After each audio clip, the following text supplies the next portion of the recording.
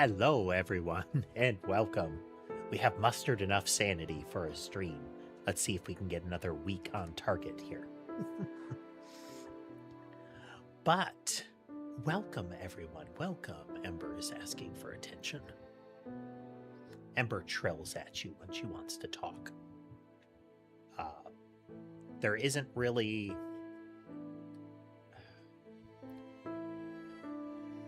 There aren't, like, variations. It's just a trill of always the same length, maybe like 1 second of trill. But it is the fluctuations and the volume in it that will tell you what she is trying to do. There is generally a, hey, look, it's me, and a... Ember is in camera position here. And no, I don't like that. The louder and higher the trill is, the more it is a I don't like that. Hey there, Dodds. Welcome. Ember has climbed onto my shoulder. Let's check in with the other kitties. We do have Sammy on the end of the table. We have Sky and Mason on the bed. Sherbet is... He is in that crouch down. He's not like... Oh, there he goes. It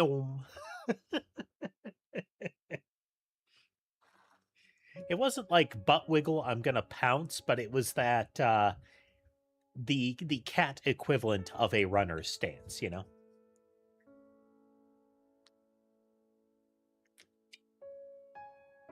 Ah. Beverage. Air's getting dry. Definitely in winter, you know? But hello. How you doing, Dodds? How you doing?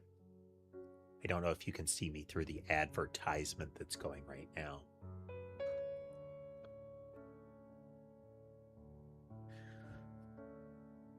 Gotta get the Twitch ad in so that the people that try to swing in don't just get full-on clobbered right away. It's not like they're not going to do mid-rolls for people that already got a startup, you know?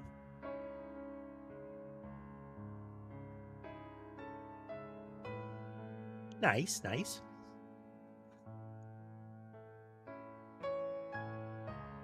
Hey there, Ray. Welcome. Welcome. Candy cane soda, is it effectively like peppermint soda?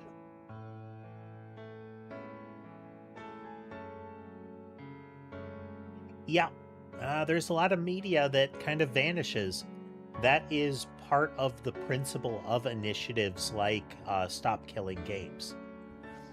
Again, the actual goal behind those kind of things is so that kind of media stops disappearing.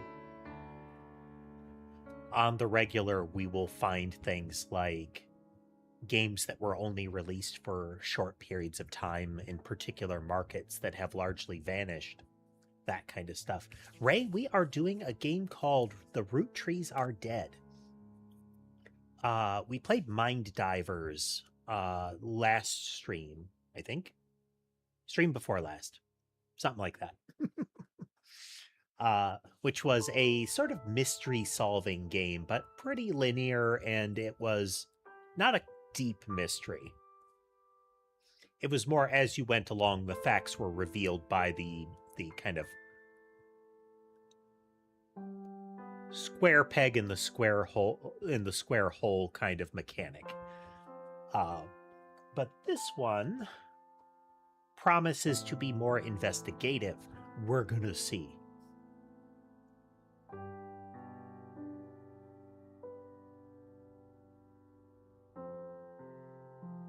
We're gonna see. Music is off for the game. The main menu is like generic detective saxophone. But generally I don't play the music unless there's something really compelling about it and it's a small enough game. The mystery will unlock one. Okay, well, there is a follow-up to the main game, I guess.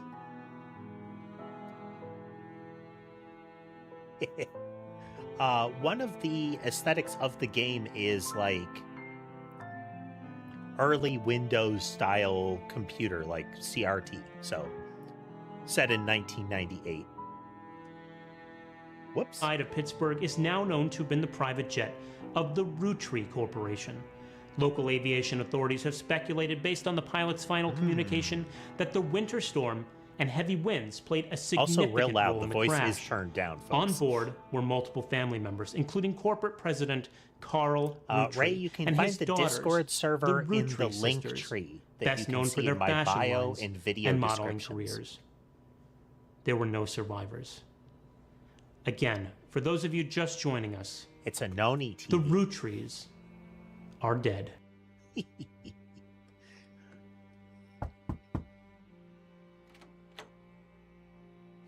I know it's late, but I'm guessing you've seen the news. In addition to dealing with the grief, the Roottrees company's lawyers are scrambling. Okay, can I... Okay, so the voice volume in-game that you are hearing right now is 50% of base volume. So we're gonna cut it down to another quarter because that was 80%, 80 to 90%, let's say 90% of the before the mic will cap out. But yes, should be in my Twitch bio and in my YouTube like VOD descriptions and video descriptions. There's a link tree that has all of my channels and such, as well as the Discord server.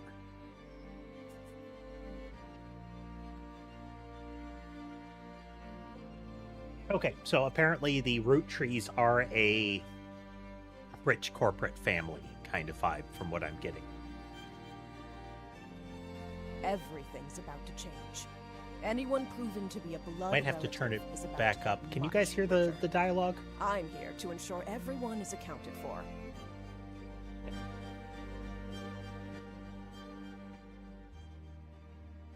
Make the music a little quieter.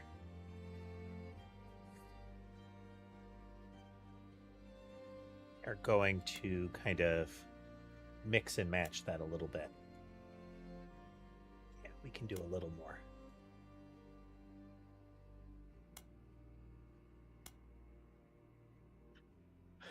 Anyone proven to be a blood relative is about to get much richer. I'm here to ensure everyone... Okay, so this is part of the process, is identifying the family line. I've heard you're an expert at sorting out complicated family trees. A genealogy genie, as it were. A genealogy genie. I'm going to give you a quick test. Pass, and I can promise you the job of a lifetime.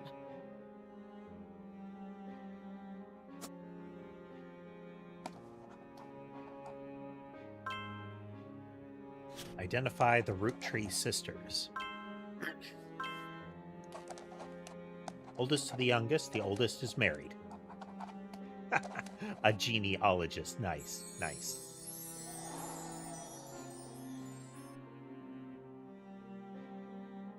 Okay, we look for evidence, we search the internet, we fill in the names, the occupations in the photos.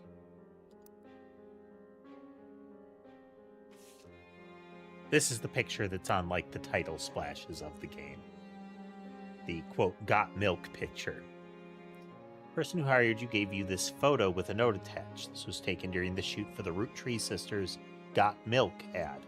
I've tracked down a test photo from before they painted the fake mustaches on, which I thought would be more appropriate considering the circumstances.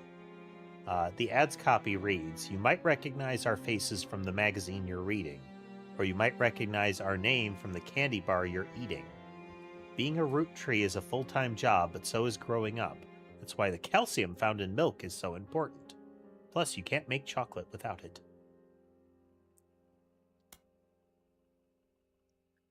This list was provided to you by the mysterious person who showed up at your door. You'll need it to fill in the family tree. Okay, so this is, I guess, all of the hypothetical members of the family. So people with the surname Roottrees, as well as many others.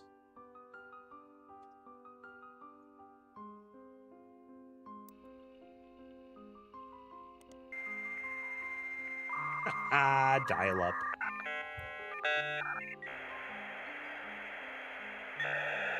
And kind of the connection sequence. Spider search.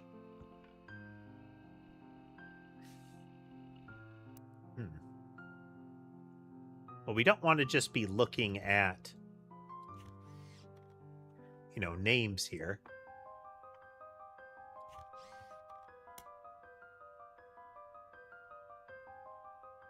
I wonder if we can do something. Let's see the mechanic here, because apparently the in-game web search is a critical element.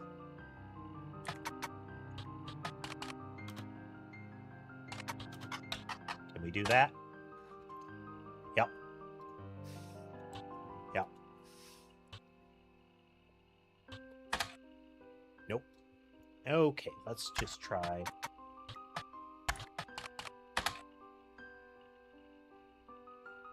Pages are filled in with results about the plane crash. Beside that, there are countless advertisements for the candy company, the Roottrees sisters.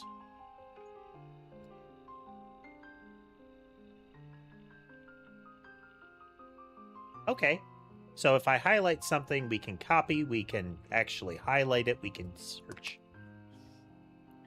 Obituaries that focus on the sisters' modeling career You also come across an unofficial Roottrees fan site, seemingly curated by a teenager. It's neon pink with purple text and hard to read until you highlight the words. What was it? MySpace, I believe? This was in the era of really bad use of color and font, as well as HTML font, or at least text display systems like Marquee. Marquee and blinking were really common. Raina is the most famous because she's the oldest and got married to TMS. Rose is the middle, like me, which makes Riley the youngest. Okay, so we have a Raina, a Rose, and a Riley, and they are the Roottrees sisters. So if we go back to our evidence, can we? Ah, nice. Okay. We're looking for any Raina, Rose, and Riley. So we're going to highlight that. Oh, that's nice. In-game note-taking. Was having a conversation with Tass, who's regular on the stream as well, about this kind of thing where this kind of pattern, when you're playing this kind of game, in-game tools like this are important. Another genre that I think matches up with this kind of concept is grid-based dungeon crawlers, where a really common element of those games, often an important element, is mapping. And, you can use external programs, maybe like, a paint program that can do pixel level, graph paper, that kind of thing.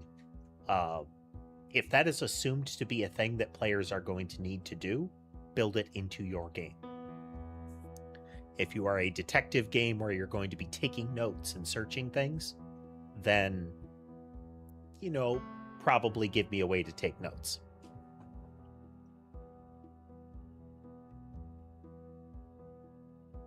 Raina, Riley, and...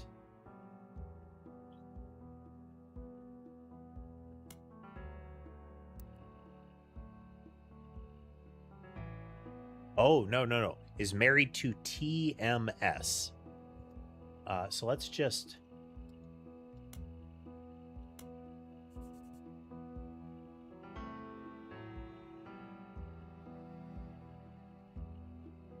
We're going going to call this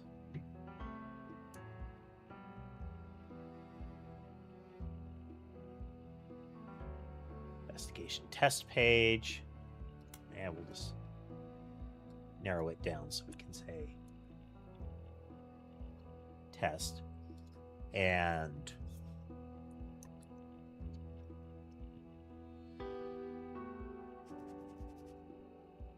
okay, we can, any note goes in sequence, essentially each line. So I have a contiguous phrase here that becomes an element, and we can also reorder them. Okay, this is all very good. This is all very good. And I am contending with Ember at the moment, so Ember gets pets.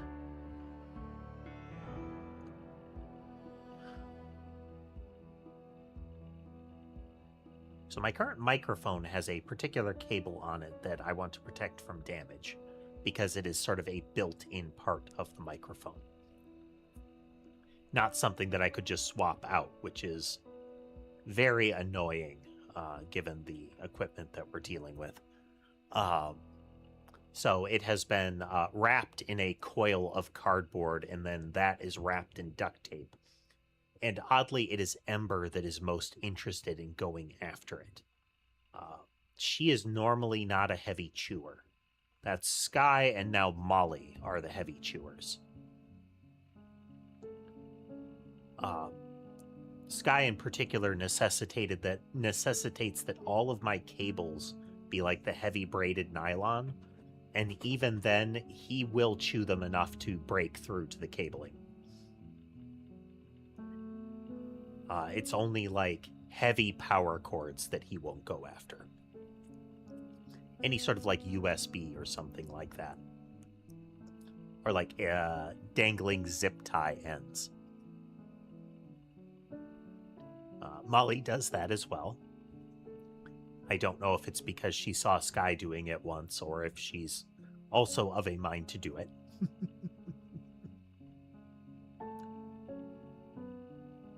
So, delay by cat. Let's switch the cams while I give Ember some back scratches here for a moment. Who can we see? Well, Sammy's on the shelf. For those in widescreen, she is the lower right. For those in tall format, she is fourth left to right, top to bottom. Depending on how she sits, she very much blends in with the background on that camera. So I've heard some movement behind me, which may mean that Sherbet is still romping around with Molly.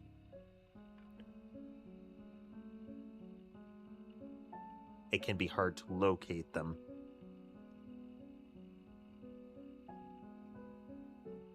Yep. Okay, miss. Come on. Discharge static, press button.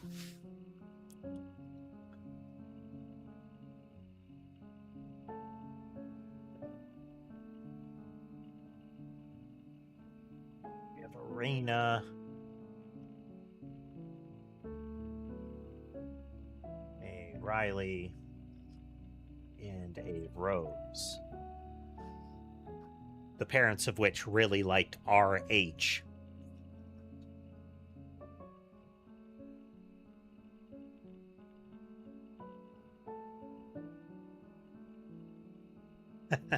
Zero. Those are my cat cameras. They are positioned around so we can keep track of the kitties during stream. Mason and Sky are visible right now.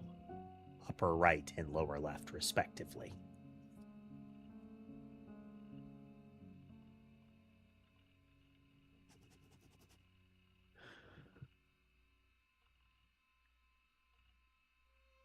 Mina is oldest. Married TMS.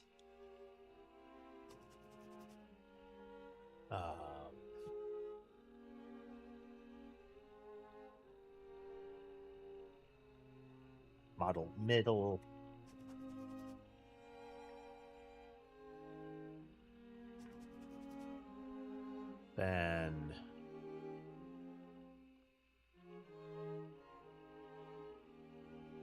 think they're rich just because they are models, but their dad is also the president of the candy company, and their mom, Brenda, is a fashion designer.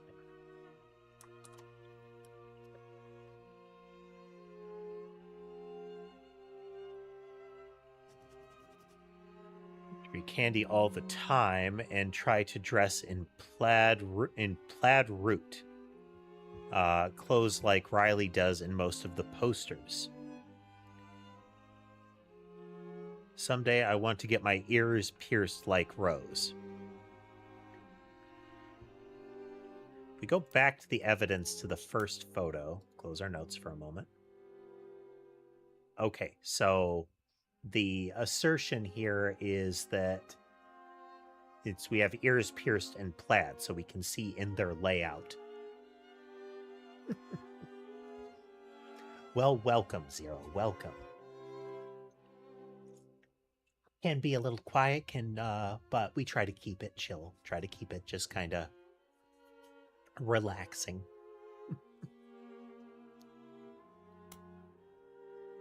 On a bit of a detective game kick at the moment. So I may do a little more of that than usual. It's also an excuse to delay the next coding stream because I'm not sure. It's both a combination of I'm not sure what I want to do next and that I'm still like neck deep in refactoring. All right, let's see here. So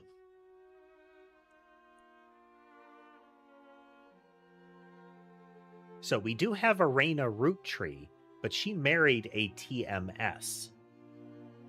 Let's just... Do we have an S in the name here?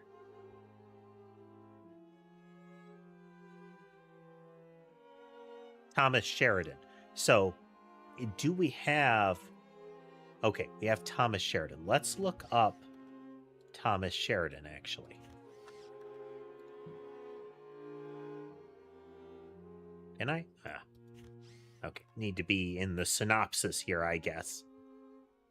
So if we take Sheridan, Thomas, and do a search on them, we don't get anybody. How about... I don't know if it's because of the order.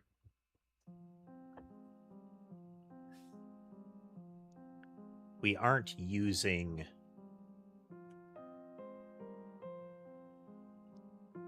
particularly... Okay, let's just try reversing it, huh?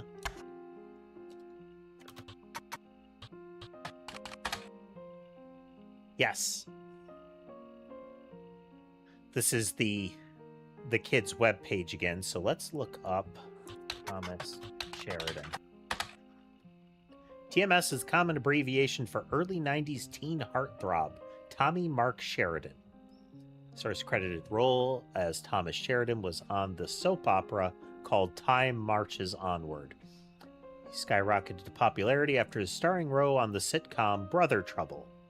Since the end of Brother Trouble, he has often been on the cover of tabloids for his supposed drug use and, more recently, his relationship with Raina Roottrees. After a short engagement, they were married and when she was only 19 and he was 23. Okay, that implies that it is Raina Roottrees and she is married to Thomas Sheridan.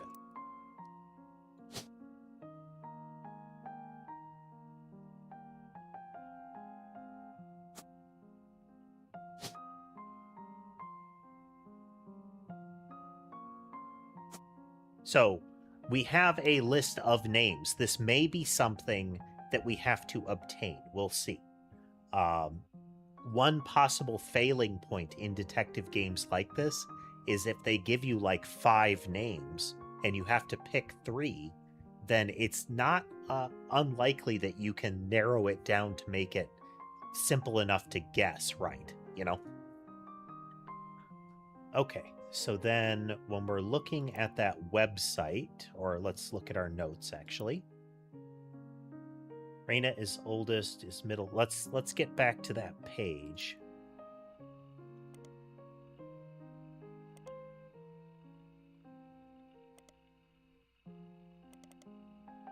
History, Roottrees sisters. Okay, that's nice.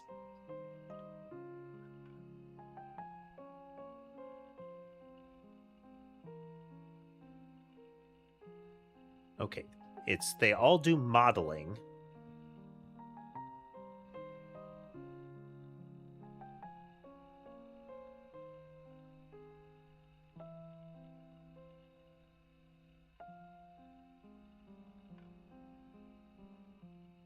Okay, let's try Rose. I want to see if we get any others.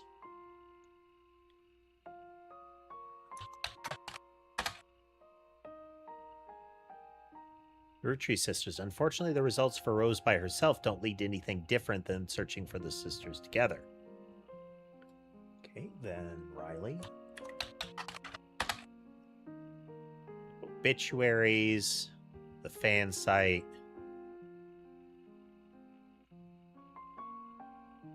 Okay, so they do modeling. All three of them are models.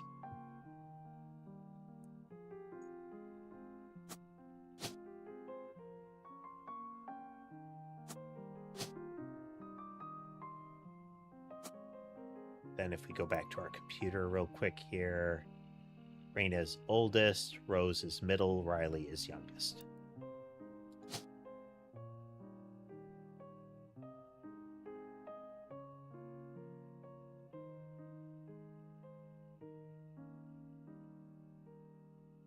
Okay.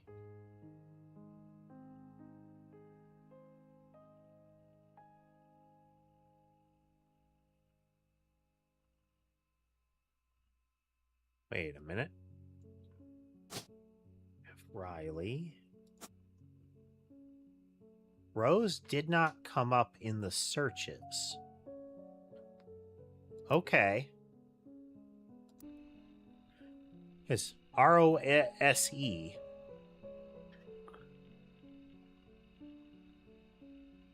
Rose has ears pierced in the picture.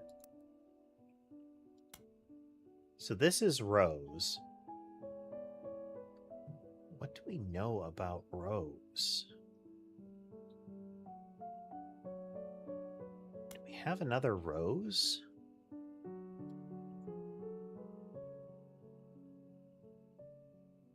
Oh, let's look up Brenda.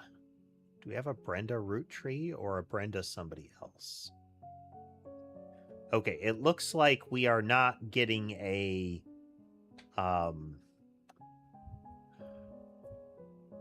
what would it be? A patrilineal family name here.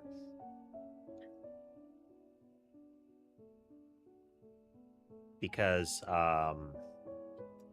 what is it? Raina didn't take the surname Sheridan, and we don't see a Brenda in the list who is not Brenda White. So if we search for, how about Brenda White? Auction for a black and blue dress that's a Brenda White original vintage dress from before she became Brenda Roottree. Okay, so the assumption is that she did take the name. Okay, complexity.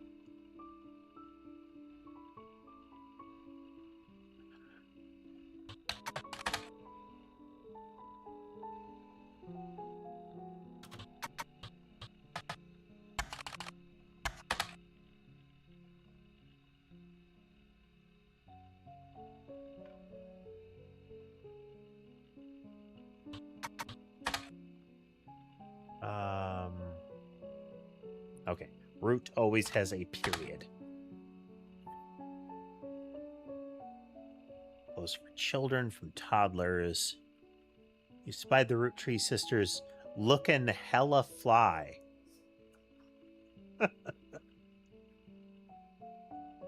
Site from a collector of clothing collector of clothing catalogs. Apparently, Root has released 2 catalogs per year every year since 1984. Raina appeared in almost all of them. There's only one that the webmaster considers a collector's item, though.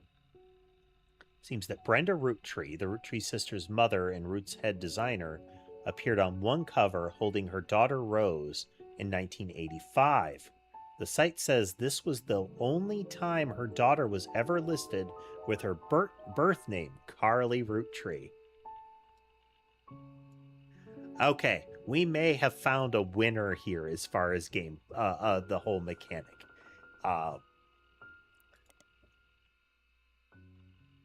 First names, Raina, Carly, and Riley. Rose was originally born Carly Rose Roottrees. Apparently her parents had planned to name a son Carl Roottrees Jr., but after finding out that they were having a second daughter, they called her Carly. Sometime in the early 90s, a now preteen Carly strongly expressed her dislike that her sisters had RH names and she was the odd one out.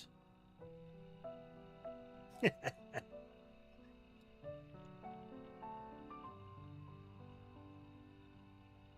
sure if copy paste works. Well.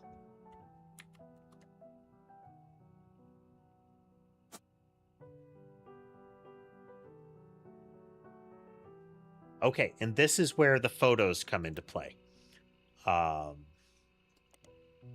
to the Roottrees sisters.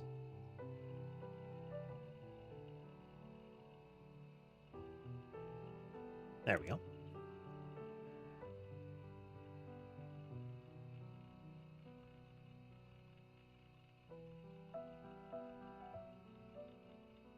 Plaid root clothes like Riley does in most of the posters.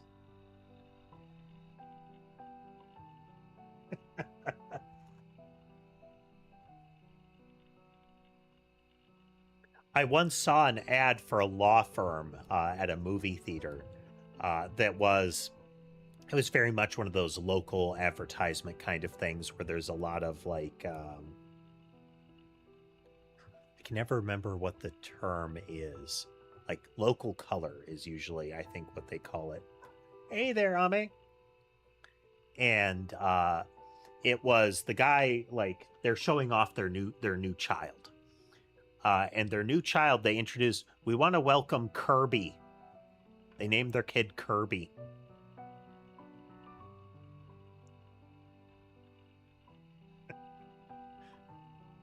It's right up there with the, I don't know if it's real, but I wouldn't doubt it, the story of a family whose surname was Trevor. So they named their kid Robert. So that their child would have a palindrome for a name.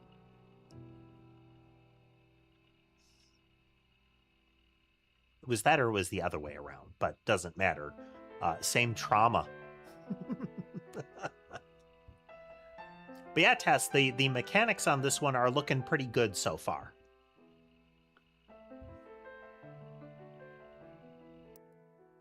Like, they've given us a list of names to work from, but this is the list of names to work from.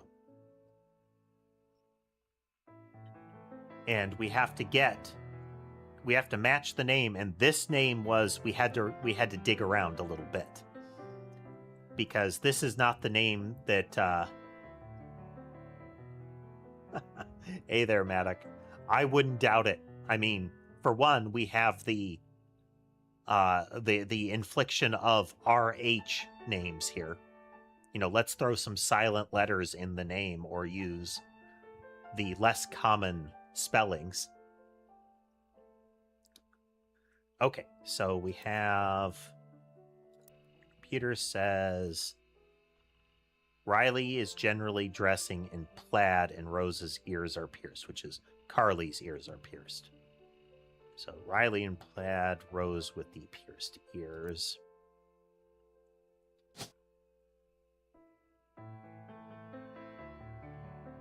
Oh, okay, okay. We have to click the pictures in evidence.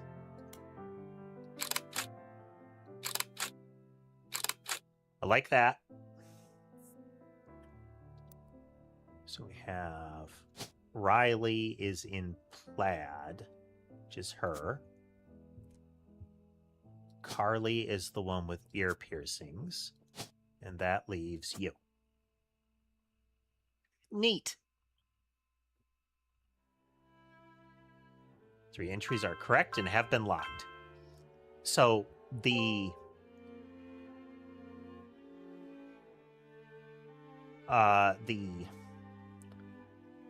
words and things. The general concept of this is that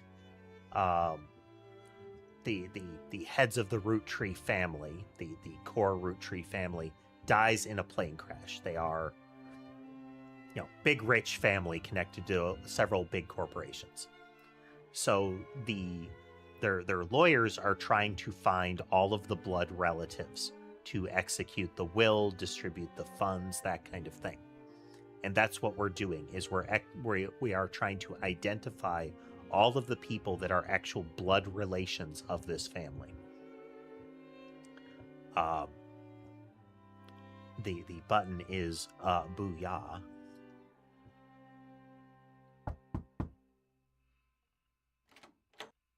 You were just waiting outside the door, huh? To test you, but I had to be sure you could use the internet. I feel like folks refuse to get with the times. Safe to say, you're hired. Okay. So she was waiting outside the door based on this, ultimately. Or at least you get that impression. But the test, as she states it, was to be sure I could use the internet. That was the core qualifying factor for hiring me as a detective, apparently. Not that I'm known for genealogical investigations. She mentions that, but the test was internet. Well, I suspect at least at some point she would go to get a snack. It's dark and boring outside of that door. The reward for untangling the family tree is substantial. Life-changing, even. But here's the catch. The Roottrees go way, way back. The family tree's a bit daunting. Most people freak out the first time they see the whole thing. But I'm sure you'll be fine.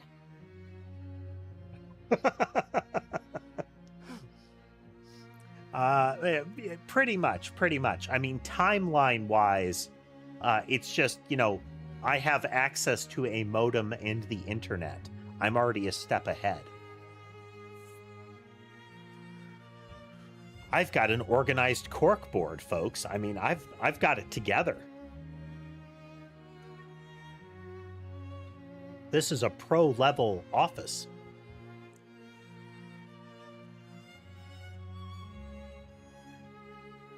The man who started it was particular about whom he considered family. For your purposes, you only need his direct blood relatives. Anyone related only by marriage is optional, but filling them in can lead to useful discoveries.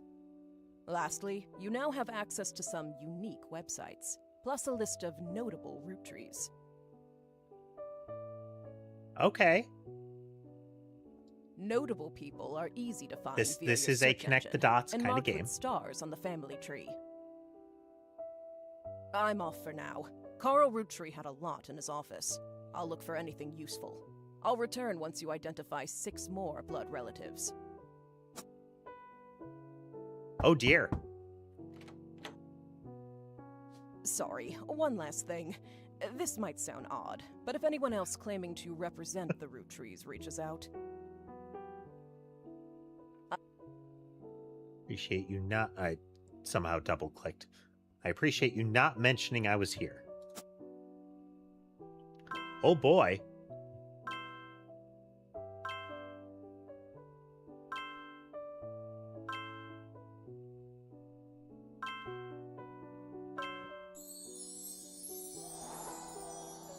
Apparently, it is a substantial or potentially life-changing amount.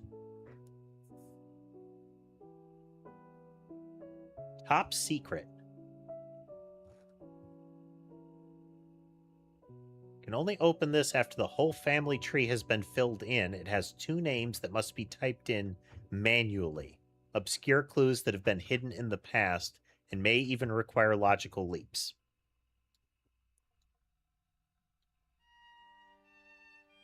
Oh wow. Here's an unlucky line here. I have to... Okay, split up. Okay. I saw red with an X on it, and it's like, I guess, like, did they die?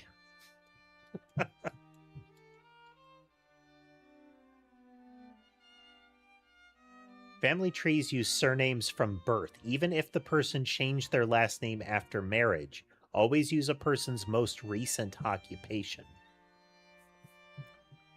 Interesting.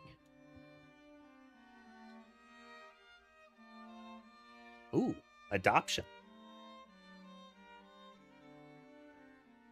Okay, so child of the first marriage, adopted by the in the second marriage. So that's an interesting pattern there. Why would a okay, no, guardian. Yeah. So not the biological mother, but still guardian of, which is generally how it do, but I guess formalized.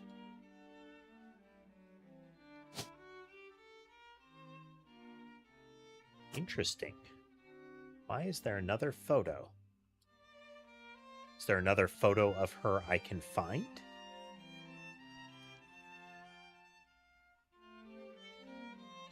Why is that name in blue? Does that mean there's that makes it incomplete?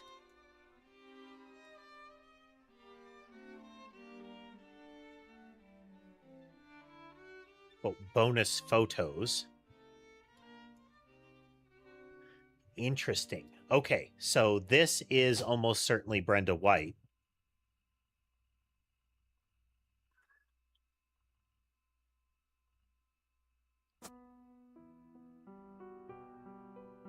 And then the father was Carl.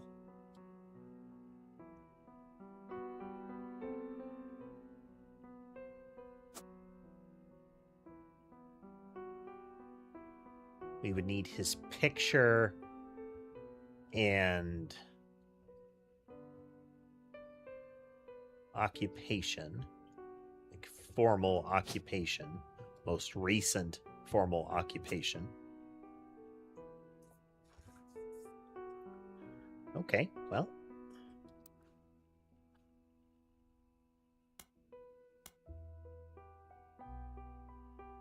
The story thus far.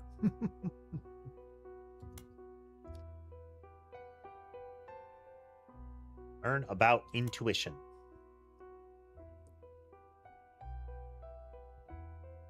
In fact, you've developed a sixth sense for how useful your evidence can be. The numbers on the magnifying lens refer to how many clues are connected to a specific piece of evidence.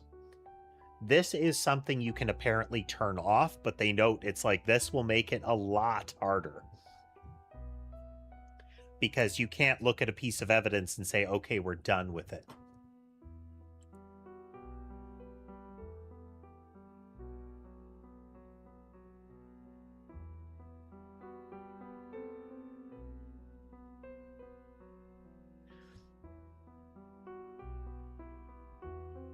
Your intuition. If a piece of evidence seems too good to be true, take a look at the people or phrases it mentions. Often the most satisfying revelations come from retracing a path you thought was fully explored.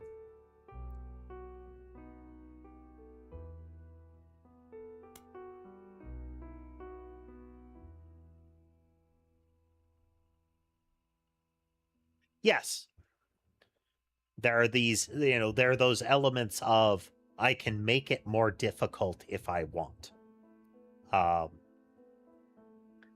The presence of those kind of settings are good, whether they make it easier or harder. It makes the game accessible to people. A recent example, a couple of recent examples, but a notable one is people complaining about summons in Elden Ring, saying that it made it too easy. That's not really beating the game. And it's a tool that they included in the game that you do not have to use. If you want more internet bragging rights for completing the game, you can say, I did it without summons. There you go. Good for you. You made the game harder for yourself. You wanted to do that, and you were able to accomplish it. I think it was 16, was it, tasks that had little doodads that you could equip that would essentially make the game anywhere from a little to substantially easier, and people flipped their tops about it. Okay, notable, easy to find online. Oh, the candy.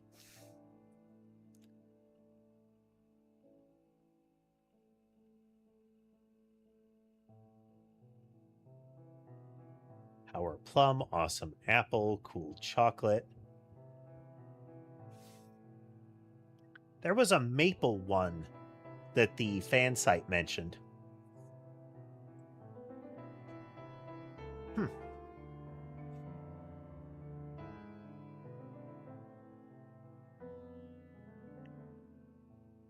5 pieces aimed at kids from the magazine Teen Blast. Mentions that the 5 pieces were named as such because the original creator had 5 children. It also mentions that the current 5 flavors are not the same as back then. Oh, this is good times. That's good times. There's an artist that I like to watch videos from now and again, Lavender Town on YouTube. And they have a couple of old videos referring to anime characters that are kind of... They have bland designs. The first one they do are 3 very generic shonen protagonists, you know. Medium length, black hair, generic Japanese teenager kind of characters. You are able to easily blank slate this guy kind of characters. But they made the very unfortunate choice to refer to it as flavor blasting them. Maybe that was a term in art communities at the time, or still is. I don't know, but it sounds like a euphemism. And it was made even worse when they used it, when they changed the title for the second video to be Boring Anime Girls.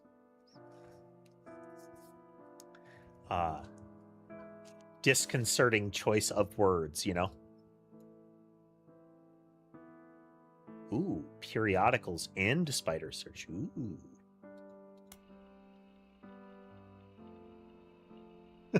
Yeah, you get it there, Maddock. You get it. It sounds real bad.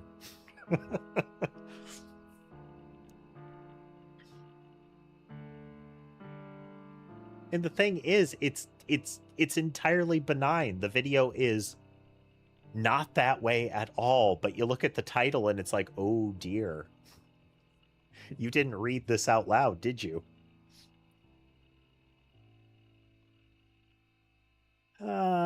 Died in a plane crash. My daughter is president of the Roottrees Candy Company, as well as the clothing company that he co-founded with his wife. Short press release.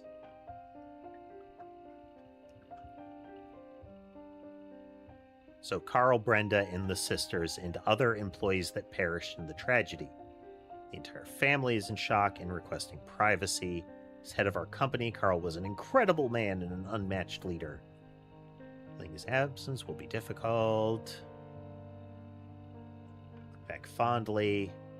Like his great-grandfather before him, Carl earned the highly prestigious Watchman of the Year title.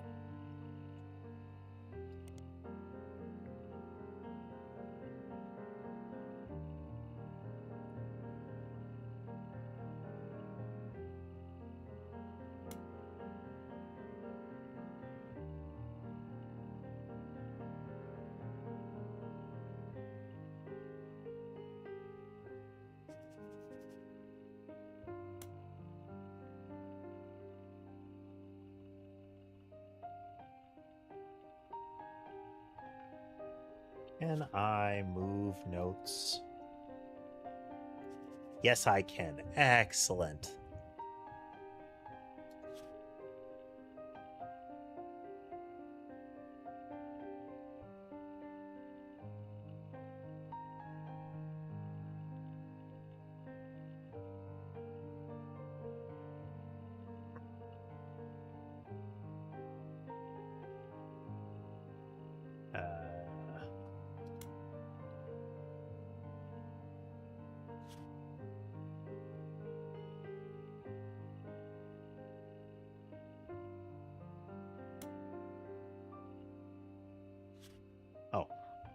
was in reordering mode.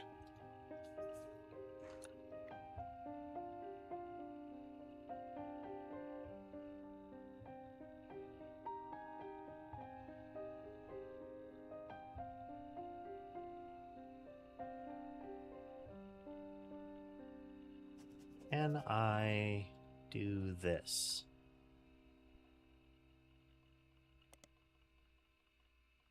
Even better. Oh, good mechanics in UI are wonderful. Just wonderful. Last game that had this vibe to it that I played was called Scene Investigators. And when I was playing that, I would frequently joke after the stream. Joke or perhaps look back in awe at the number of pages of notes that I wrote during that session. I think I still have them.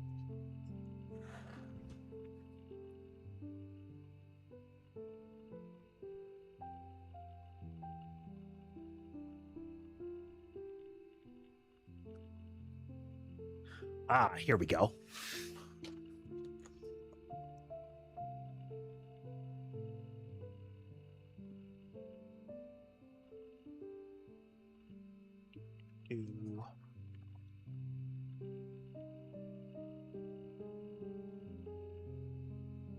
Just looking through an example. So mystery 1-2 in Scene Investigators out of 4. So 4 major investigations. Second part of the first one has 18 pages of notes.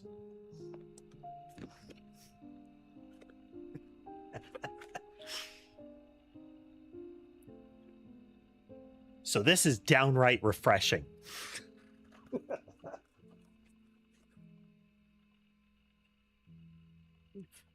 Quick break, then we're going to resume, folks. I will be right back.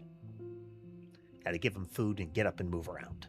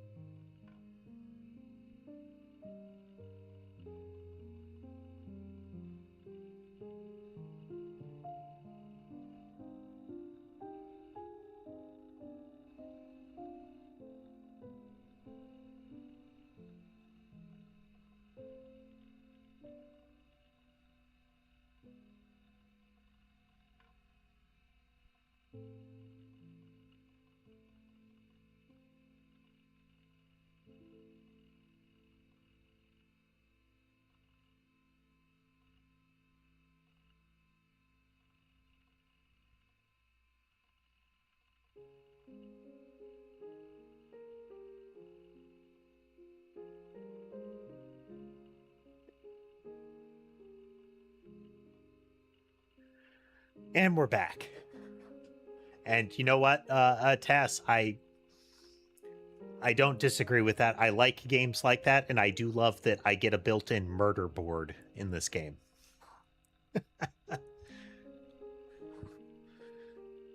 Yes, Amber, I'm back. Are you going to sit with me or no? Yeah. Yeah?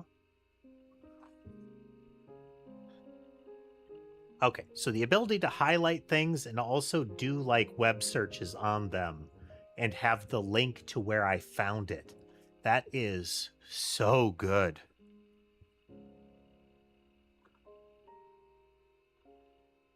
Okay, we are going to do a periodical search.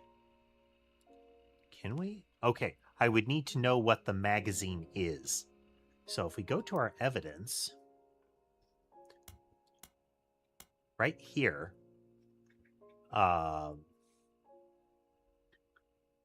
aimed at from the magazine Teen Blast.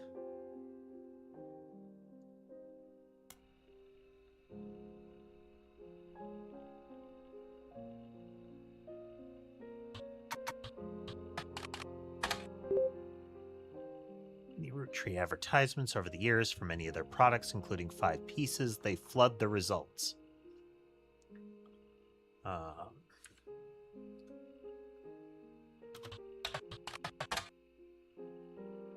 Any ads?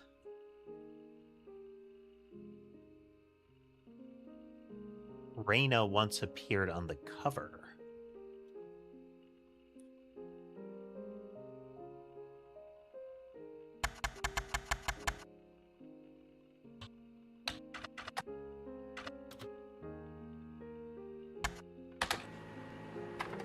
Raina was on the cover of Teen Blast when she was 16 and did an interview. You add the cover and article to your evidence.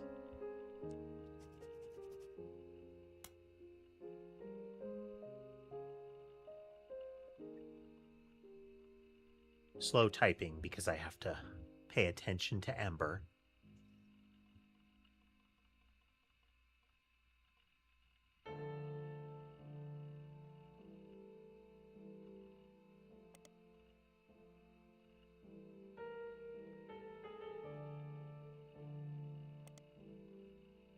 Also have public library. Oh, this is going to be good.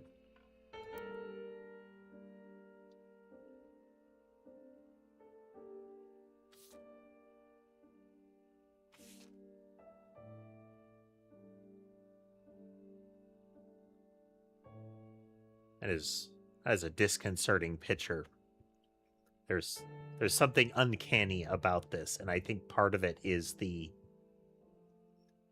way the rest of the body is rendered, like her face and like, you know, neck and collar area. Her hair seems different. And the chocolate bar is very different.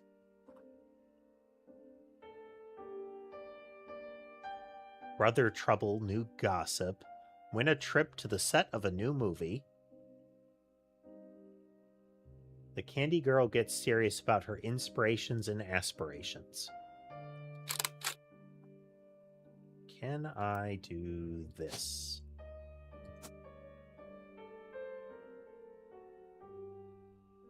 Is that the bonus photo?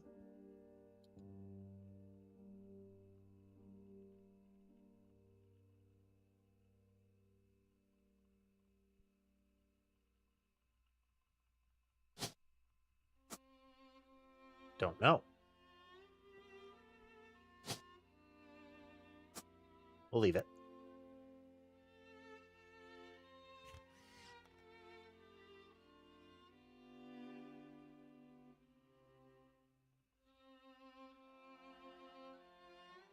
Ah, okay.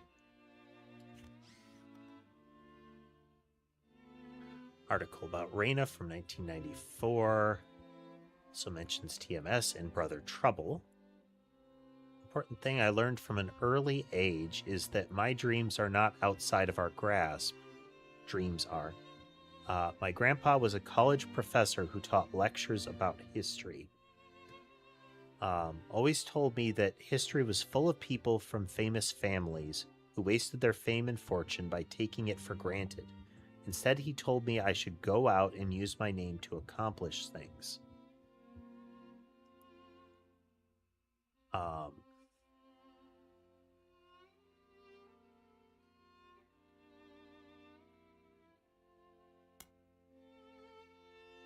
Goes in Raina. Actually, no, let's see.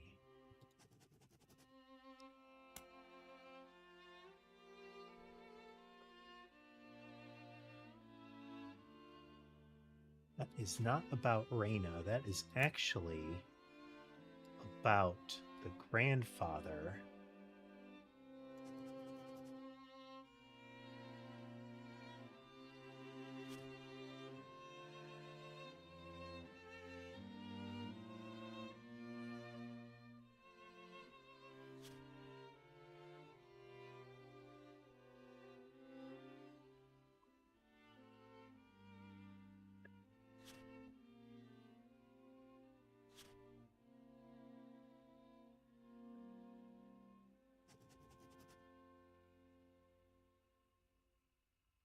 I think he may have practiced that lecture a lot because I have other people in my family that have also made the Roottrees name famous for things beside candy. His older sister was even wrote a book that some of my friends tell me they had to read in school. So we're going to take that for now. I work for my mom designing clothes. I help decide what colors and patterns I want to model, and then she designs the clothes with a team of amazing men and women.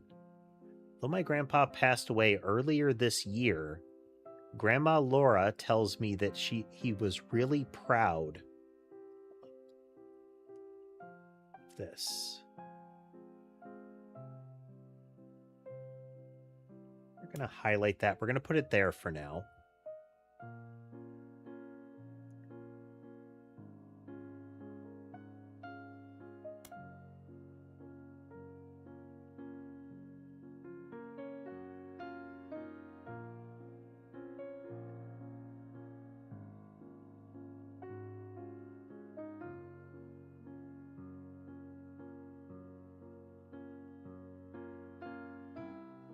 I'll probably find that explicitly somewhere, but, you know.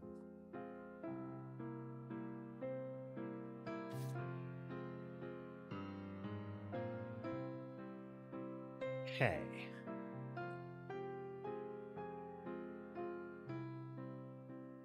So do we have... I just want to check. So the grandfather of Carl Roottrees is up here. We don't know that name, but we do know that it's Laura something. So we have Laura Carlson. I just want to see if we have multiple Lauras. Well, we don't actually know that. That could just be a name that we have that isn't correct.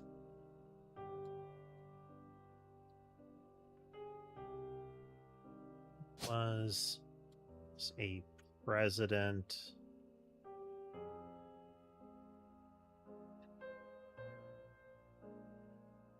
Well, then.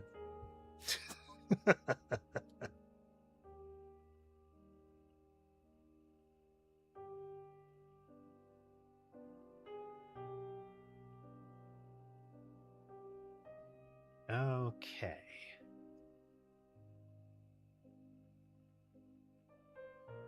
Well, we need to trace this back through here.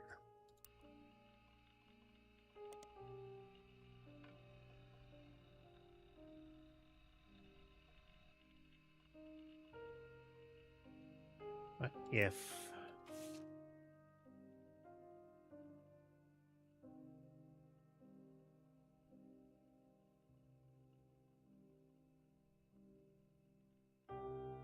And we...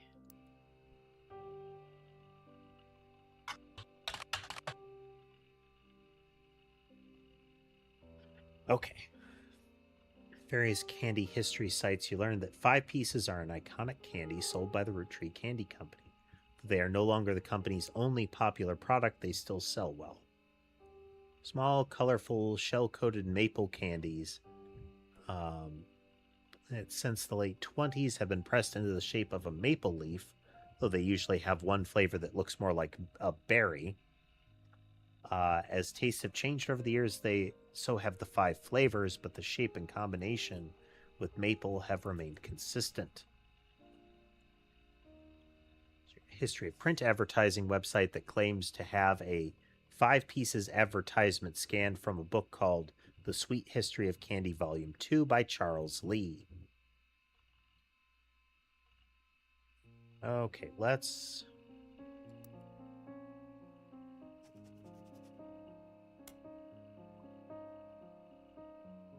Candy Company.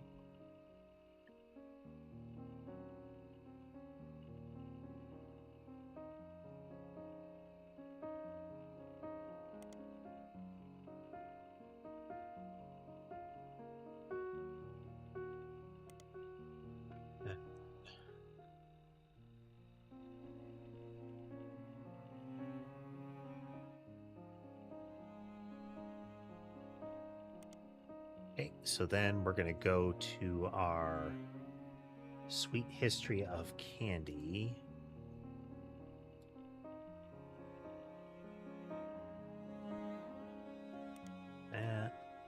Can we get...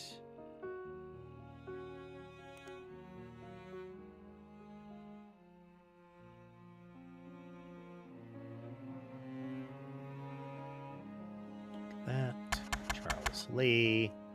Title search.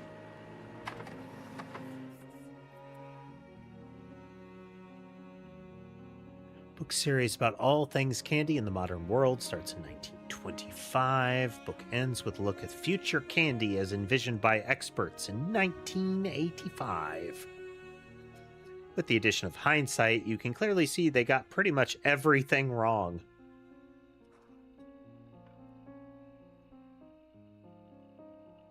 Kind of like growing up with the Jetsons. Where's my flying car?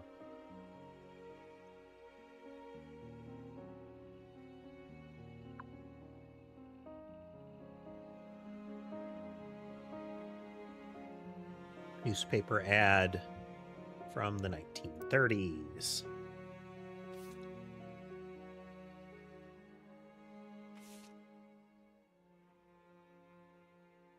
Modern candy for a modern society.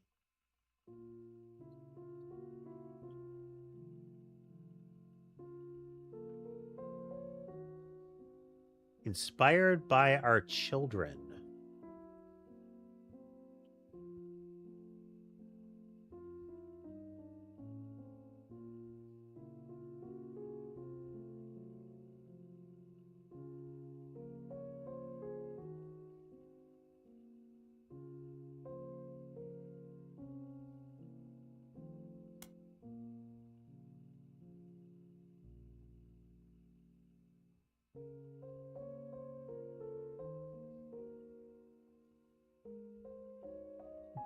Six years after the debut of 5 Pieces.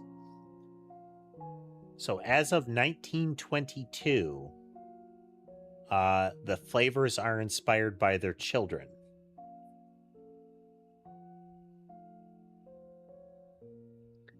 Interesting. What is this button?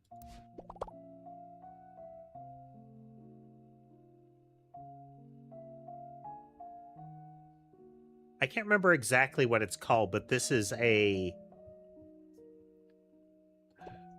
That's also a thing that shows up in like software development.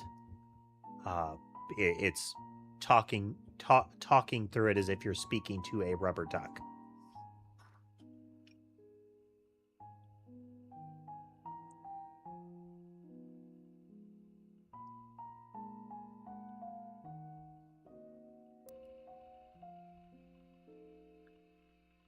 Okay.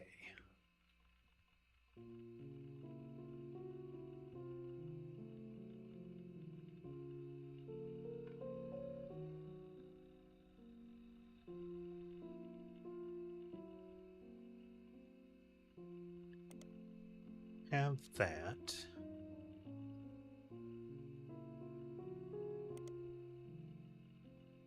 And find other magazines that will help. Other things like that. That may help us springboard.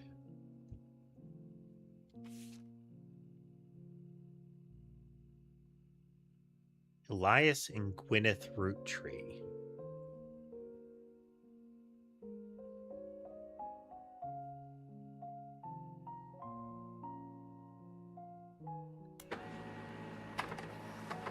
Website, the first Anderson Maple Farm. There are a few pictures, including a famous picture of Elias and Gwyneth.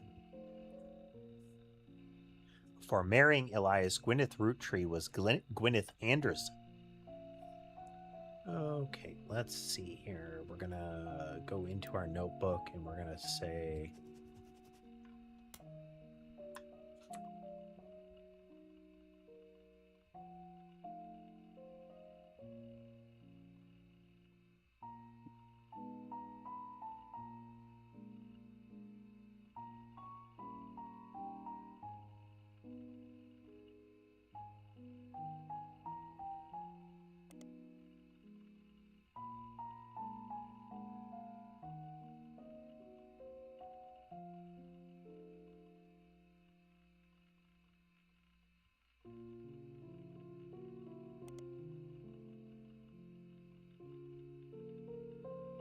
Elias took over, the farm produced only syrup. It was supposedly Elias's idea to create candy instead. Their success was not immediate until they decided to combine the maple with other flavors.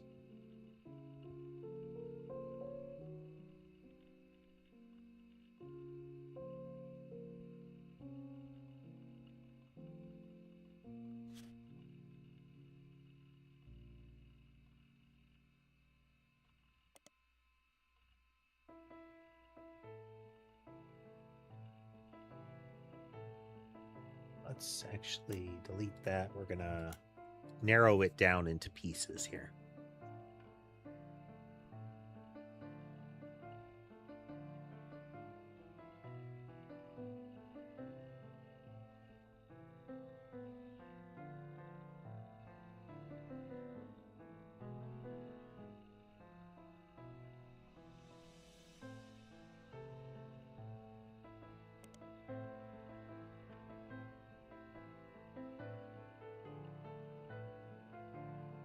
And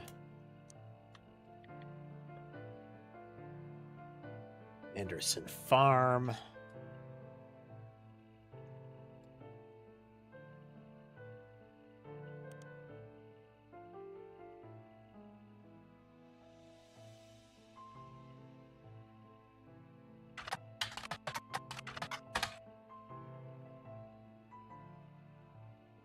Okay, and it's showing, if I highlighted them, it's highlighted in the search too.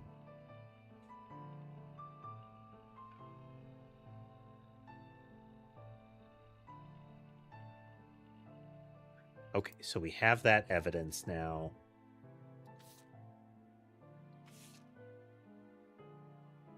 Famous picture of Elias and Gwyneth Roottrees.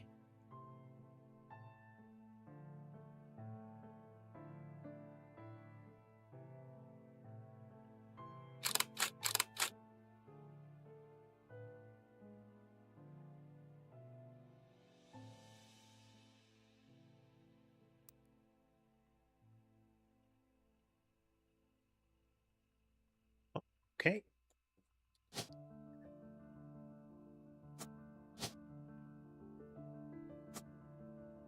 Whoops. Click and click.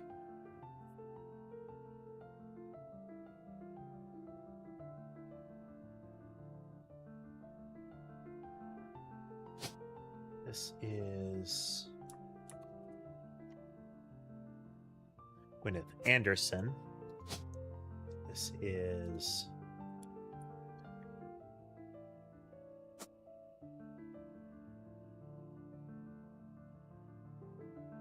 so they founded it, so he would be the first president, wouldn't he?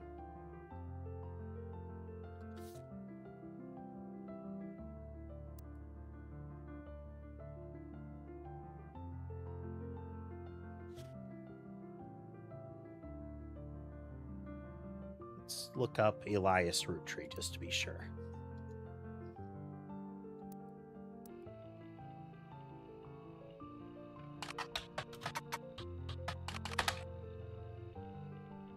Founder and first president. Yep. Okay. Okay.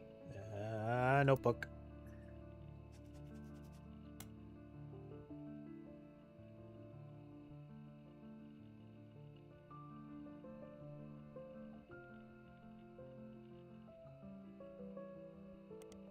You find what is essentially a propaganda site about him created by the Roottrees Candy Company. At the top, there's a picture of him and his wife, which we already have. Credited with inventing 5 pieces.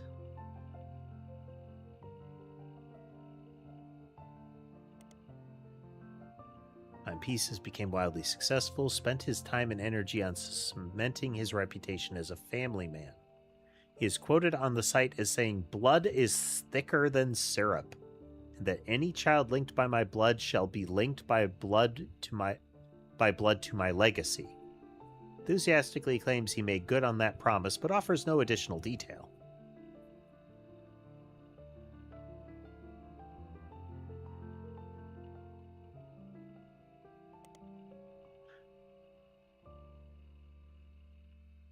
Yes, it's like there's also implicitly whether you should trust it. So the teen tabloid is a questionable source. Both the type of magazine and the target audience makes it a source that you should kind of side-eye.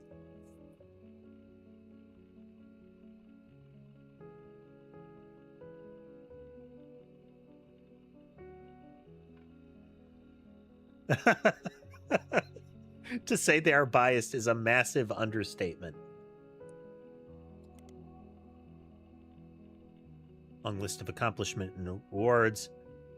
Like his great-grandson Carl, Elias was voted Watchman of the Year. So, the grandfather, all of this is Elias Roottrees.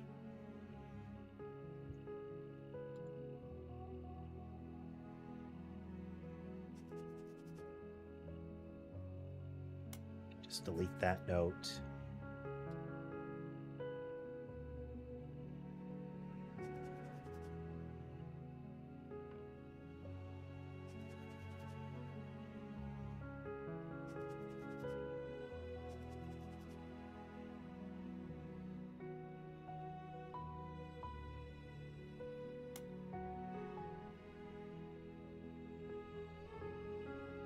And get rid of page. Delete page.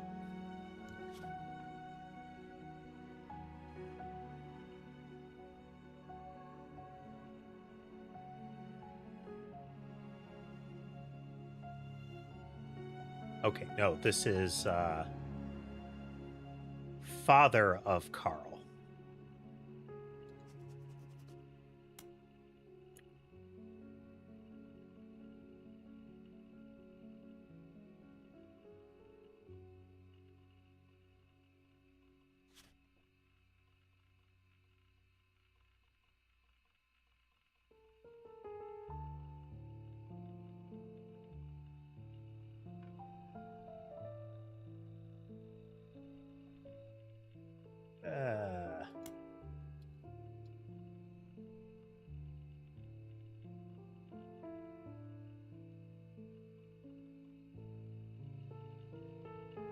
Right.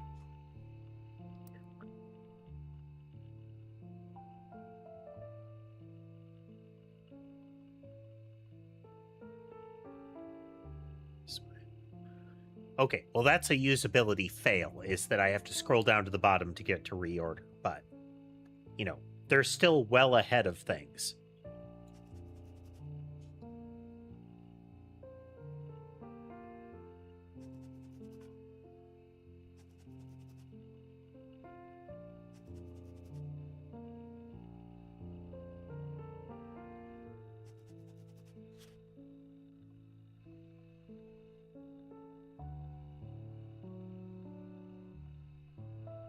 Okay, so we know the grandfather was a college professor.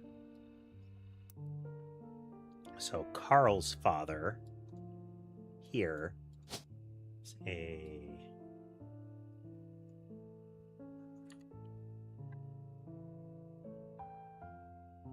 professor.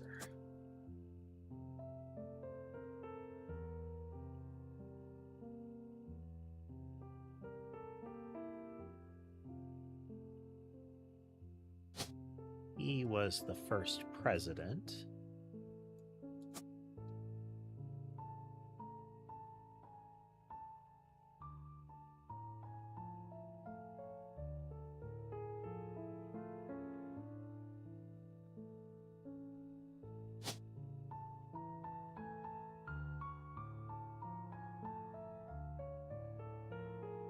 was ultimately just a housewife, wasn't she? But that's not correct.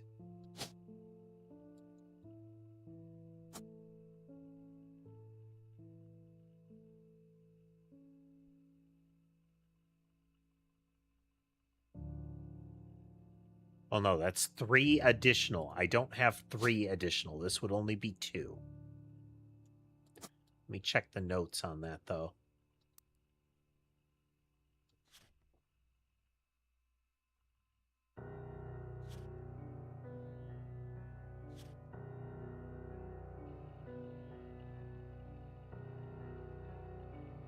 There's... Yeah, as a housewife.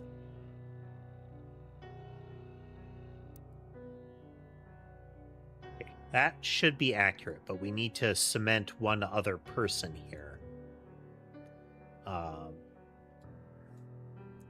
So if we find out which layer of president he is and get a picture of him, we're good.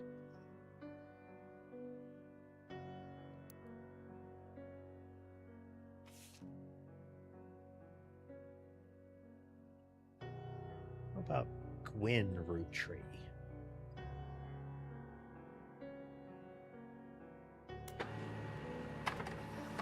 Hey, J-Wing, it's moving along.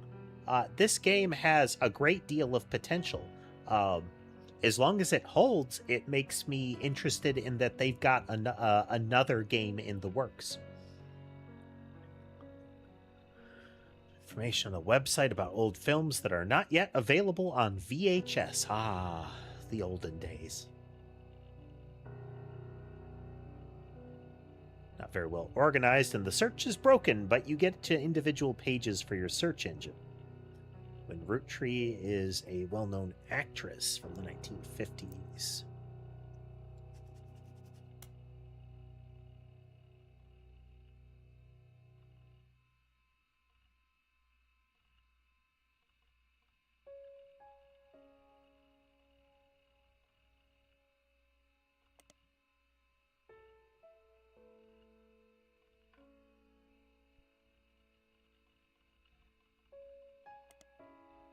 Okay, so this is, she has split up at least once.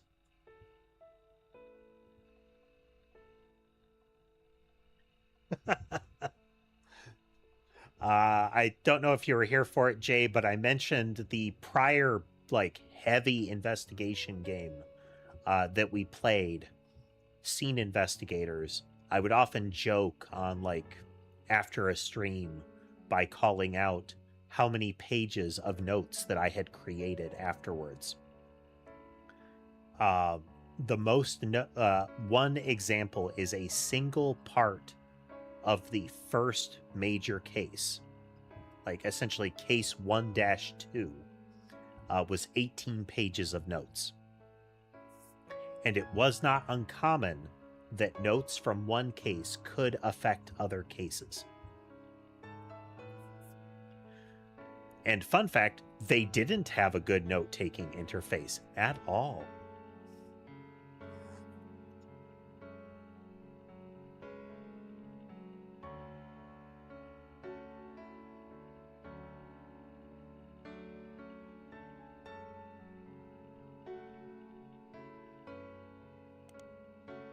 Okay, Gwyn from behind the scenes on one of her movies.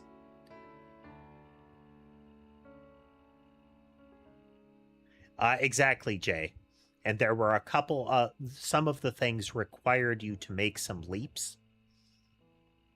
And how it worked. The ultimate conclusion of the game was neat, though, because you essentially traced the events surrounding a particular family from one moment in the past into the present. And it was constantly asking you, what happened to this person? Who did this? Where were they at this time? That was how you completed cases. And there was no intermediate. It's, you would say, okay, I'm ready to answer the questions. And at the end, after that, it would just say, you got this many right or wrong. Wouldn't tell you which one, you wouldn't be able to tell exactly why. widely circulated picture. Let's see. Gwen was the granddaughter of Elias, founder of Roottrees Candy.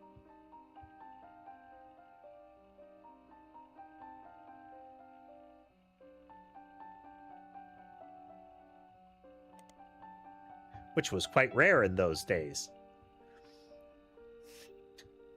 Tied an onion to my belt, as was the fashion at the time.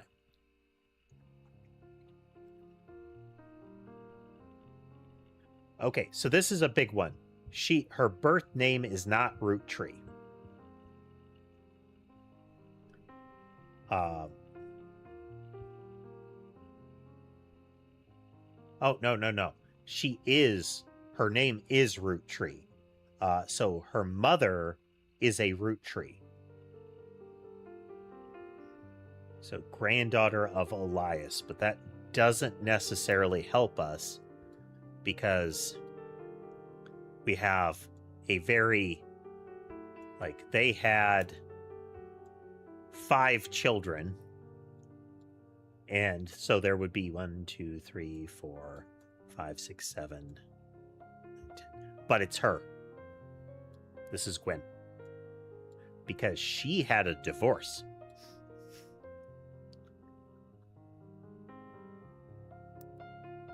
Oh, this is lovely. So this is actually Gwen Roottrees.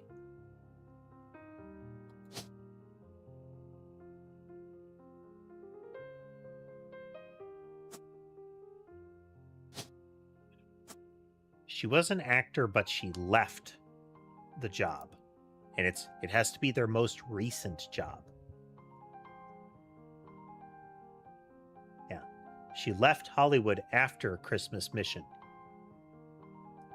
Okay, so let's look at our evidence and get that picture of her. Widely circulated photo.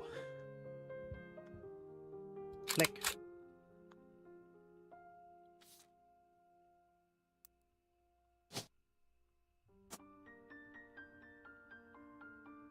We don't know who she was married to yet, but we have some things we can look up.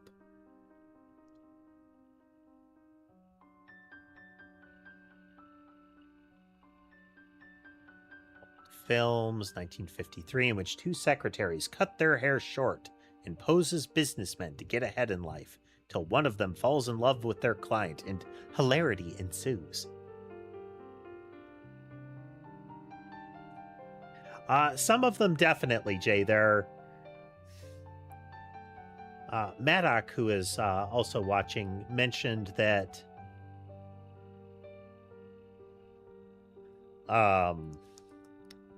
they went back and retouched some of the images to try to make them more age appropriate and less uncanny, but I feel like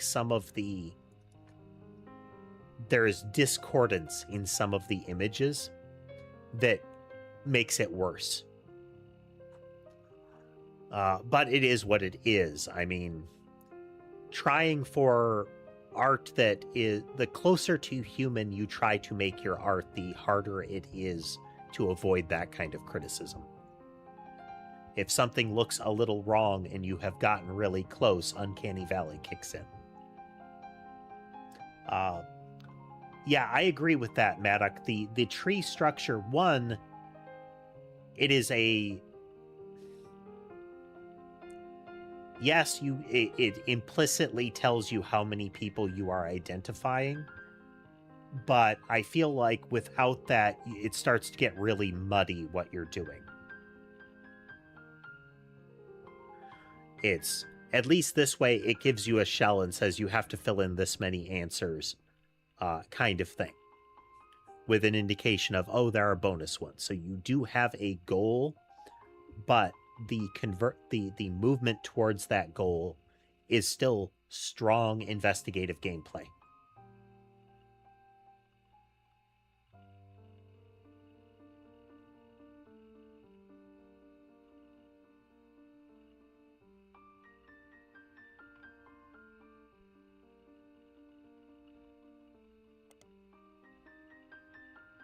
The title is a play on words.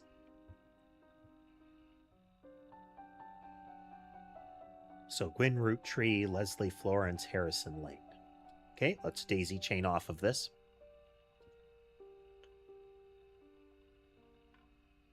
Nope.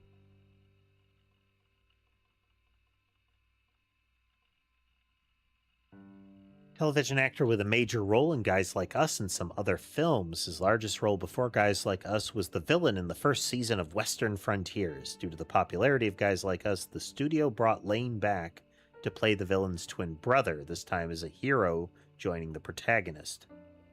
No connection to the Roottrees. Harrison Lane seems to be a dead end. I love that. I love that so much.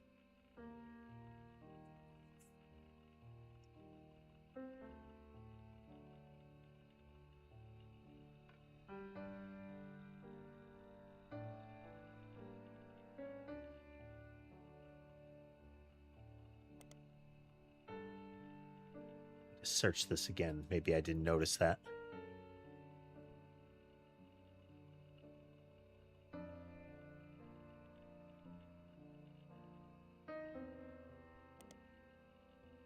That doesn't mean it's a dead end.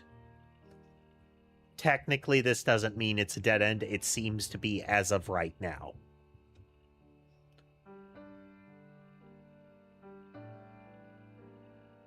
Okay, anybody else? Go.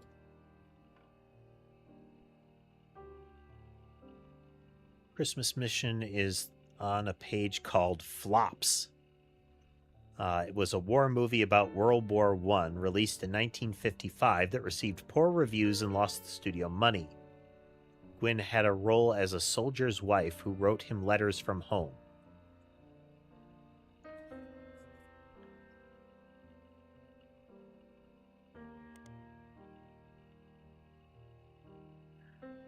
Okay. We're looking for evidence of what she did after.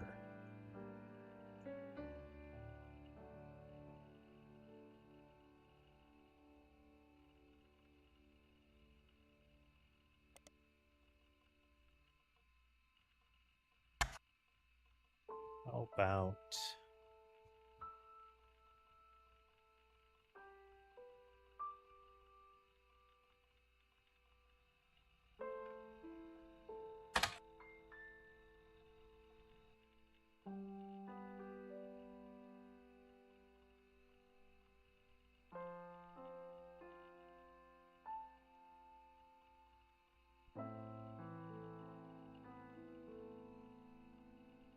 just gonna...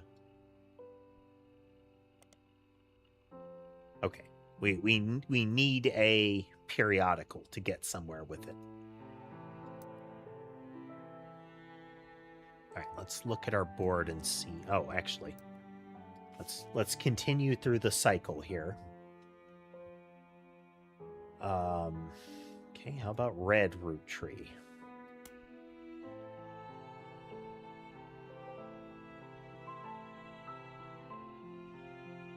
Wow, that's a name.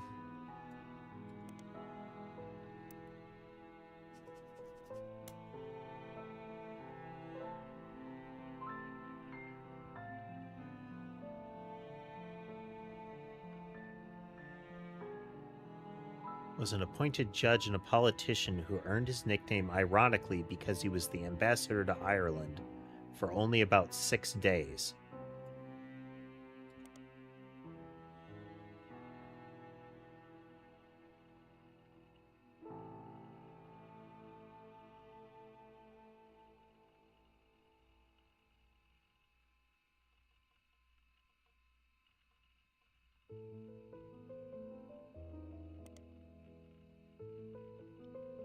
He then tried to run for state senate. He claimed to be related to the Roottrees Candy Company in a newspaper ad, but it came out that the last name was merely a coincidence, and he was defeated in a landslide.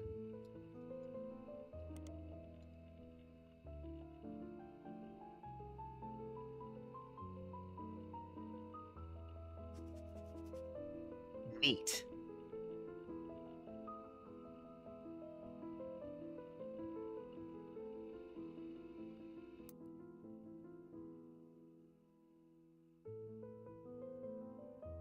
red root tree is a red herring. I like that. I like that a lot, actually.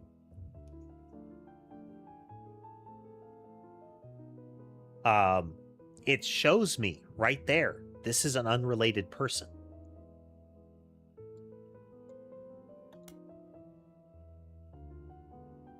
Whoops. No.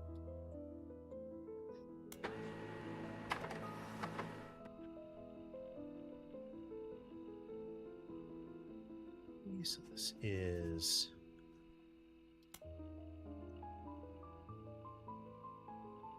James Jim.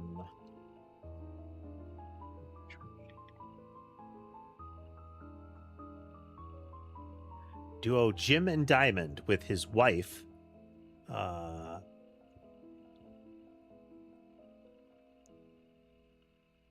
Diamond LaRue. Sources you find is considered a one-hit wonder due to the disco song Rollin' On Down to the City. Though Jim writes the majority of the songs, plays the guitar, and often sings, Diamond is considered by fans to be the band's lead singer.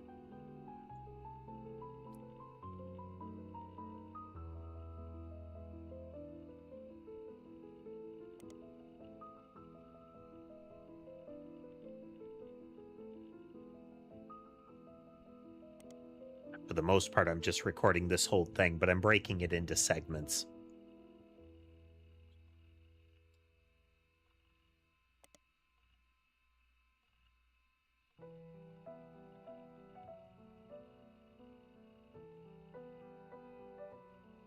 Actually, let's start up here.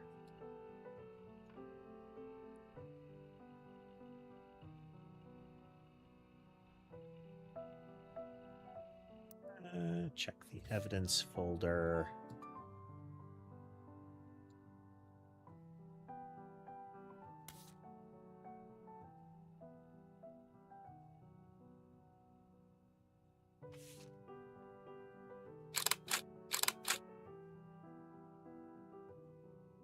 As seen in MMM, only the great-grandson of Elias Roottrees could make disco this sweet.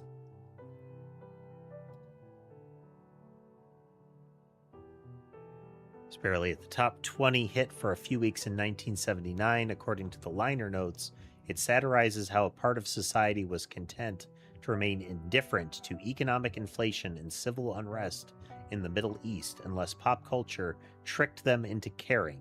Somewhat ironically, listeners didn't seem to pay attention to the lyrics enough to trick them into caring. Instead, most of its plays came from roller discos.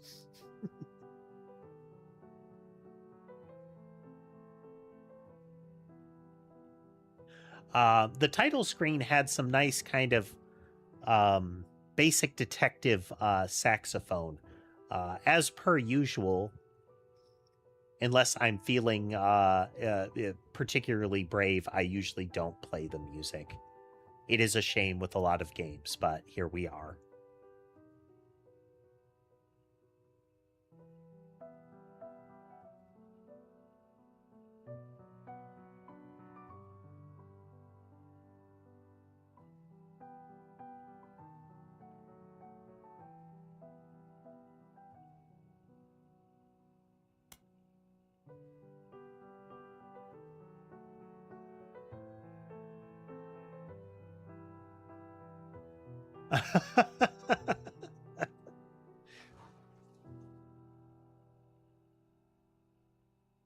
Oh, this is still my playlist going on.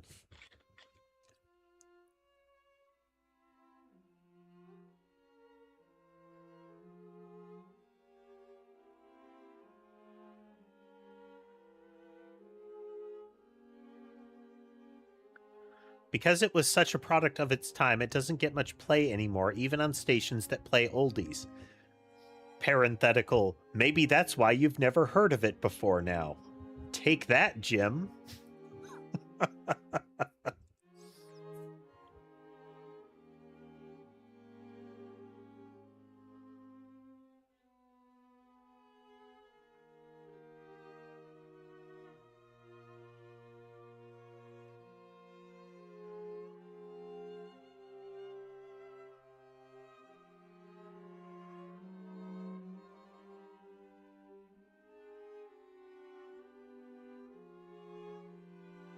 Yeah, one of the things that I've run into, Maddock, is that even if it is professed to be like open or royalty free, that kind of thing, you still either have unscrupulous individuals who will put claims on it if the YouTube system misattributes it to them, or you will have artists, like the people that originally wrote it, still claim it as theirs because you're using it in a video. It's weird.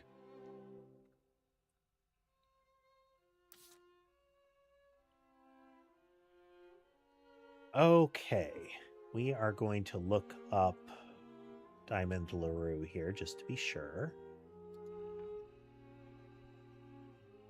She only appears in that regard. For giggles. Diamonds Dazzlers.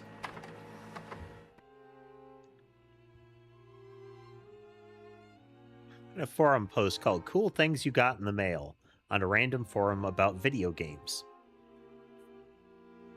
Which is that Jim and Diamond still send out a Christmas card every year to Diamond's Dazzlers.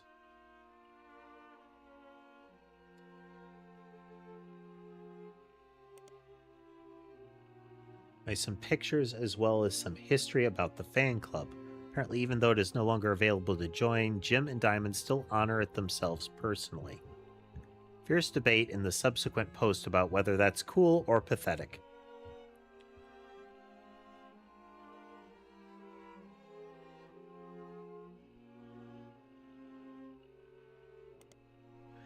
Pictures, among the pictures of Christmas cards from over the years, only one is relevant. The card from 1966 includes pictures of Jim Diamond's young son Wolf, as well as a note about his daughter's band. I guess it's the Floozies, but, you know, could have easily been, given that there's no E, it could easily been the Fluzzes. The Floozes.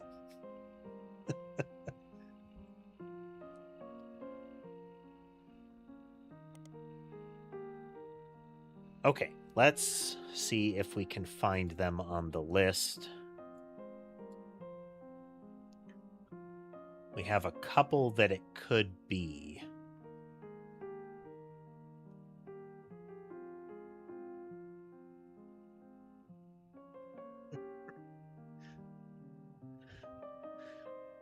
I think Wolf is ultimately a cooler name, but it is counterbalanced by it being kind of... it's counterbalanced by being a cool name.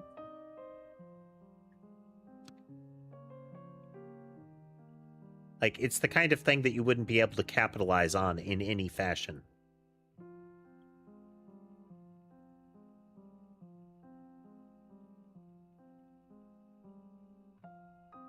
Okay, so they have 2 children and they're notable.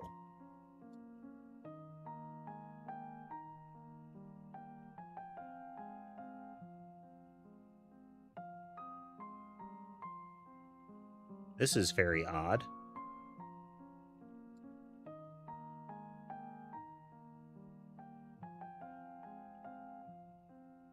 It's kind of in this territory, isn't it? Let's double check the notes on him. Great-grandson. Okay. Son, grandson, great-grandson. Here. This has got to be Elias Roottrees. No, I'm sorry. James Roottrees. James Roottrees. And then, like, musician, singer... musician. And you. Hey, Rogue Radio. These 3 entries are correct and have been locked.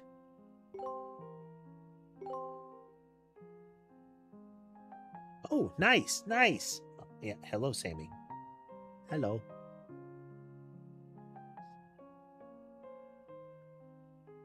And for those that are newer to the streams, if it seems like I'm talking to somebody you can't see in chat, they're in one of the other ones. We stream on 2 different formats on YouTube and on Twitch.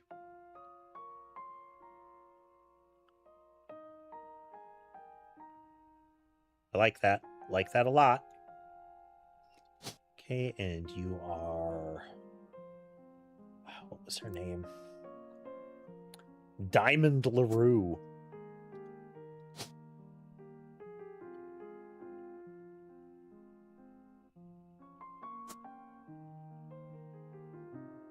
Have at least one picture of her there.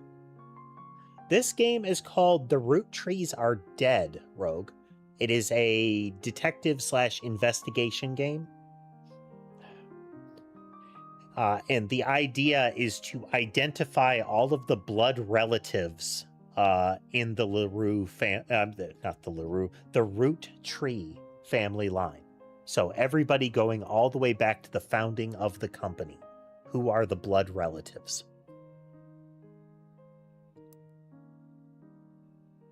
Photo? Christmas card.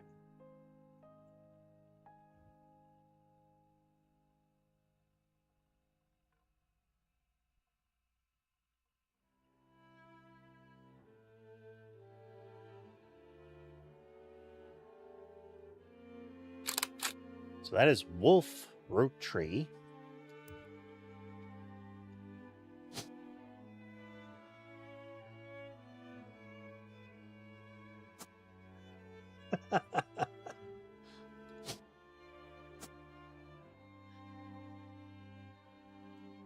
And then we also have in our notes, we have an indication that the daughter is in a band called, however you pronounce that,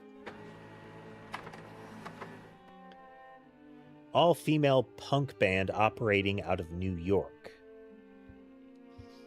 And not because of the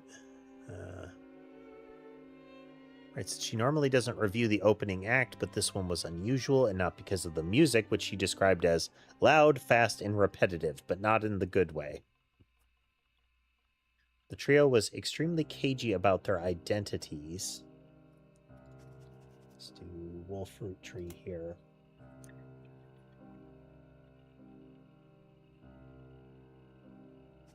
Yeah, I know. I know. Yeah. Sammy's yelling at me for not petting her enough. Yeah. Sammy has discovered that she likes to be held against my left shoulder. Similar to how Ember likes to be held on my right shoulder.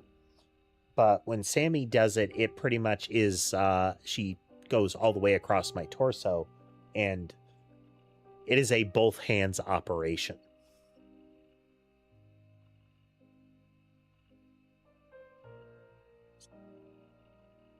And she'll yell at me if I stop. So far, Sammy is the only one I have that has the, you know, the standard meow kind of yowl cat voice.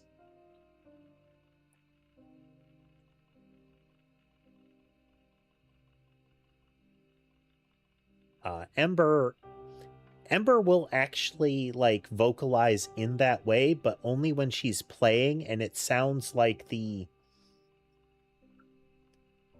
if you weren't aware of the sounds she makes when she's playing, you'd think she was in distress.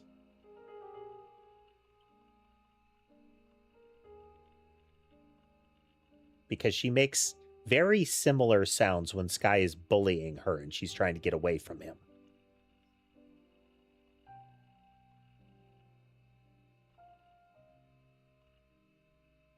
But it's like louder when she is playing.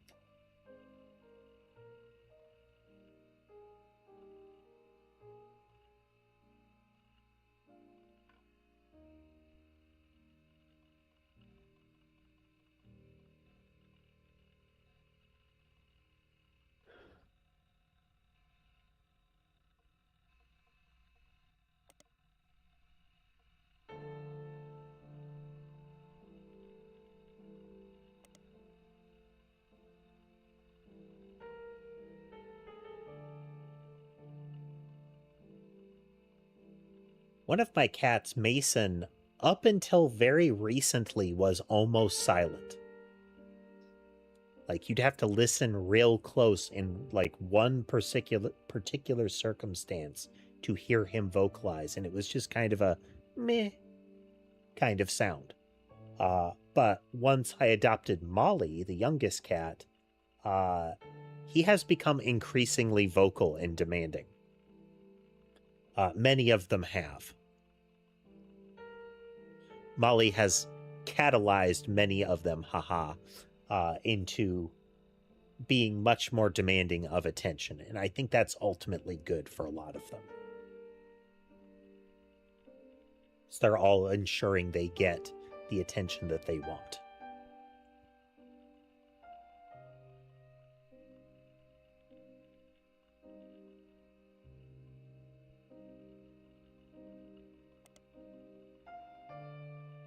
Mentioned that for an underground and unknown band with absolutely no following, their equipment was extremely expensive, and not only were they selling CDs but they only cost $1. They probably were losing a fortune.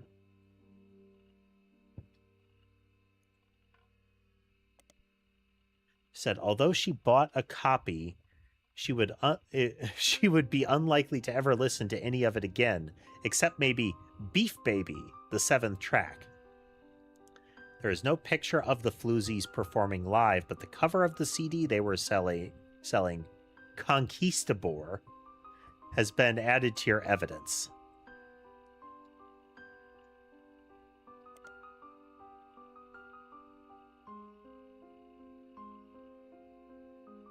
Okay, we are going to loop through a couple of these. Song by the Floozies. You can't actually find anything else about it anywhere, but with a name like that, it's hard not to speculate on the subject matter, isn't it? Could it be a euphemism? Or about a newborn cow? Perhaps the Floozies are holding a grudge against a toddler. It certainly piques your curiosity, if only you had the time or resources to look into it further.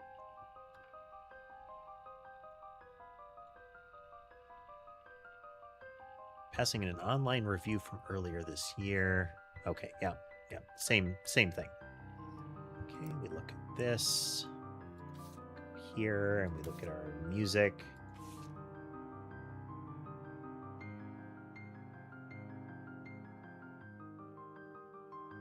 Okay, this is tricky. Okay. The implication is that this is Candy. We don't know who that is, though. Any of these three.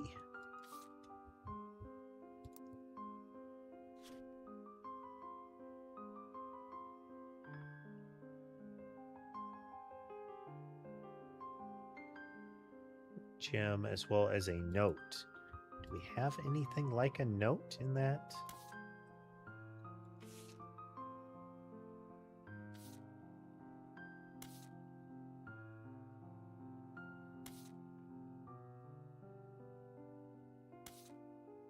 Interesting. Okay.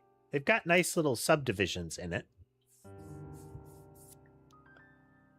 Yeah, there's one more thing here, but we need confirmation that her name, which name it is, because this might not be her.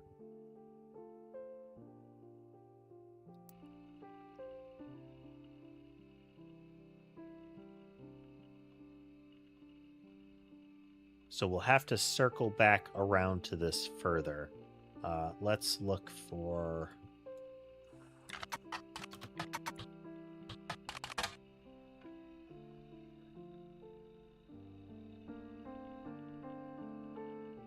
Interesting, he doesn't appear at all.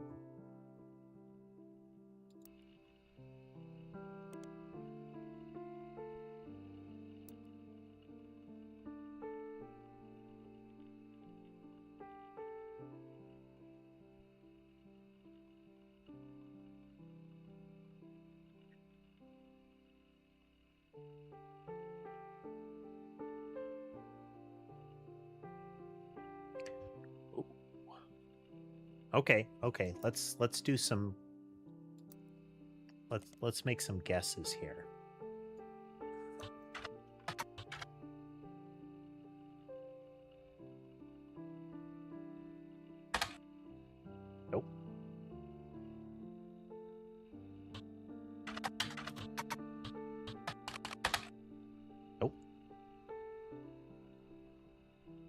Candy would be the valuable one, since that is the guitarist in vocals, which is implied to be the one on the cover. There might be like magazines or similar that would reveal more about them. So back we go to our notable list here.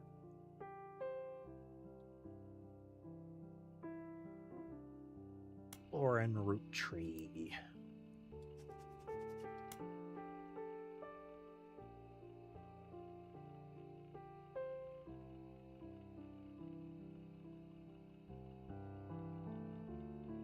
Distant relative of the Roottrees sisters, is known for her book A Life Between Wars.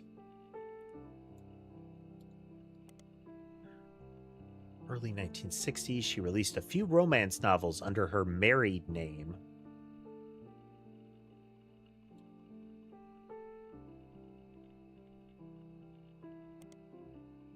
When her publisher learned she had been keeping diaries about her famous family, they insisted she release them under her original name, Lauren Roottrees, to take advantage of her family's notoriety.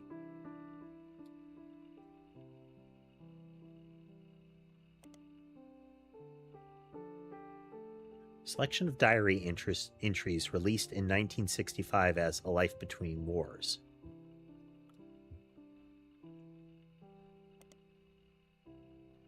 Just up there. Spans from the untimely death of her husband in World War II to coping with post-war world as a young widow and mother, as well.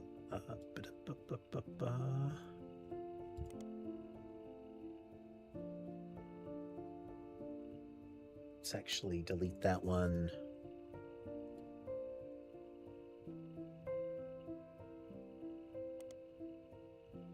Well, it's her perspective on changing times and socialites all through the entry into Vietnam.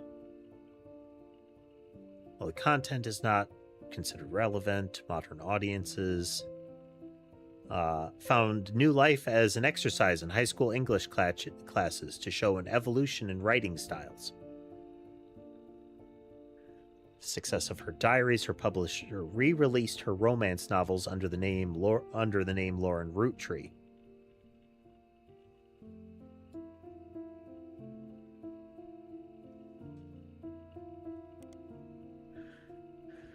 The re-release by writing 2 new sequels, creating what the fans referred to as the Court Jester series. I know recent details about Lauren, though she is listed as retired.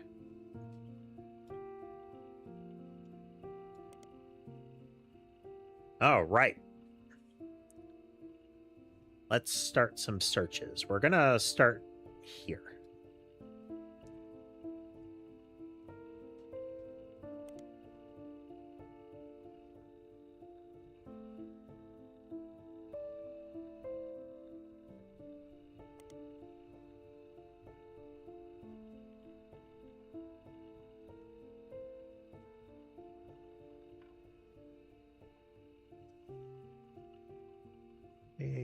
This is book search.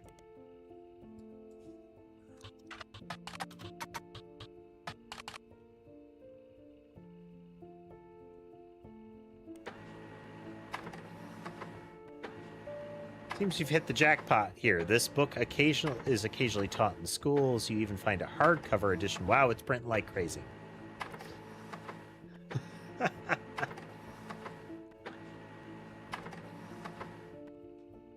Hardcover edition for students that has full-page, high-quality pictures. Summary of the contents of the books, photos, as well as some particularly relevant entries from the diary have been added to your evidence. 7 new items. Nice.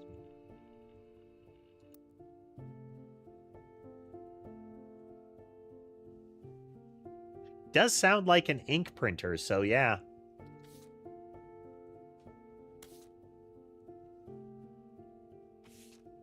Whoa!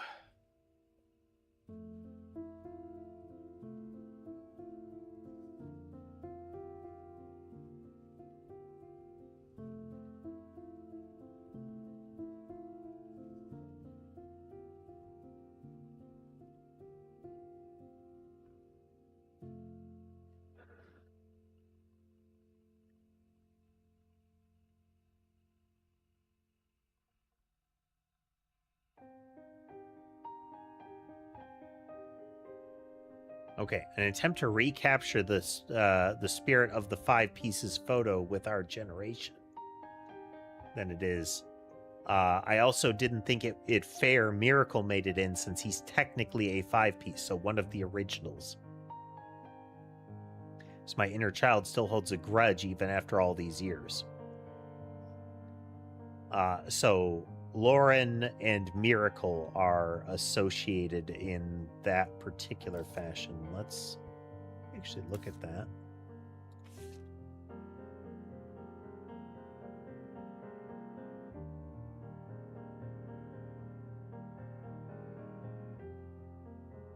So Miracle is a direct name.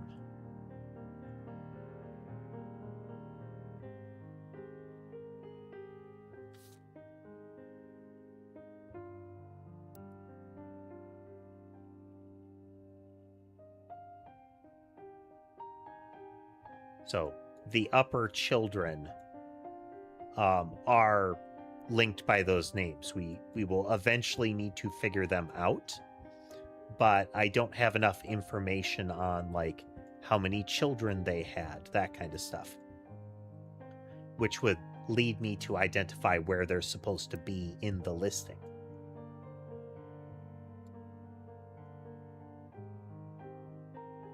I think he would be like a student, but it is unclear.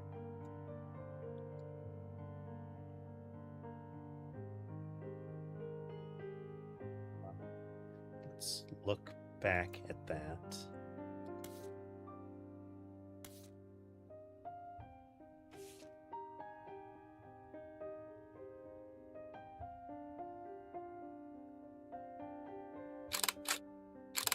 Lauren and her husband.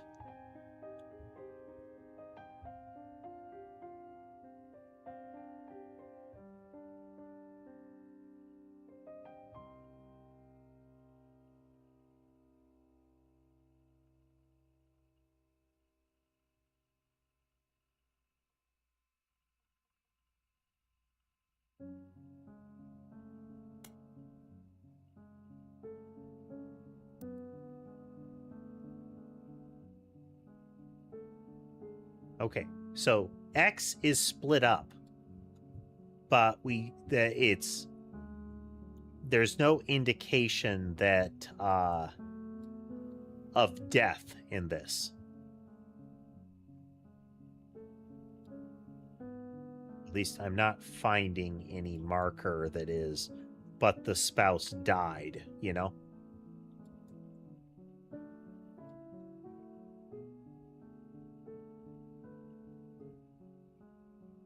So it's got to be at least one generation out, because this is 1908 that it was founded by Elias. So it is at least a grandchild, if not a great-grandchild.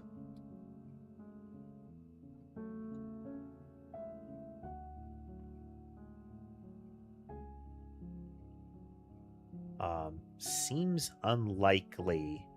Okay, so it's got to be a grandchild. Where there is one child, so that rules out these. We have here, and we have here. That could be Lauren.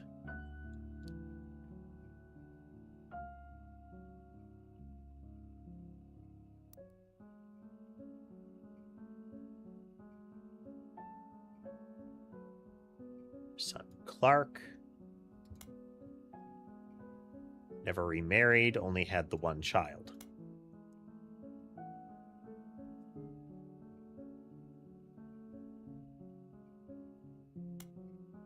Granddaughter on the father's side.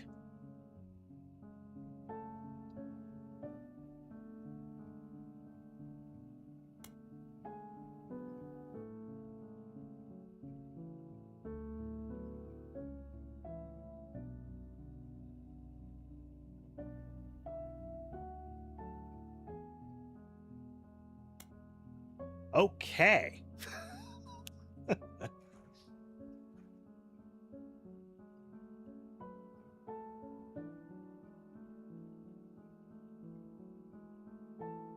Okay, so one of their children, one of the children of Elias and Gwyneth, is the author of Clancid Trust here.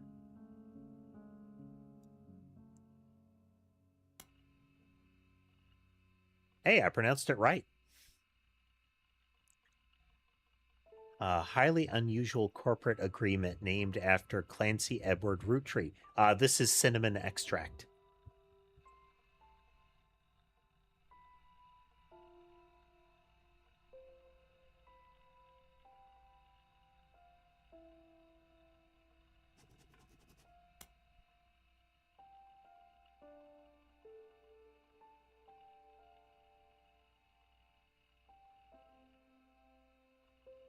Oh, wow. 2 hours.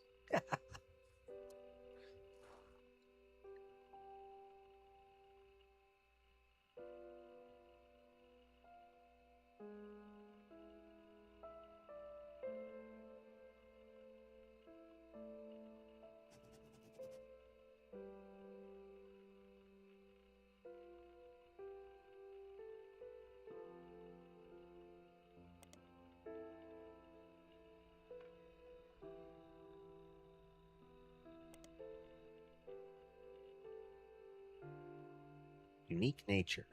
The company mandates that a fixed percentage of its profits are split every quarter amongst bank accounts representing each direct relative of Elias and Gwyneth.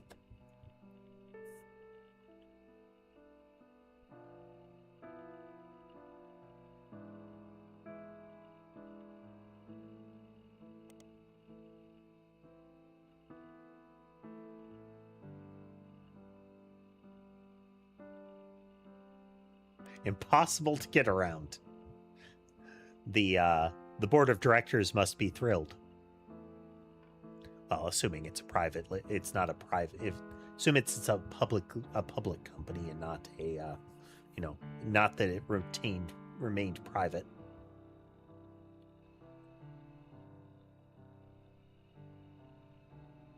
Which family members have tried to forcibly remove another member from the trust.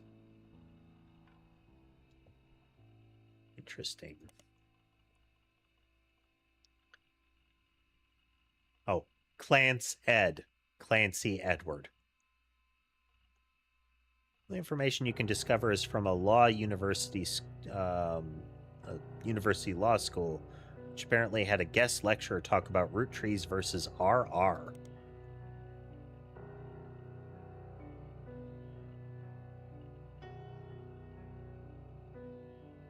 All right, we have a couple more things to dive into off of this, but quickly, going to take a short break and be right back.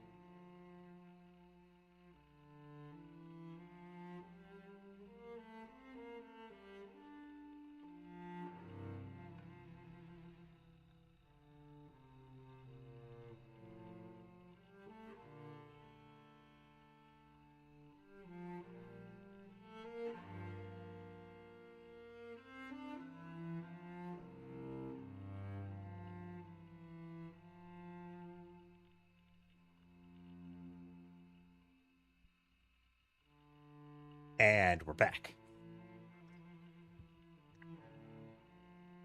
Okay, so we have the court case, the 5-piece guarantee, in Clancy Edward.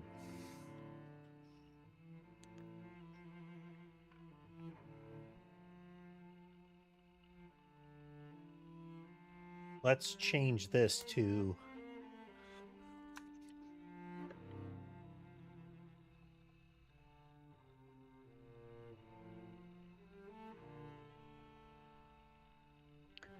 and we're going to say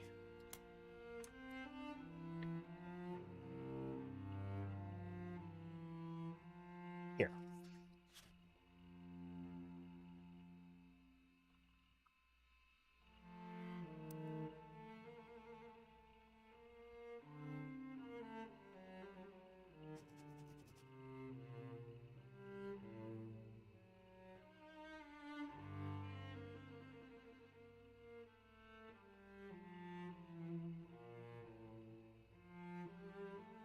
Oh, just wanted to. So we're going to start with Clancy Edward Roottrees, which is just that stuff, all right?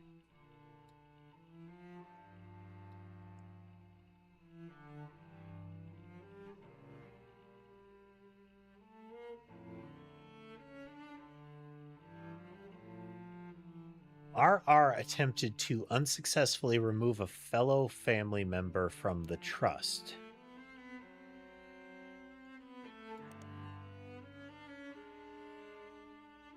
First person in question was born out of wedlock, and second, they committed a significant crime against a fellow family member. Still, due to the ironclad wording, it was impossible to remove any direct descendant of Elias Roottrees without dissolving the trust.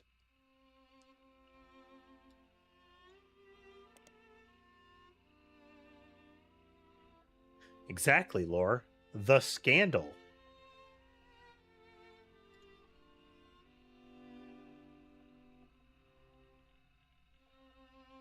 And the 5-piece guarantee.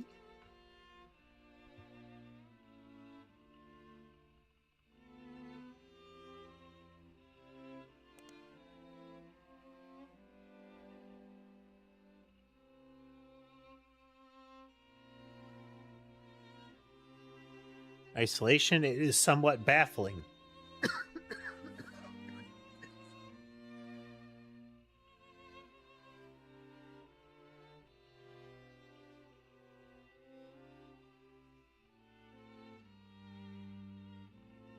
Just a moment.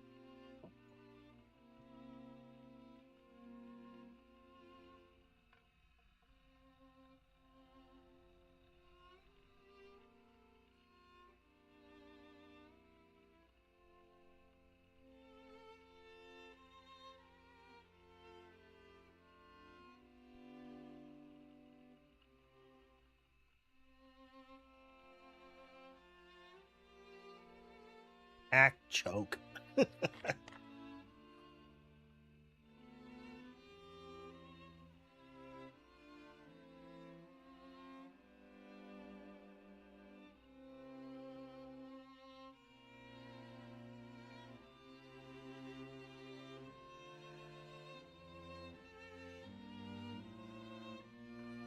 Much more of an allergic reaction kind of thing, Rogue. It's kind of that time of the year. Happily, well, we're heading into the period where it will be at its worst. But one of the two where it'll be at its worst, you know.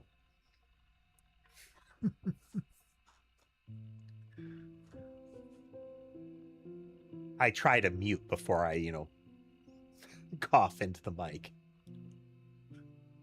Yearly salary of Roottrees president is always locked to the price of a single pack of 5 pieces. When the 5-piece guarantee went into effect, that was 25 cents a year. Now it's closer to $4. Combined with the Clanstead Trust, however, it makes a bit more sense. Elias wanted to ensure that only his direct relatives could afford to be president. And he knew that because their passive income was tied to the profits of the company, they would have a vested interest in keeping the company as profitable and successful as possible.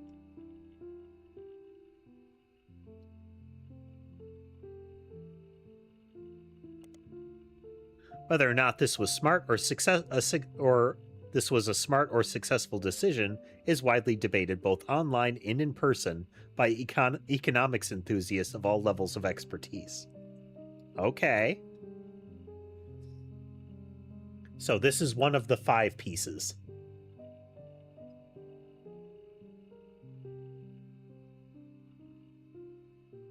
Yeah, it's one of those things that after a period of time, it dilutes further and further and further. Though, one of the things is it depends on how wealthy we're talking. The presence of absurdly wealthy people, hundreds of billions, trillions of dollars, distorts what people consider a lot of money. Like, if you had $1 million in a bank account, that is an absurd amount of money to have as a liquid asset. Just absurd money. Then you think of, what if you had $1 billion as a liquid asset?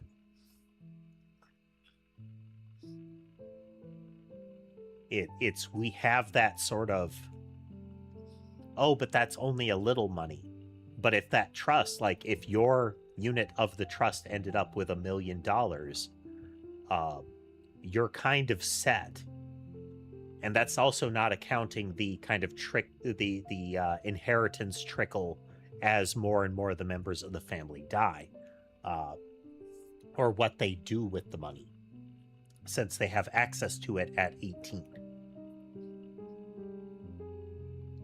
I mean, given that we have, the phenomenally successful Jim and Diamond LaRue, Jim Roottrees and Diamond LaRue, there are going to be some particular branches of the family that really need that money and might not have a lot that they radiate down from it,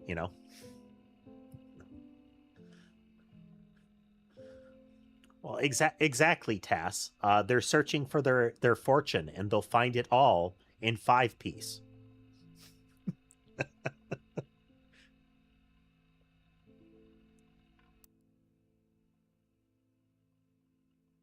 Okay, so we have Clan said trust. We have Clancy Edward.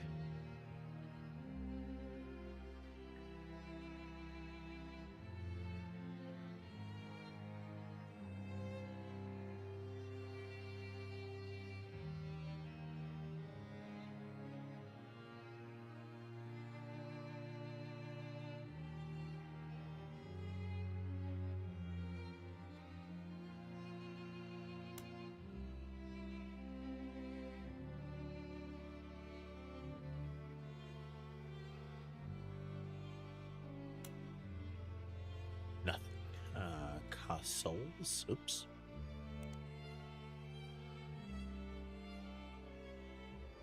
Nope.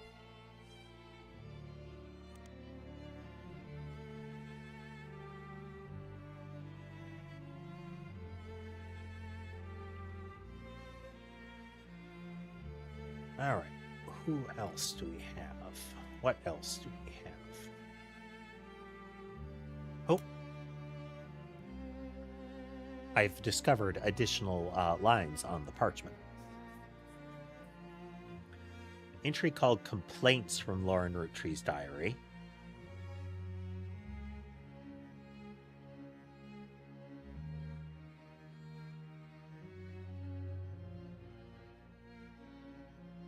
I can't remember if it's called that, but have you reached the point in the series that involves a great deal of candy, Tess?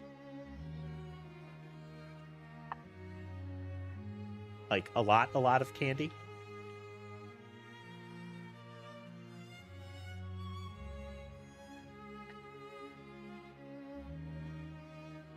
Yeah, yeah.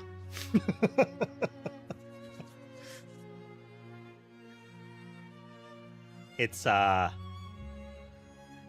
more related than you might think.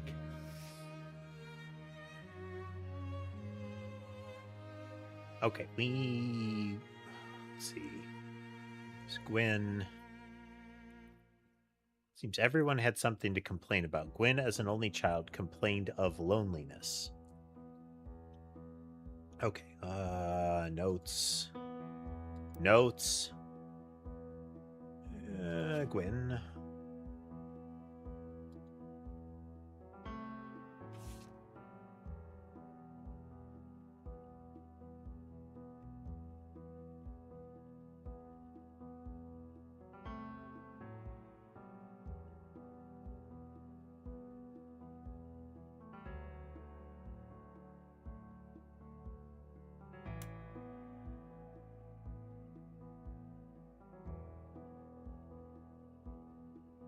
Okay, and then Lauren.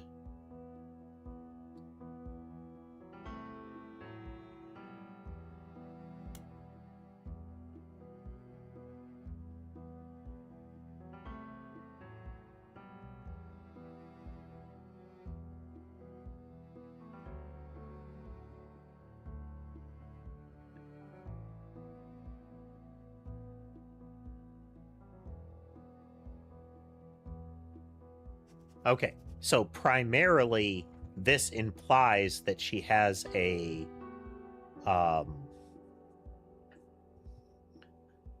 relation of one of her parents is Margot, and we do know that she is a granddaughter. I can't remember here.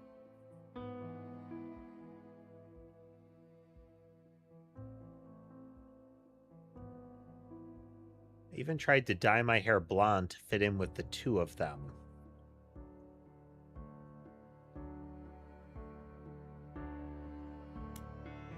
Okay, Gwyn and Aunt Margot are blonde, which I think we already know about Gwyn.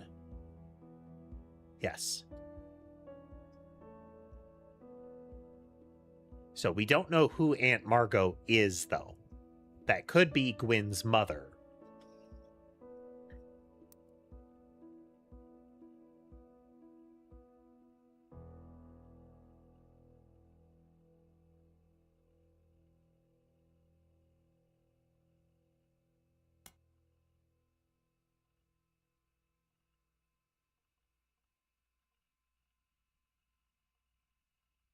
That doesn't really help me.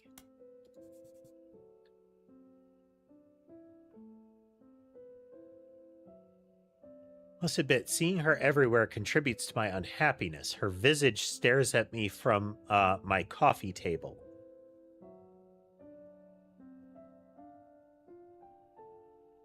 She gets to be in Starlit, kissing folks like this, while Bill Williams is a new one.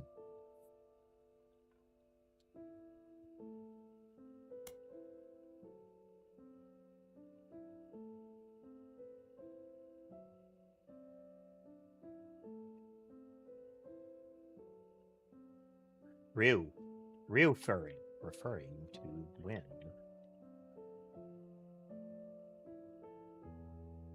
Oops. Save. Then reorder. Bring you up here.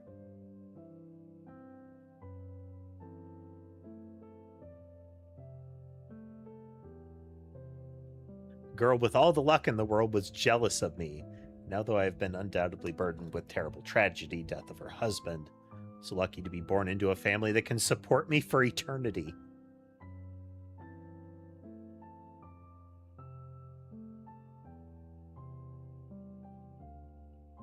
Okay, so this is a new person. Harrison Lane's a dead end, but this is also relevant. She's the first Roottrees woman to be anything other than a housewife, which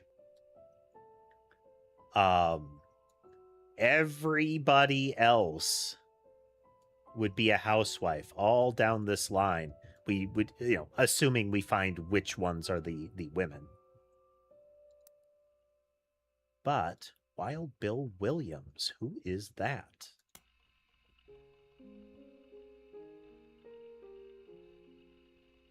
of some non-notable movies in the 1950s. He appears in an adventure movie called Fortune Favors the Grave, which is yet to be released for home audiences. Don't find any additional information. Known for his good looks and off-screen romances, specifically with blondes. He was married 4 different times and 4 different actresses. There's a Hollywood rumor that he even approached Marilyn Monroe at a party.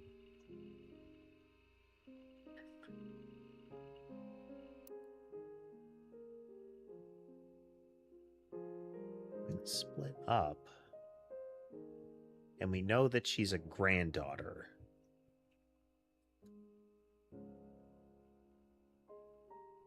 Hello, Kiko. Welcome. We're playing an investigation game.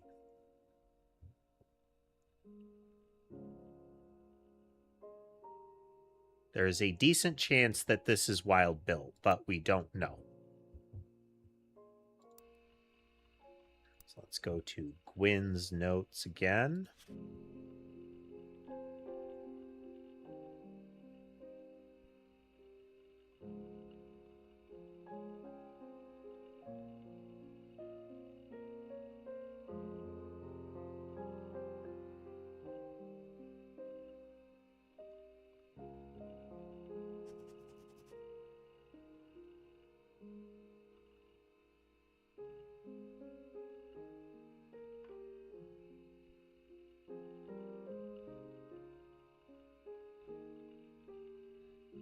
Okay, no additional information about that film. It tells us up front you're not going to find anything.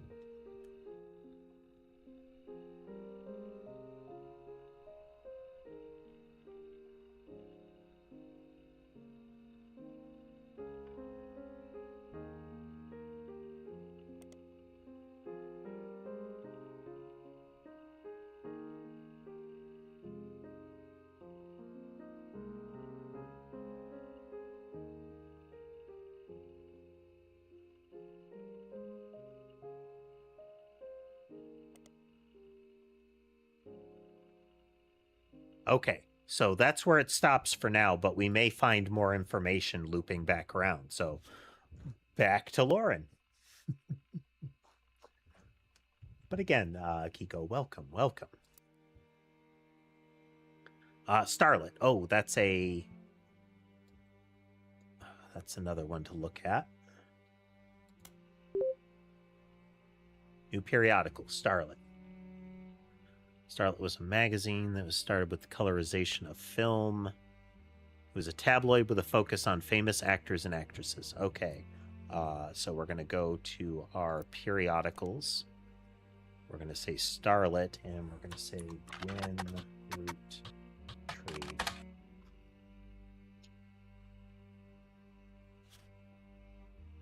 So often in Starlet, most mentions were around the time of her divorce. Yes.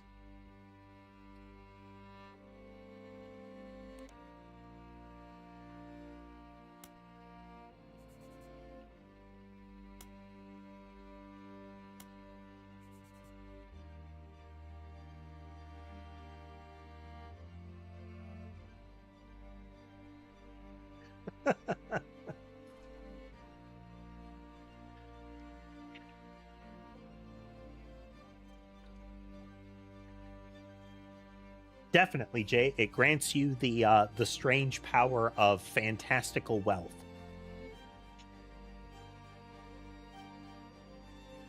Some of it focuses on the fact that she announced her divorce. When she announced it, she also announced she was pregnant again.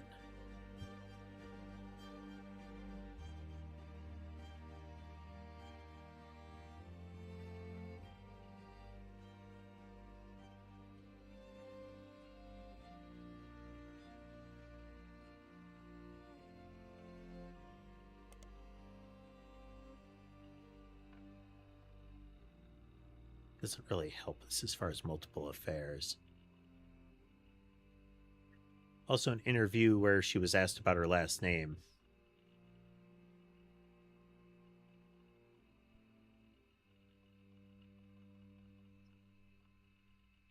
Bless me with a famous name. There's nothing wrong with Cornwall, but Roottrees has power.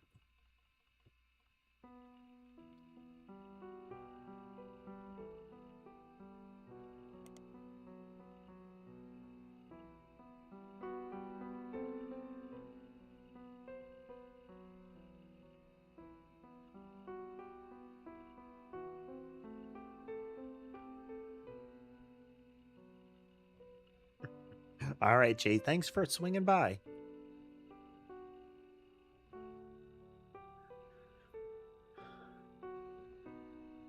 See, he goes by Wild Bill, but is that his actual name?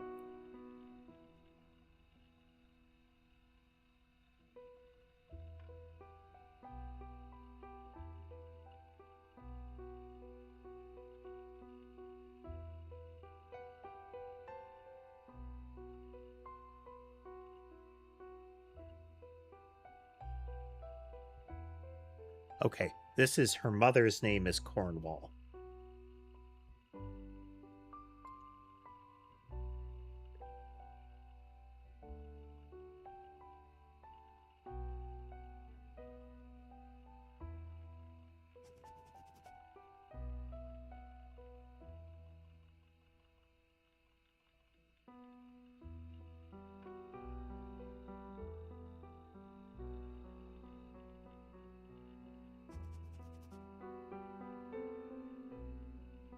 Let's see if we can find that.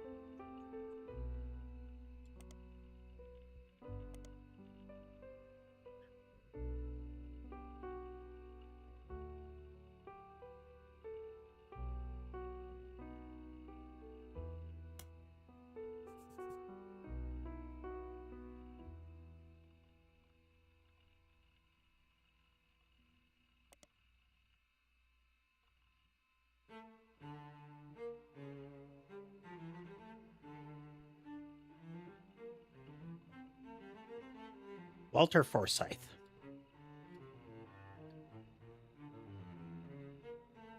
Though he doesn't mention her by name, you determined from context he's talking about Gwyn. Earlier this year, I did a friend a favor. He was directing a war movie and asked me to play a small part. When you know it, and it cut me from the picture. It's just ribbing. It wasn't his fault. Apparently the studio didn't want to pay for a star of my caliber.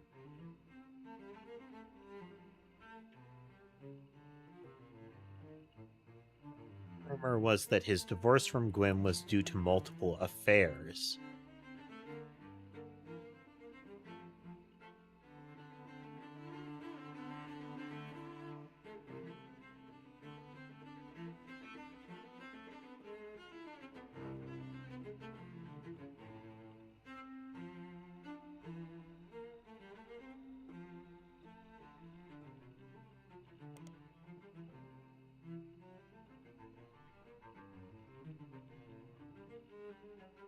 Okay. So this right here. So the two children, there is uncertainty around their parentage. That was, who's now? Walter Forsythe.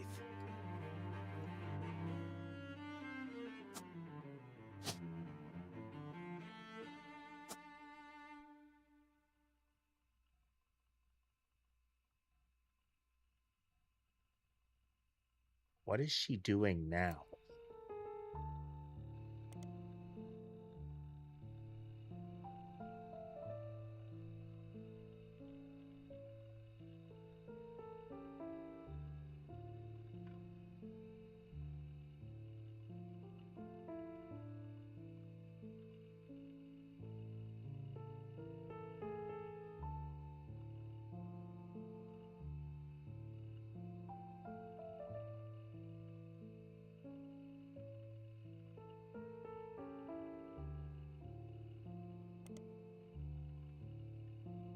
Okay, so this would imply that their children have R in their first names. And potentially RO, but generally, at least just the R.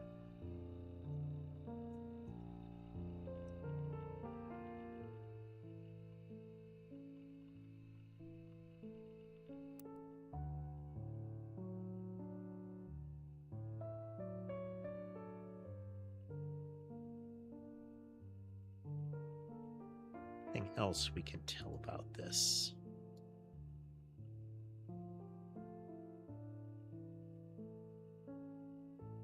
Nothing yet. So these will have the name Roottrees.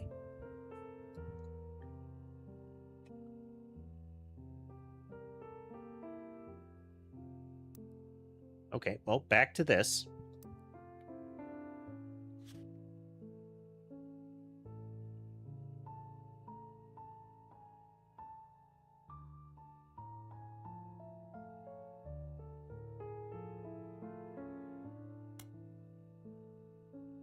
Roottrees' diary. It focuses on her grandfather Elias announcing he would step down as president and the meeting to determine his successor.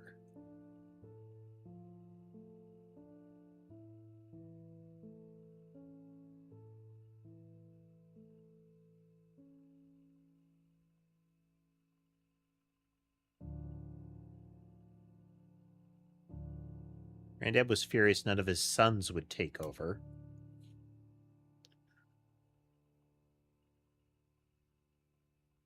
Let's switch that one out for the whole thing here.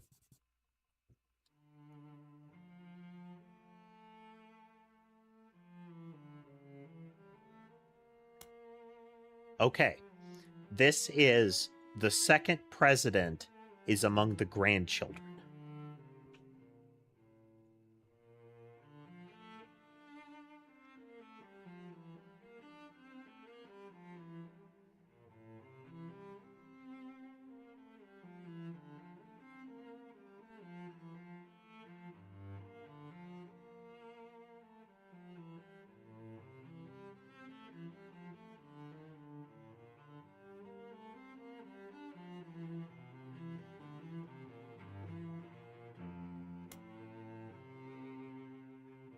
End up going to Zach. Even though his surname didn't match the candy, he's the firstborn son of the firstborn 5-piece.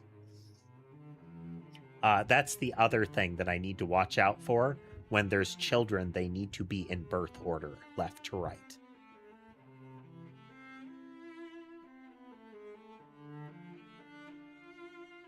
As if Clancy, if it ever came up that a woman would take over. After all, Angie's older than Zach.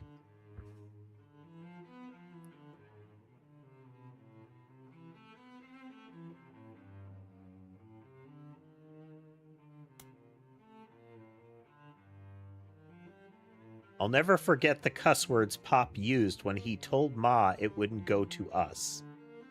Mother, ever the quick-witted, at least with catty remarks, countered back, maybe they wanted it to go to the only members of the family who looks like he samples the product.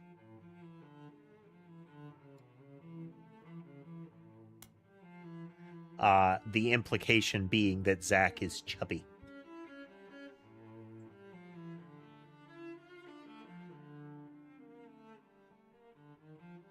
Okay, so Zach doesn't have the last name Roottrees.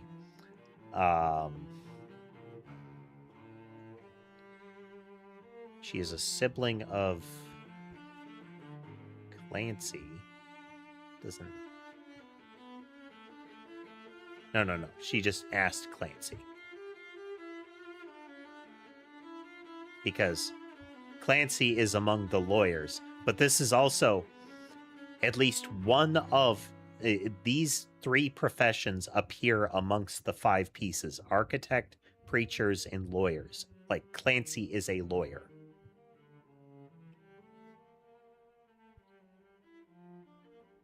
Okay. Entitled Sam. Elias Roottrees had given in to his wife and announced that Sam, an obscure relative, was to be included in family gatherings.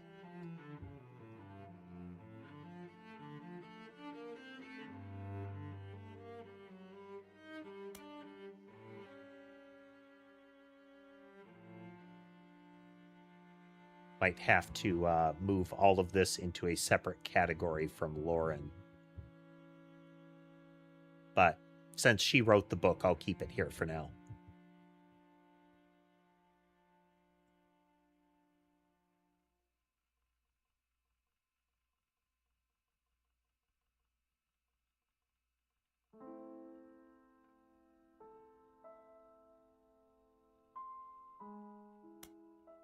Angie summoned all the next gens to a secret meeting in Zach's office. Gwen's in Paris, but the rest of us, including Miracle's boys, spent ages trying to unravel the mystery.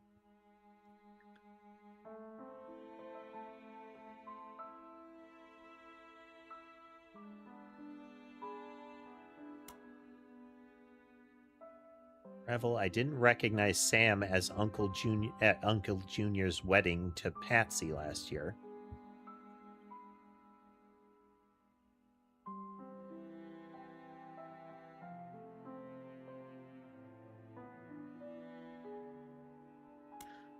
Uncle Junior. So there is a junior amongst the children, the five pieces, who is married to a Patsy.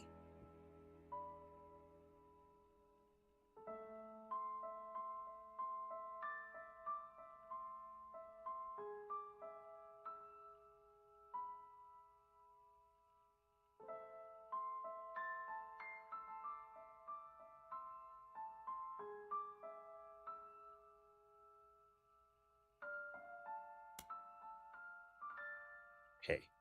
Sam working alongside the farmhands, EC, and John.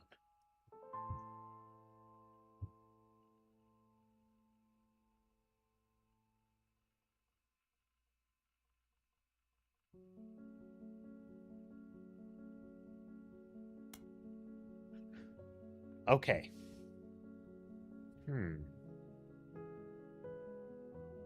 Okay. So this is a double. She has a brother named Eli, E-L-I, and also Miracle's youngest son is Eli.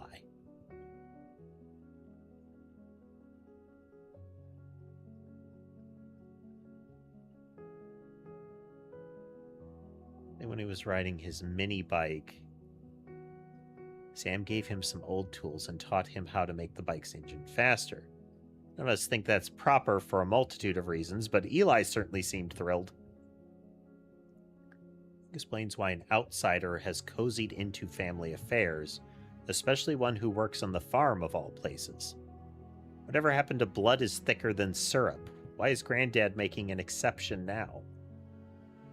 And Sam is likely to run afoul of this process because it is a blood relative. And I have to wonder if Sam is thus involved in trying to identify all of these relatives. Or potentially, you know, the top secret envelope of Endgame mystery.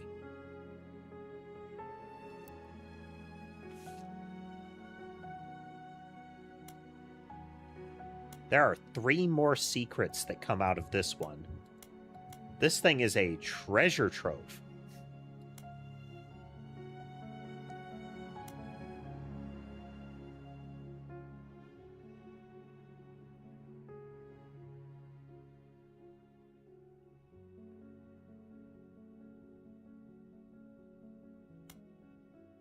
Hey, she has a son named Clark, and Clark married a Danielle.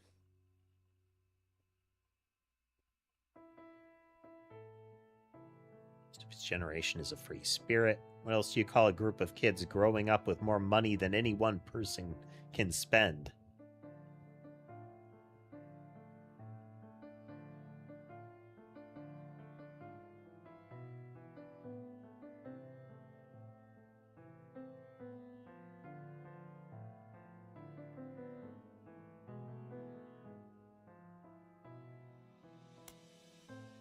Forced Clancy to send him to the academy.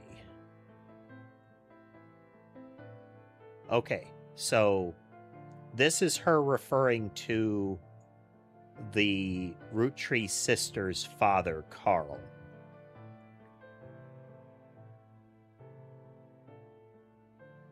But I don't know what the chain here is. Her father forced Clancy to send him to the academy. Now, it could be then that Clancy is Carl's father, but that is not made clear here.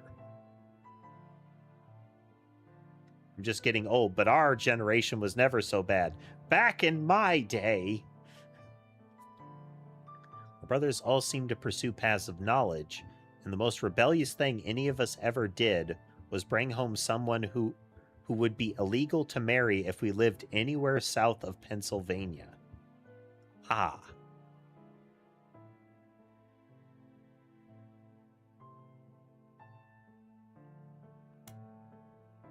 Pop seems to have gotten over it because Edward is set to take over his department once he retires.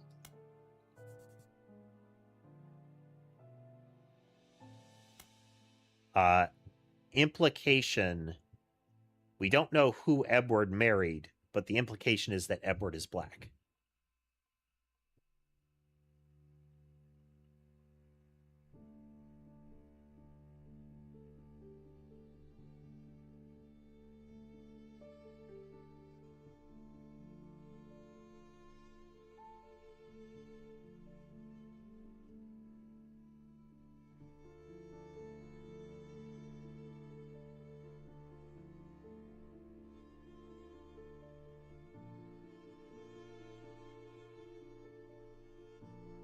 Just do a quick search on that one.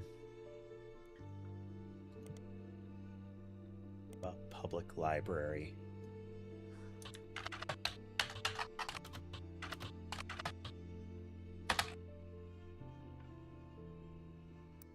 Thought it'd be neat, cute.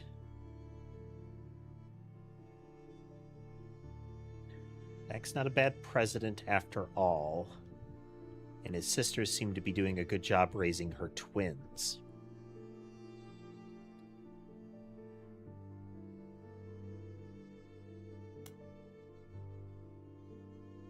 So Zach has a sister that has twins.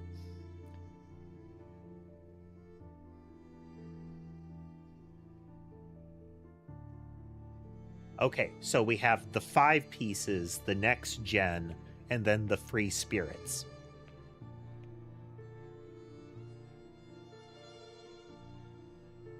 Yeah, but the free spirits in any other family, they'd all end up on the streets. Even Clark. That is an interesting assertion given...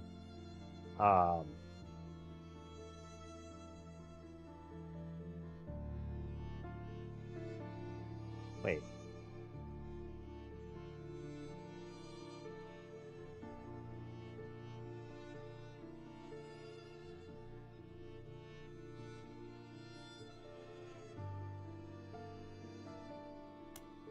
This is relevant. This is whatever Jacob's name is. She's saying that Lauren carried that name.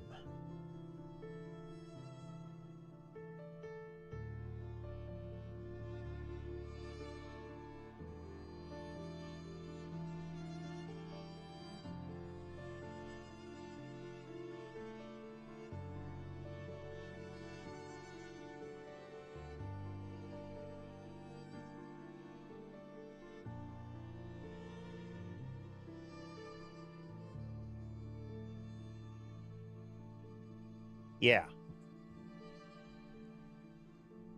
So Lauren is not listed as Roottrees. She is going to have a different name.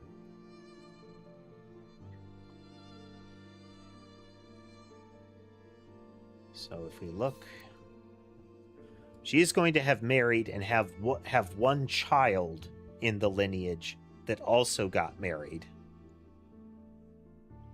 But we don't have an indication, and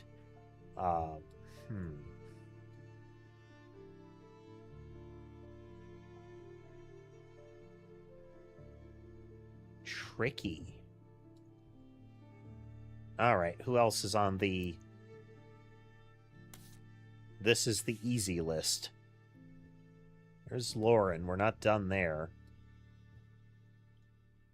Junior married Patsy.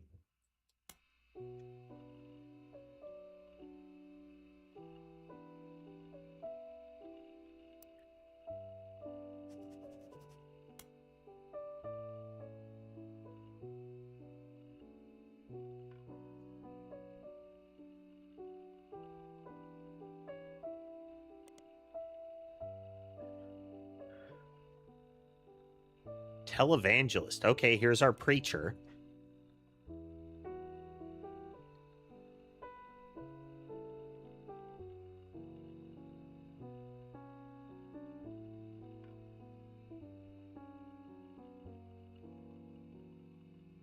Oh, man.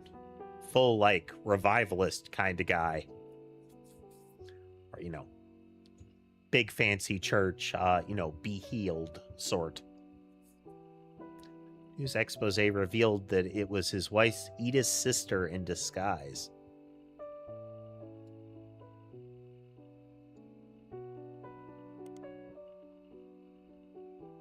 His wife Edith. Author also mentions that Edith had a bit of a checkered past herself, but it doesn't clarify.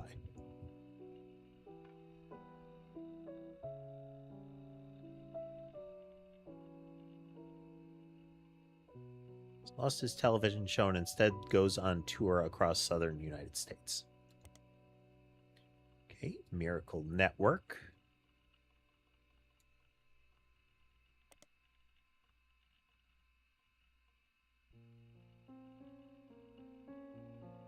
Search.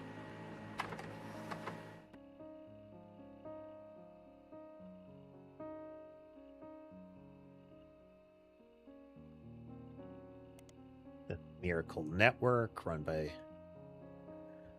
the testimonies. Miracle Roottrees arrived so late in his mother's life that they swore he wouldn't survive his first year.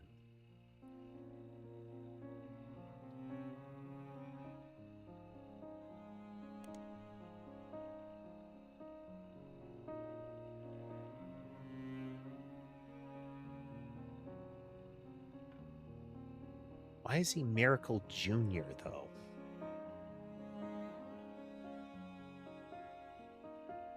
Maybe it's like Miracle Elias Jr. kind of thing.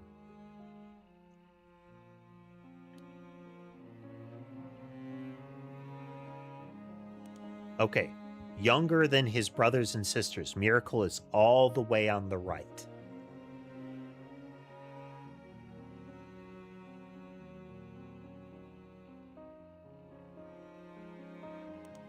The power of God on his side, he persevered. Even regained his sight.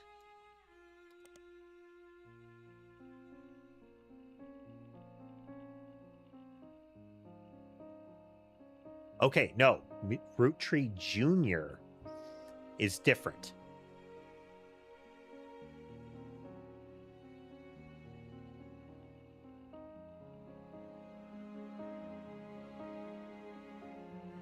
Okay, this is...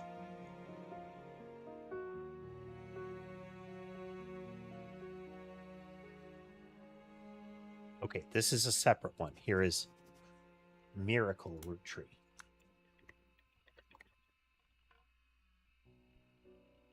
Tricky. That's why it's Miracle Jr.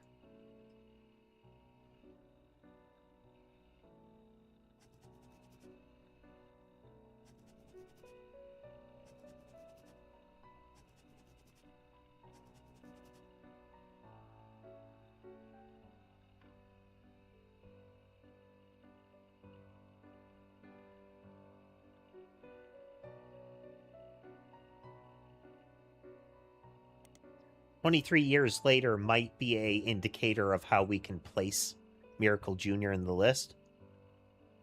Yeah. At 18, he... so we're gonna... We're going to loop back over to Miracle Jr.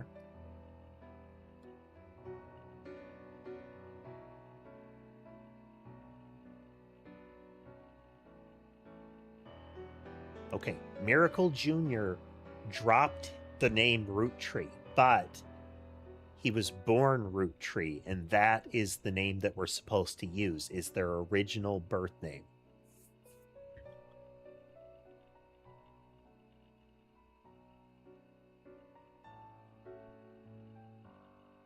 Okay, we have a flyer that we can look at for Miracle Jr. here.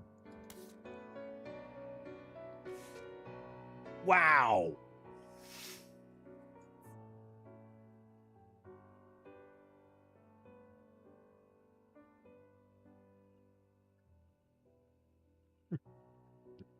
Hey there, Laura.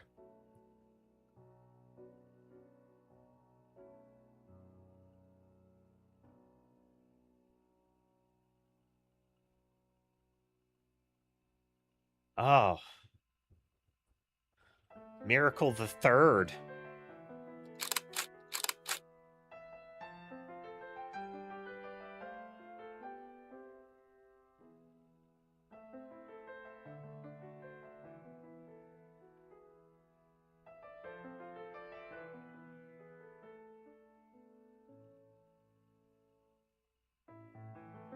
Okay, let's get a note.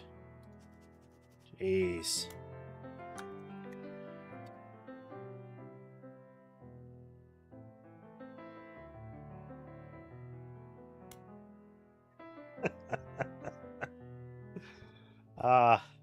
The rainbow tie and handkerchief, and the fact that the sun also has that.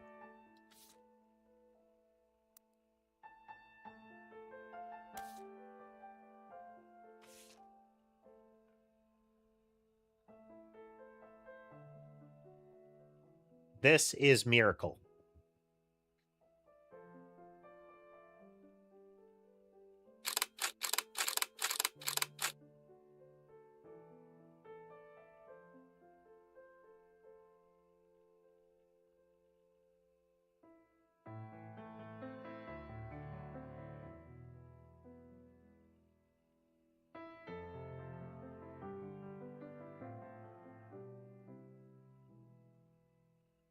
Yes. So this is the next generation, but they're pictured with Miracle because he was born so late in his mother's life that he is of an age with the grandchildren.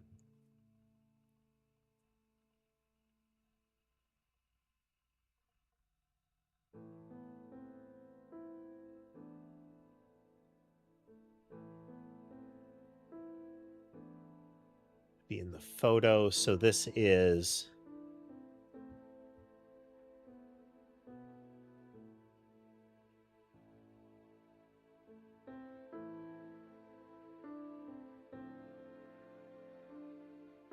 okay, this is the 5 pieces.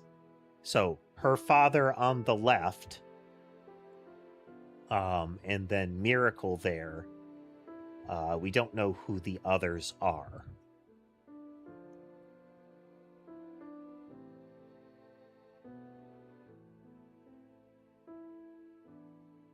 Interesting.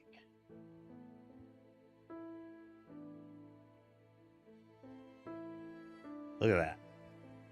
Those numbers here on the left above my ear there are the number of clues remaining in the images.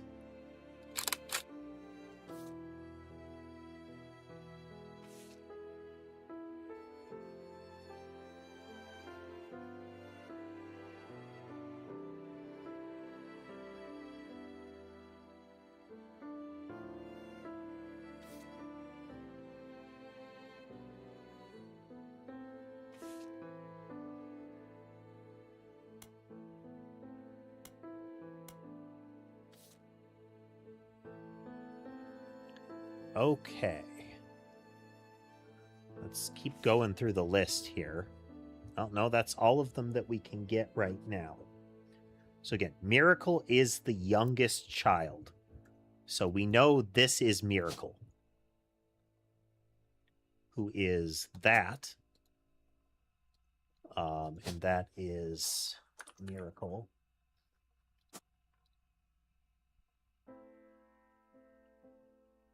I mentioned the spouse, I thought. And this is Miracle Jr., who is a notable.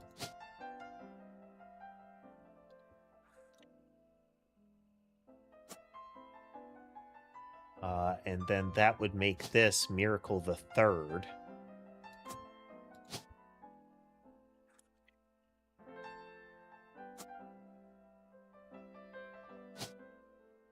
Then it's a preacher.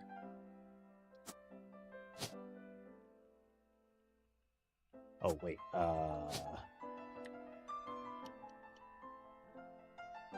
Okay, first. Looks like preacher is still the way to go. And then... Is that Nicole? I don't know if we can safely say that yet.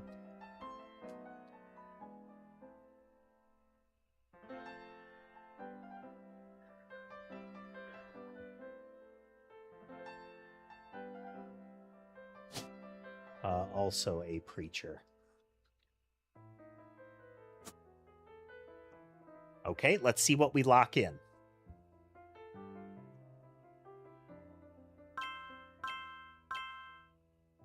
Good.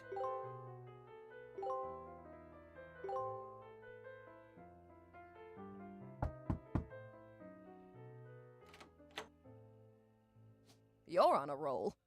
I'll try to keep that momentum going. Carl's office was a mess, thanks to some burst pipes. But I unearthed a photo from a 1970s Roottrees reunion. I also found some important-looking papers. Okay, and as you progress, they dump more different evidence on you, which gives you more threads to follow. You've traced 9 blood relatives so far. I'll have more to share after you find 9 more.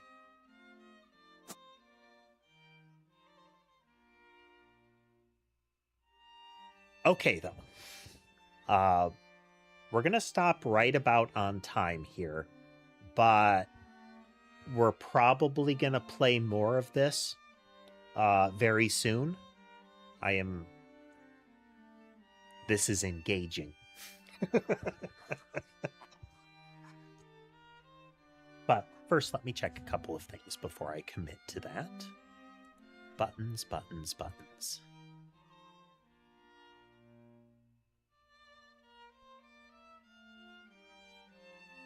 Let's go a little longer.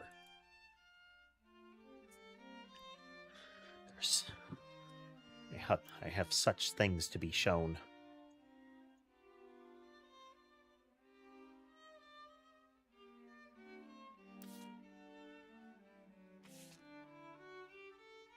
Stephanie Jones for City Council, better for Butler County.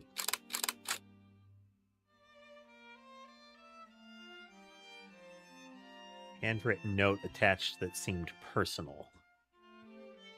It's a flyer about a candidate for a local office, Stephanie Jones. On the back is an excerpt from the newspaper article from the Butler County Times about her campaign. Stephanie may have grown up in an unconventional family, to say the least, but in her words, it was still full of love. And now, 22 years later, with a baby of her own due around Christmas, her message for voters is simply love is our future. The note says, Carl, I know we don't see eye to eye when it comes to the candy company, but if you could talk to your girls about putting out a statement supporting Stephanie, she could use the publicity and your daughters bring. Don't let our conflict spread to the next generation.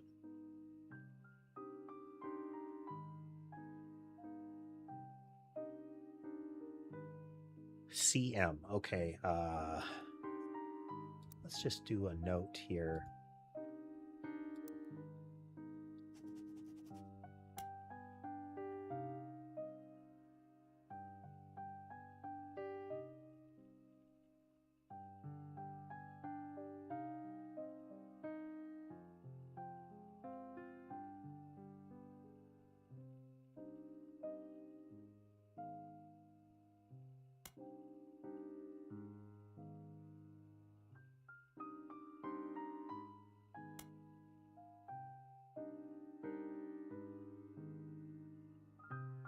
Okay, we don't have an indication of who is part of the family here, but this is an indication here that CM is the one related to Carl.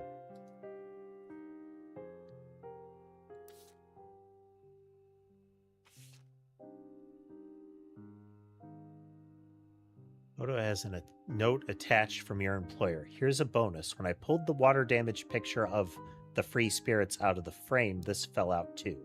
Right on the back is, couldn't make the reunion. Wishing you well from Paris. Gwen and the boys. Okay.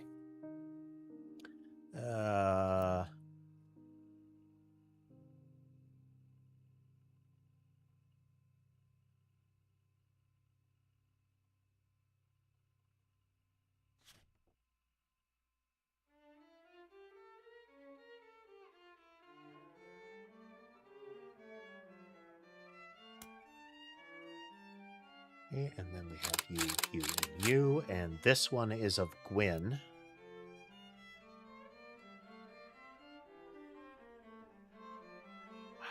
We still don't know what her final occupation was, because it listed her as retired, but like we don't have that.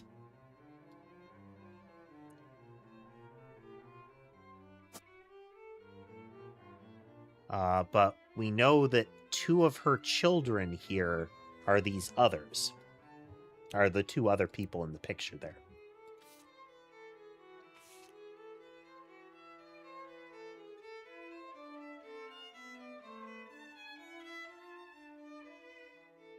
The Shiva candle. To Carl and Brenda, I'm sorry that you were unable to attend the funeral.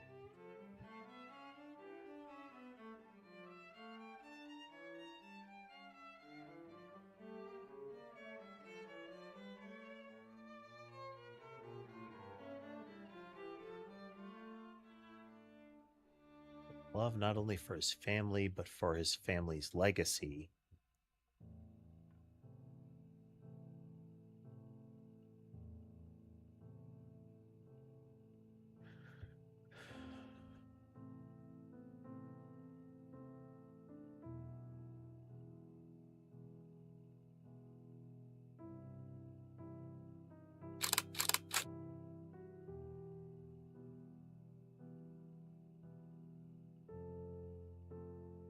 Said, but Ernie and I know it had to have been Carl that convinced the trust, and that it was no coincidence that it happened shortly after your visit, Brenda. So let's see. This is a Debbie.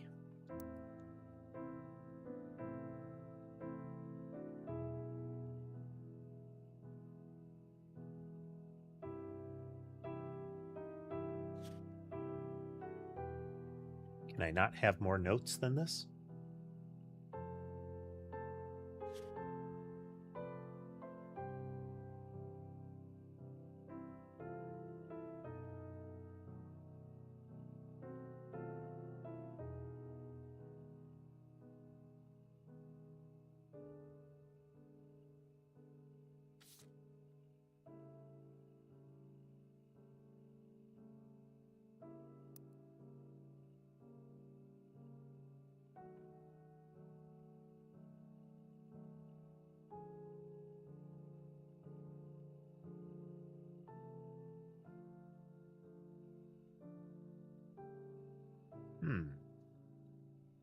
It's a problem if I can't keep all of these.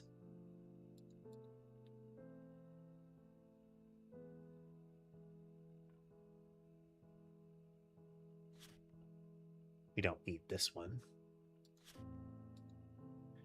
Yeah, I think we only get so many notes. That's weird.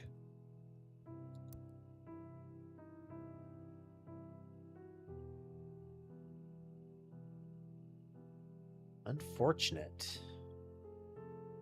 Because we really do need that. We really do need more of them.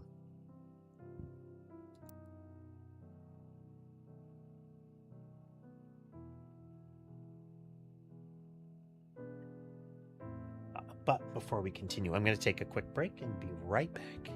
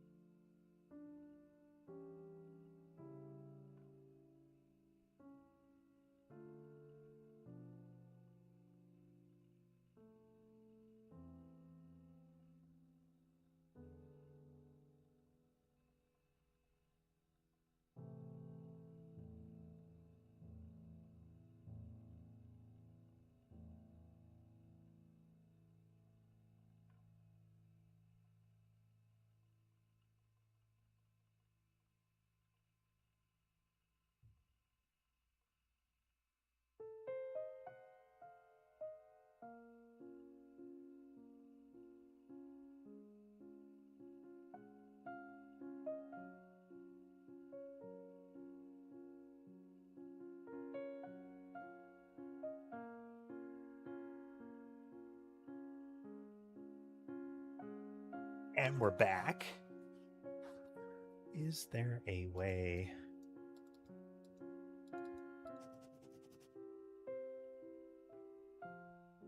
Quickly.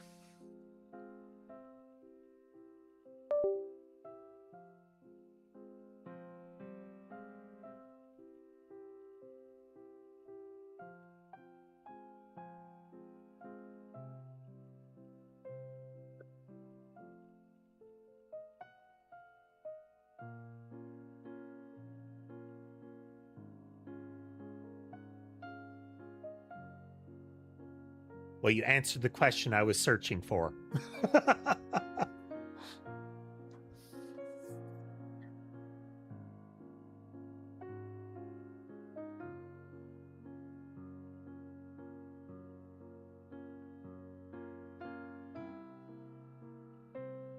Carl and Brenda.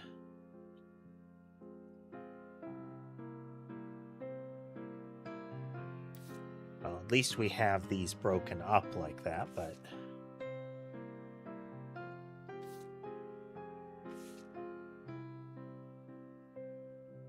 She just hold a big reunion, recreate an old family photo. This is the one from the 70s, and Carl's the teenager in the middle. Sorry about the water damage. A pipe burst in Carl's office.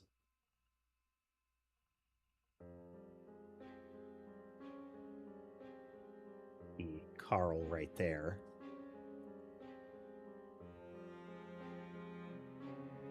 November. Large number of cursive signatures.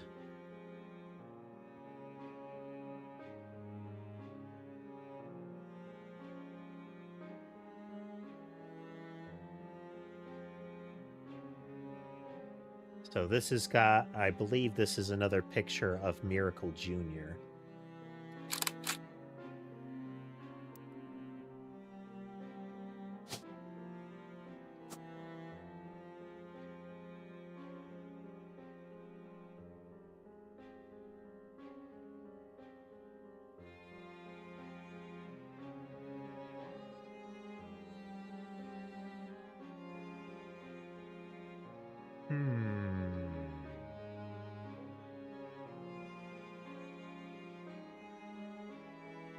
That would be people from here.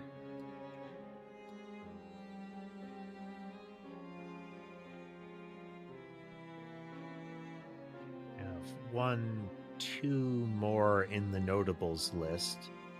This has got to be Lauren then, because it's her grandfather. She is a next gen, so this has got to be Lauren.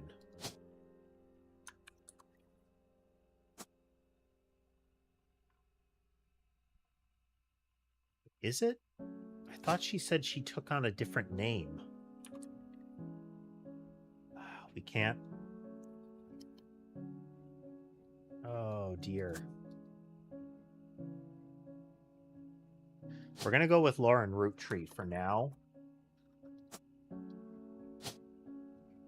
She was an author. And her picture is in the book. That one. That's her husband. Okay.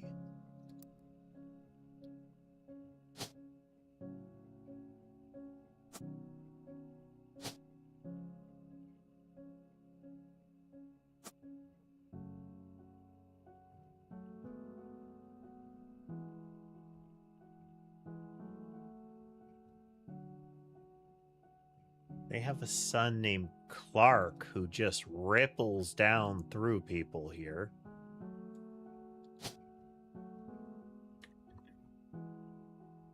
Rafferty. Which would make that Jacob Rafferty.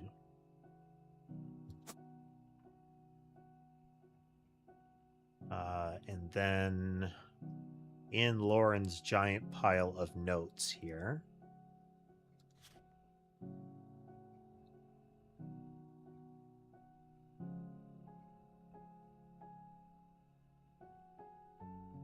Danielle.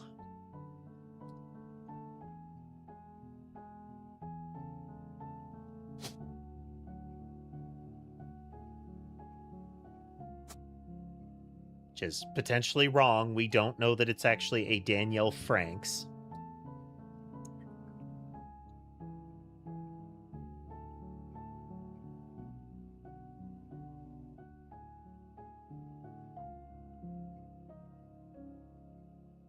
We're going to put actor in here for her for now. Hey there, Garrett.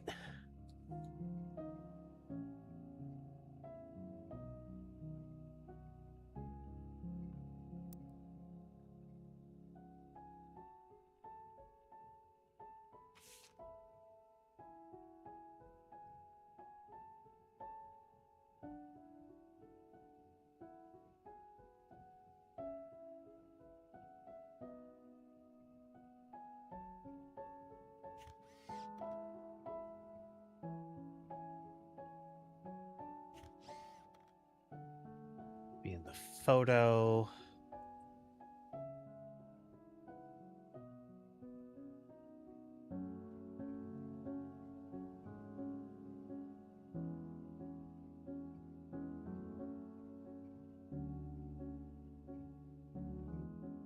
Gwendolyn.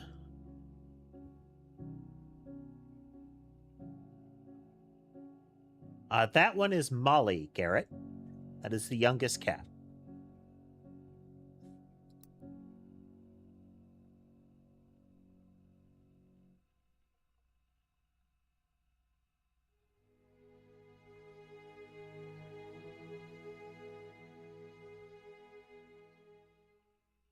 So we know this is Carl. We want a... He's the first president. There is another photo of Elias hanging around somewhere.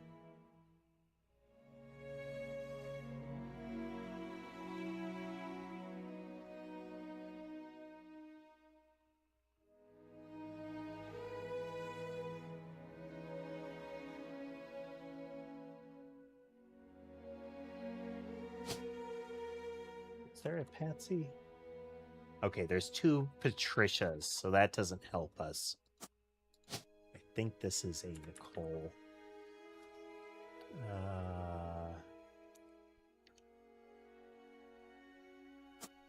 No.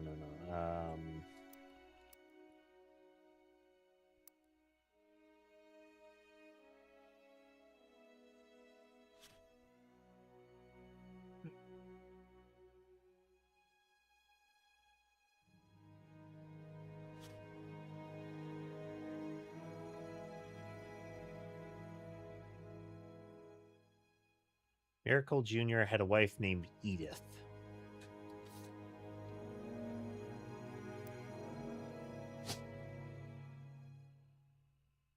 Edith Jacobson.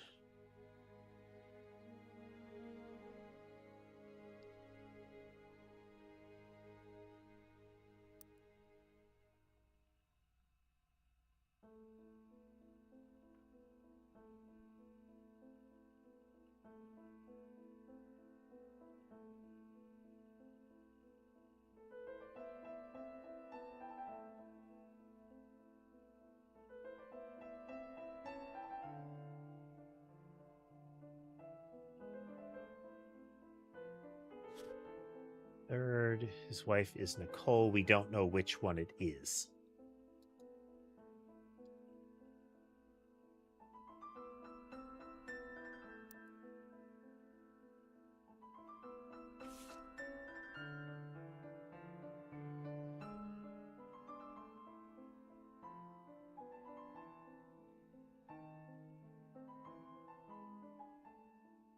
Okay.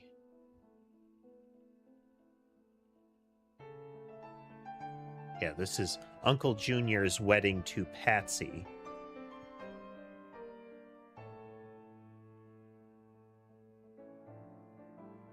Uncle Junior, though, this is...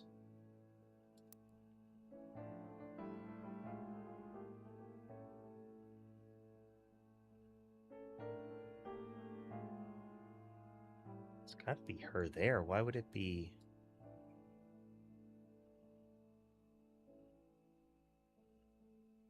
That's not Miracle. That's not Patricia, then. There's got to be another uncle that can be referred to as Junior.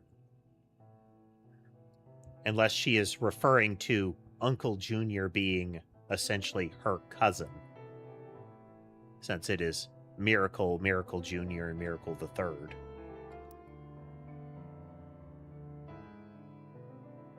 Eli is Miracle's youngest.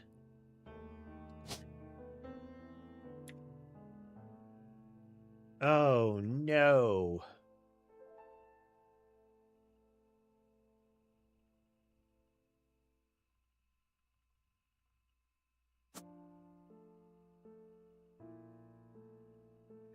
Okay, then Eli, then it's like one of her siblings is also an Elias. Which means the E and... Not that one. This one. E is for elderberry. There is another Elias in this. There's also another M. We know this is Clancy Edwards. We don't know if this is age-ordered. It is implied to be age-ordered with the introducing M for Miracleberry.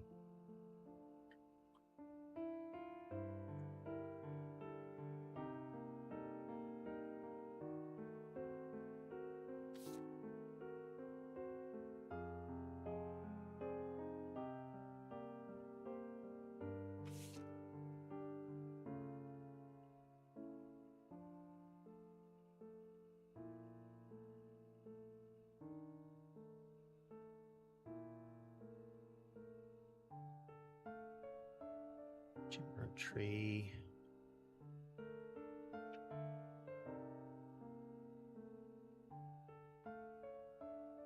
Oh, I don't remember the lyrics showing up here.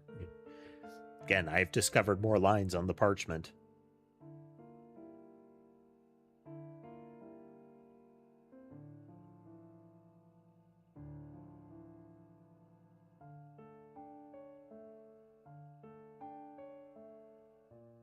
Lyrics don't seem... Yeah, the lyrics of this song contain no clues. It is nice when they do that.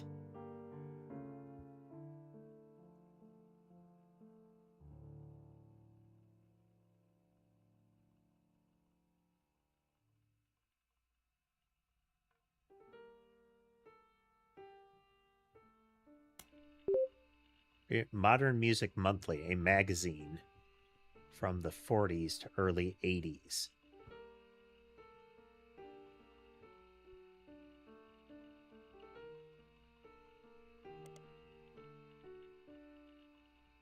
Okay, let's try Jim Roottrees in a periodical search here.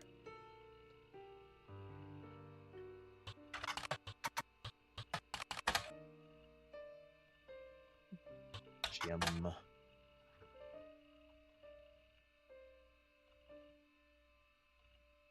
DJ and JD with my cousin and his ex. Clark never knew his father, so our grandpop insisted he spend time with my dad and me.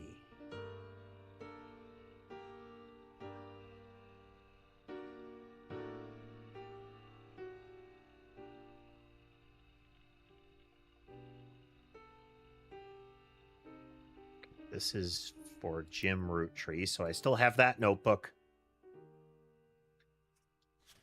I have nothing in Wolf Roottrees here. Just like I don't have anything for... Well, I do have stuff for James Roottrees' daughter. Okay. That's my Steam.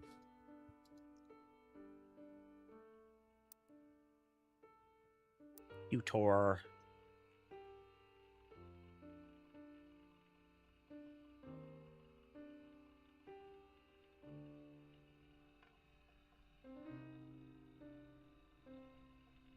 C and J and J and D.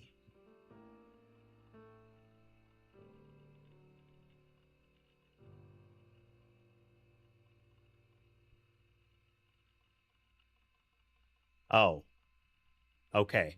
That is Clark and James, then Jane and Diamond. No, Clark and Jane, and James and Diamond. Okay, yeah.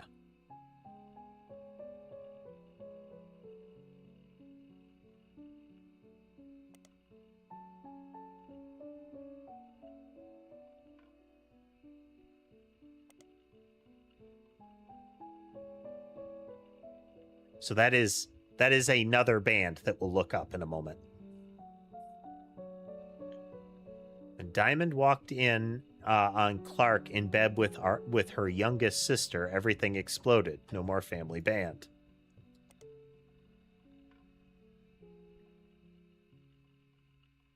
Clark is Lauren's son. That's right.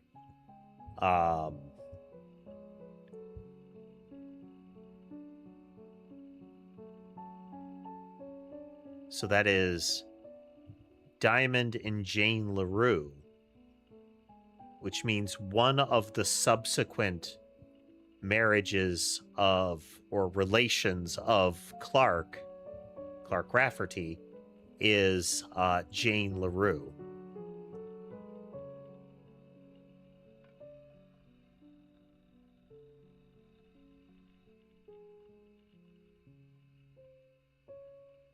Called me up and said he liked it. I took it as a sign I was going in the wrong direction musically. That made him laugh, but I'm trying to make art.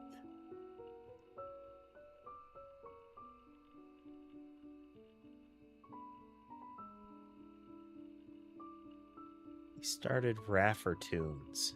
He's a much better jingle writer than a songwriter. One of the benefits of our famous family is a massive company willing to be a client. Also how my father was connected to Roottrees. All of his old ad campaigns were hung on walls over the record player.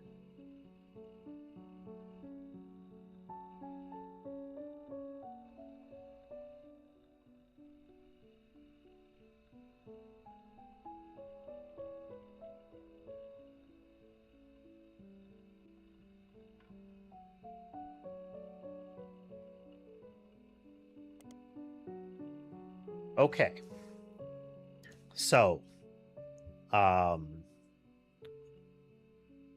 Carl Rafferty, it says he's a jingle writer, which is like an advertiser, but it might still be, so that's advertising, but let's just make sure there isn't a, yeah, okay, we're going to say advertising.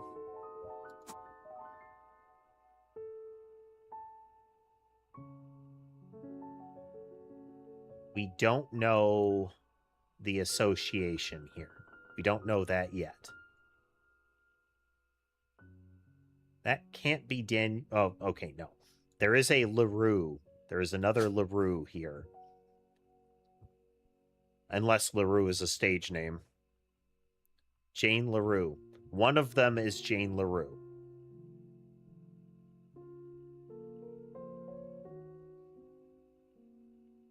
No. No. It's not Jane LaRue. Jane LaRue was one of them.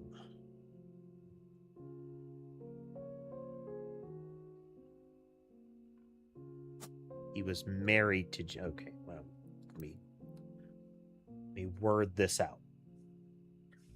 Okay. We're in C and J and J and D, which I want to look up. This is another band. Yeah. A band called C and J and D released one single called These Times. Someone with the username of XXX Diehard Dazzler XXX scanned the cover and noted that it cost him over $200 at auction. So the Dazzlers are the fan club of James Roottrees and Diamond LaRue's music.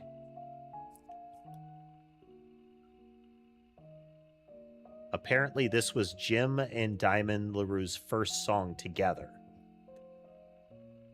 He also mentioned that it was performed with Jim's cousin and Diamond's sister, and that it was only somewhat similar to Jim and Diamond's later works. That makes sense, because it's that I believe it implied Carl tried writing some of the music, and it didn't work out for them. Find anything else about them, the band, or the single. So all that's left is to do is add the scan to your evidence. After a blazing fast 35-minute download, the track is also available. The olden days. Oh. Apparently you can click the walls.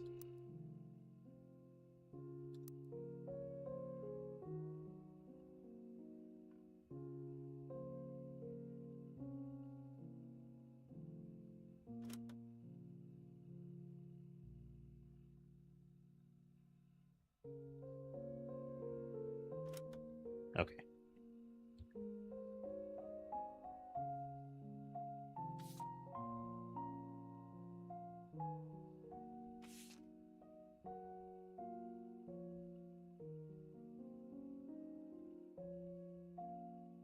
It will be hard to identify them by this image. Folk-style songwriting.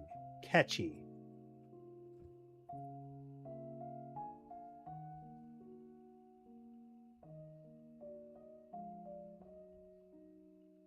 Clark Rafferty and Jim Roottrees. Backup vocals by the LaRues.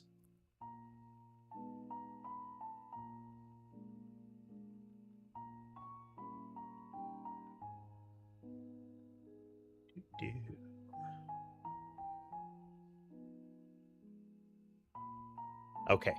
The lyrics of this song contain no clues. All it does is change the background music, which I have off. Okay. So if we go back to the notes here.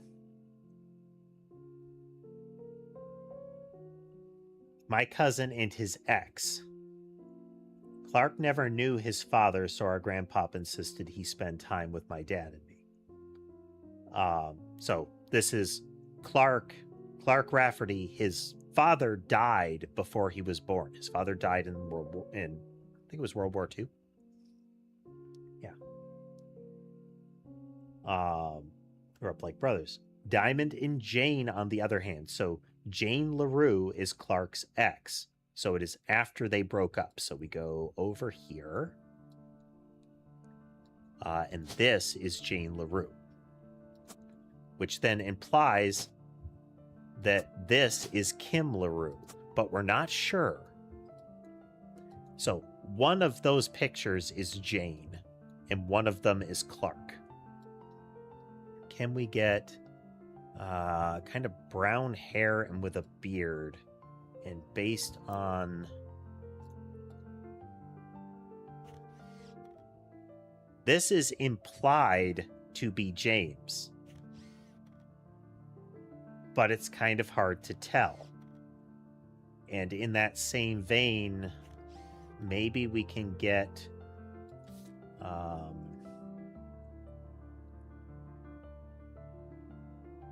where is it? Here.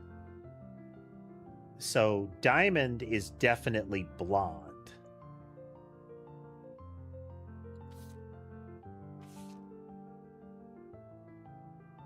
So this has got to be Jane here.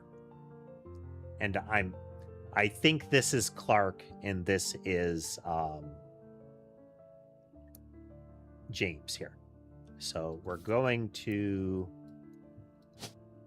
put that this is James, that this is Diamond,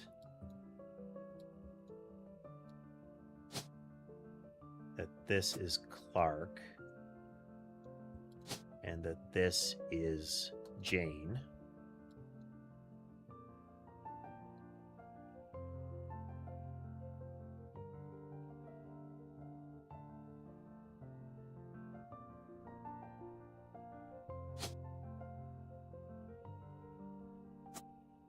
if we go into our evidence and we look at here.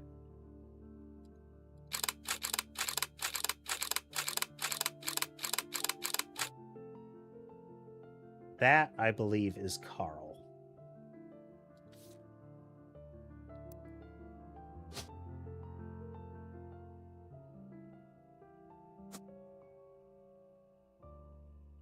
We don't know which president Carl, like which order he was in.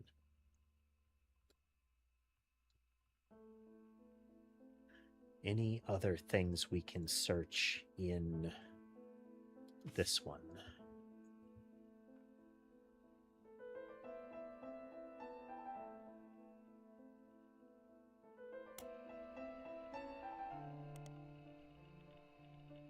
Section of the magazine called Skip It or Flip It has a short pithy blurb about new records. An album called These Times is listed under the Skip It column with the following. New single by Clark Rafferty, Jim Roottrees, and the two LaRue sisters. Amateur folk styling is catchy at times, but ultimately doesn't do anything new.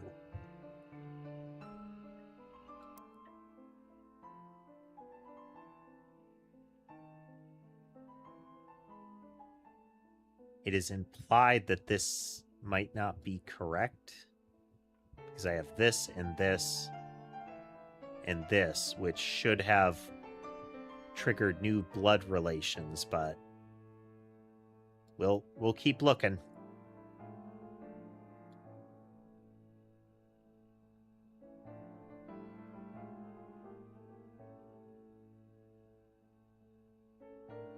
Because that is a correct photo of him.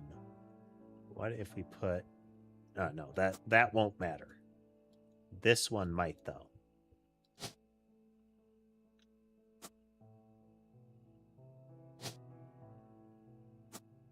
Oops. Had the photos reversed.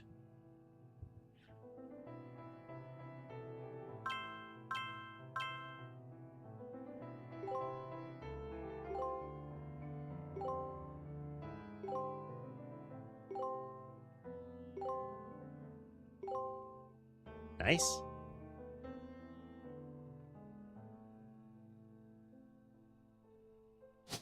Which then means that's you. Oh, he's not locked in yet because we don't know which president he is.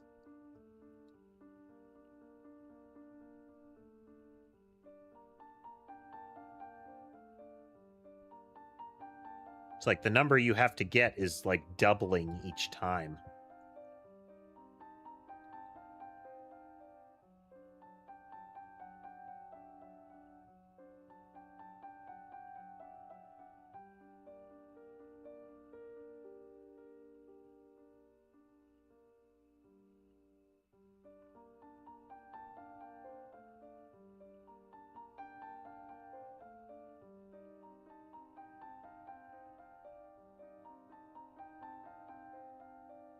Oh, Clark and Jane.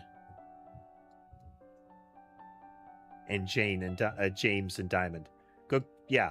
Yeah. Good call.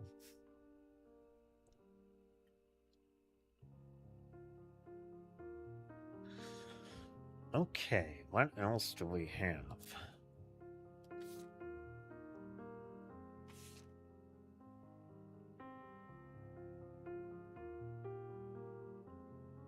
So this is the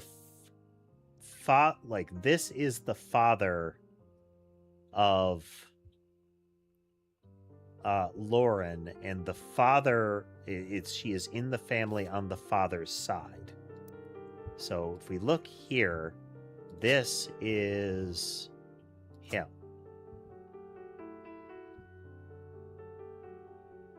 And let's see.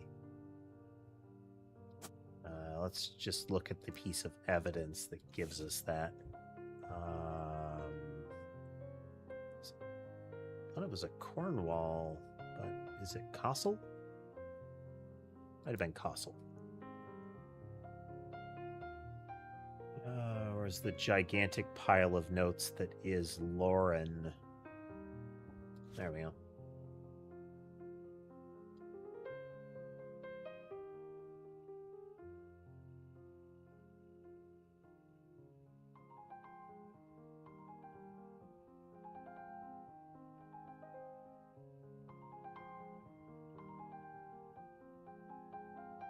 Hassel.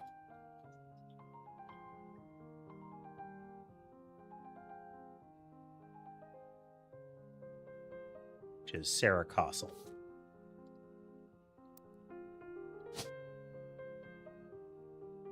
Making a lot of progress, Rogue.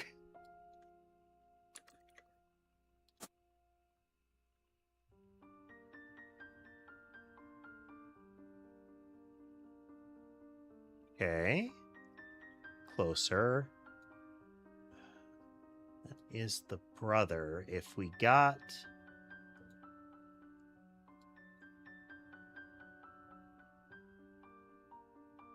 the third in line, there is a... Again, there is a bit of a leap we can make with this.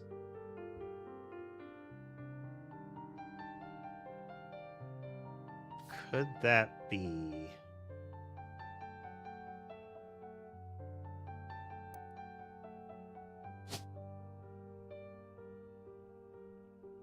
Clancy Edward Roottrees, who is a lawyer?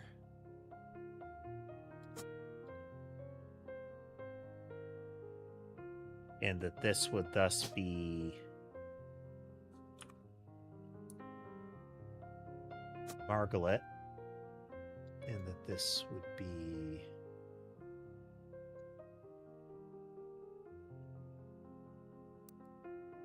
this is a leap. I don't actually know their order.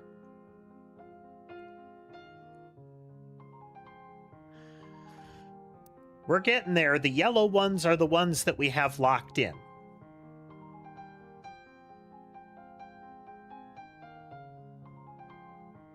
So let's look at some more of these.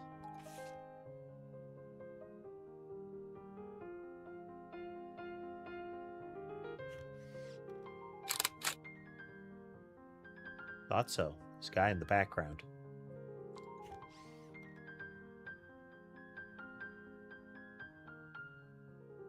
Yeah.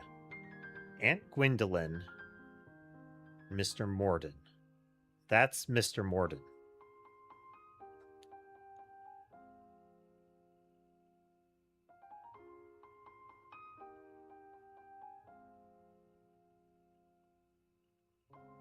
Now, it's possible, since this is definitely Miracle, he is the youngest. These are not in age order.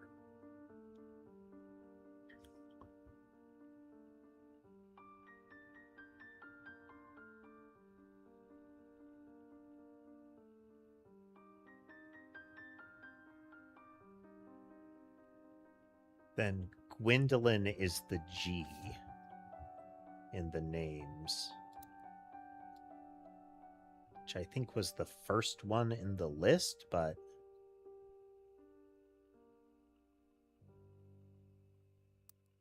this is where I think it falls apart, because G, so that's Gwendolyn, which would make that the oldest.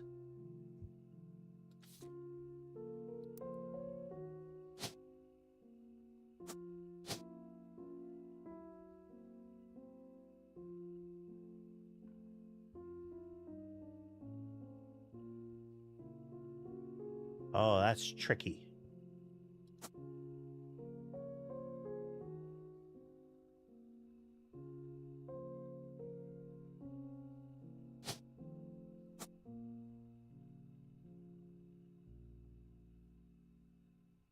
We don't know what the E would be then. We can guess a bit, but we're not sure.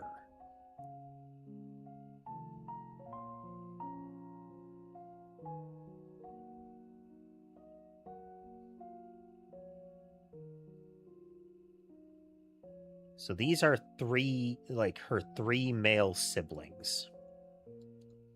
Let's jump back to Carl Roottrees' notes, our notes on Carl Roottrees, and we're going to look up this.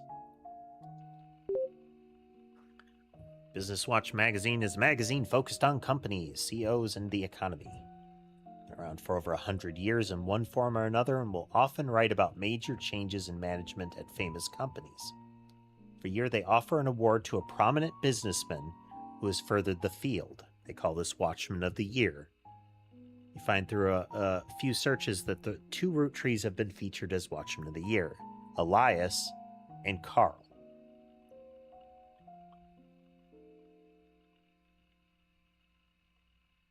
And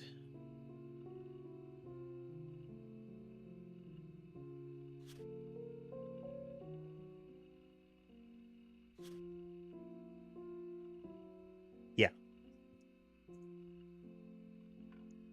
Okay, so we're going to look up. We're going to start with this in Business Watch magazine.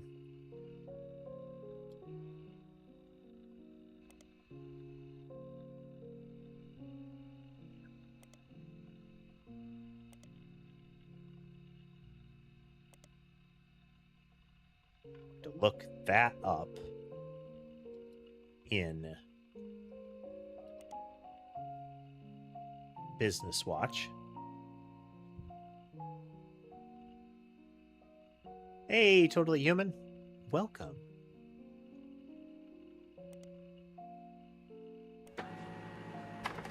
Of the year 1987 for his work with Root. The cover and a summary of the article has been added to your evidence. Excellent.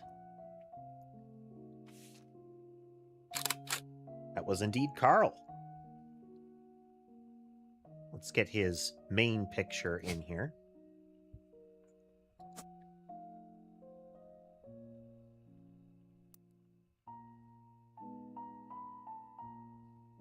Welcome. Welcome, Totally Human. Watch of the year, 1987. Photo of him. Chosen not for his work at Roottrees Candy, but rather a clothing company. Married, Carl's wife Brenda was a fashion consultant when Raina was born. She retired to become a stay-at-home mother. His new clothes were a hit with other parents, including Carl's cousin Jim Roottrees, notable singer. Yeah. Okay. Around the same age as Raina. That.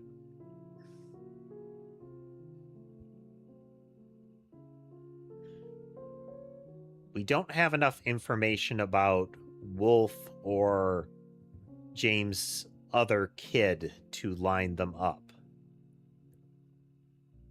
Because this does not infer that the daughter is first. It's just indicating that there is a daughter around the same age as a daughter this guy has.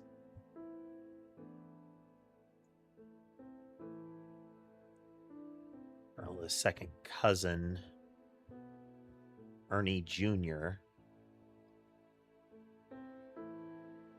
Ernie Jr. was president of Roottrees at the time. So we know Zach is the second. Then Ernie Jr. is the third. He's got to be like fourth or fifth. What do we have to list here?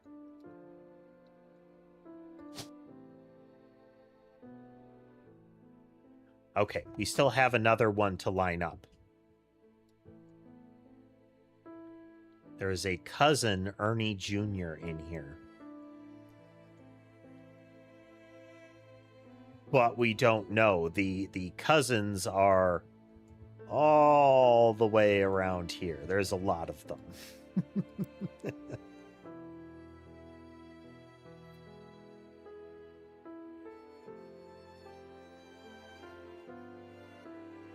They refused to fund anything other than the candy because the blood relatives only get money into their portion of the trust if the candy company succeeds. Carl's work with Root is purely what he like. That's purely him, his company. So Carl personally spent his entire inheritance to bankroll the clothing company. When the profits began to appear, however, the rest of the family changed their tune. They repaid his investment, and now Root exists under the umbrella of the candy company. For tradition, or perhaps superstition, new clothes debuted in the same way that they did. Raina became their catalog's cover model.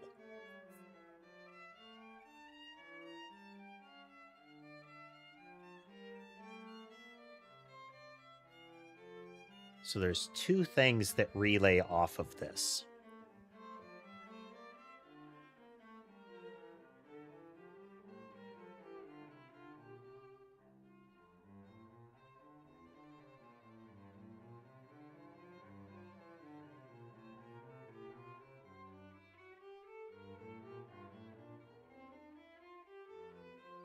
But the implication of this is that had a young daughter at about the same age as Reyna. Reyna is his oldest, I think. Yes. Why is her name in blue?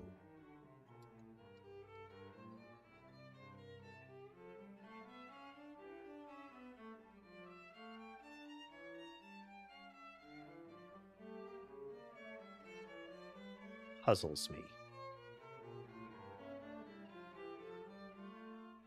So I think this one might actually be Wolf over here.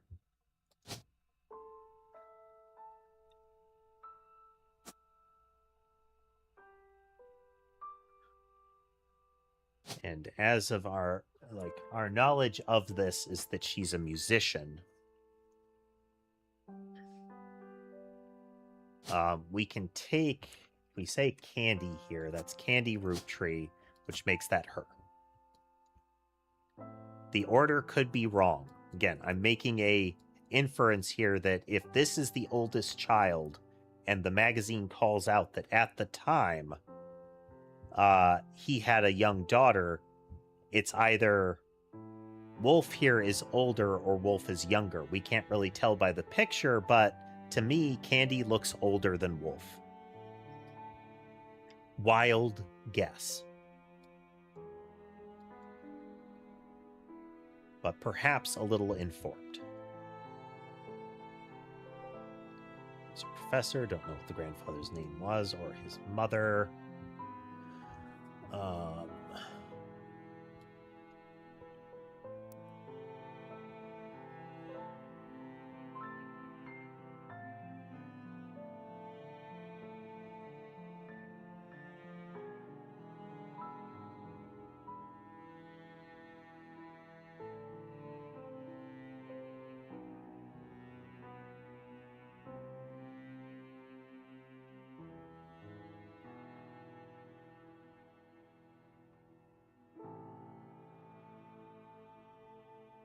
Two other things we're supposed to be able to get out of this.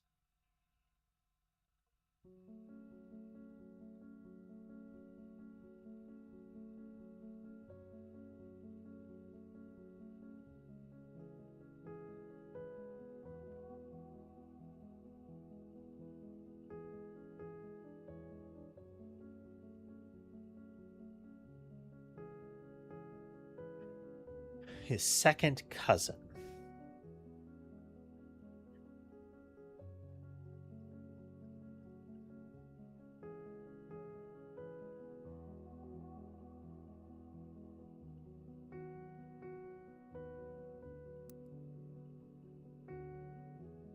So there is a Zach amongst this line, that is the second president. So that was in the Lauren notes.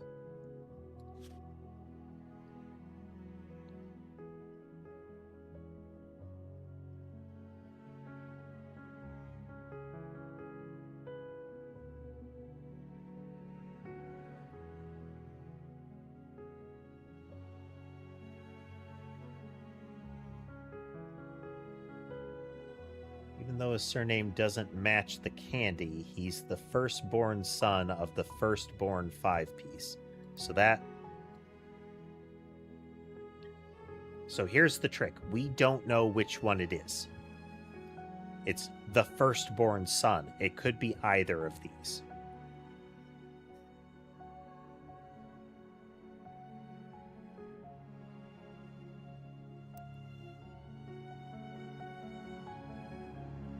Do we have about the 5 pieces?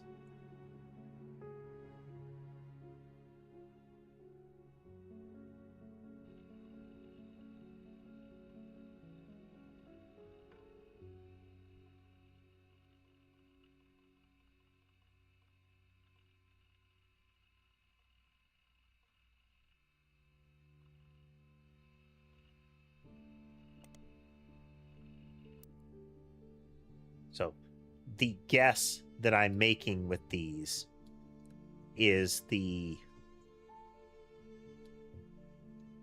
that it's in the order of the 5 pieces. So, you know, the Gwendolyn, then E, then CE, then Margolite, and then Miracle, because it's Aunt Margot, and then Miracle because he is absolutely the youngest. He is about the age of like Gwen and Lauren. We can make a guess on... Oh, and Margolite is a housewife. Which would make Gwendolyn a housewife. She is the first Rootttree not to be a housewife. So that's before she became an author. She referred to her as the first one not to be a housewife. Now, it's possible that they have another profession that happened after Gwen became an actress. Because at that point, all bets are off. These are the 5 pieces. This is Margot. Because Margot is blonde. That's Auntie Margot. Wait. Gotta check the notes. Check the notes. That is in Lauren...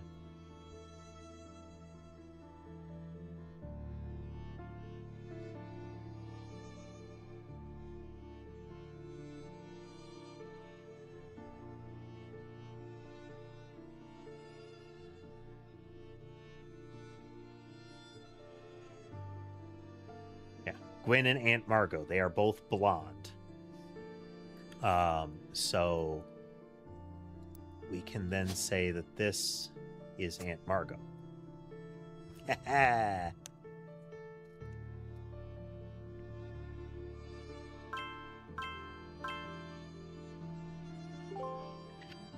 Nice. Nice.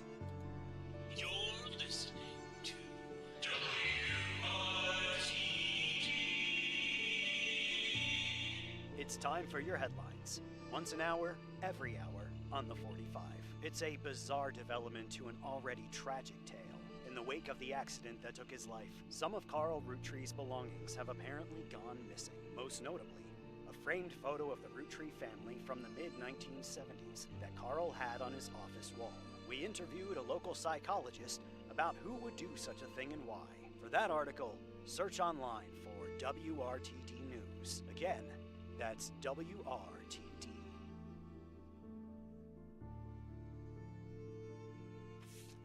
Okay, well, let's...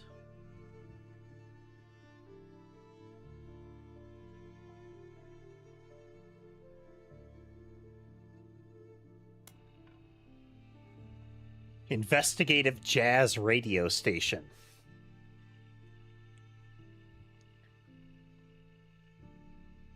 About a picture taken from Carl's office after the plane crash. Wasn't a break-in. Instead, someone with a key to the office took the picture after discovering the pipes burst due to a recent storm. Means it was likely someone close to the family who was aware of the history and wanted to save it. Psychologist, however, also goes on to posit that the culprit had an alternate agenda, specifically because nobody in the family has come forward to say they have it in their possession. Comment below the article says, "Don't believe their lies. This is just another instance of the Roottree curse being a real thing. I bet you Carl was murdered and the picture has evidence." The implication here is that the one that went into the office and took that picture, which I believe is the one we have, the water damaged one of all of the quote free spirits, is the person we're working for. Search.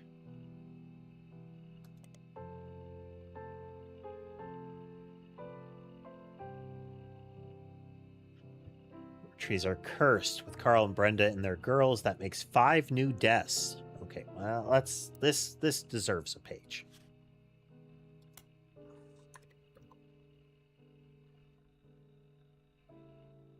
Or at least it would seem that it should.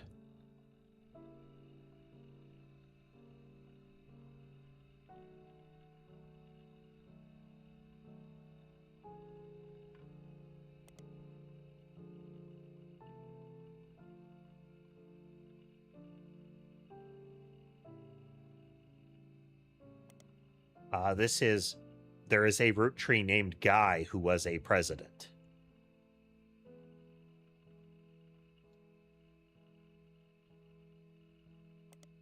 That's another president.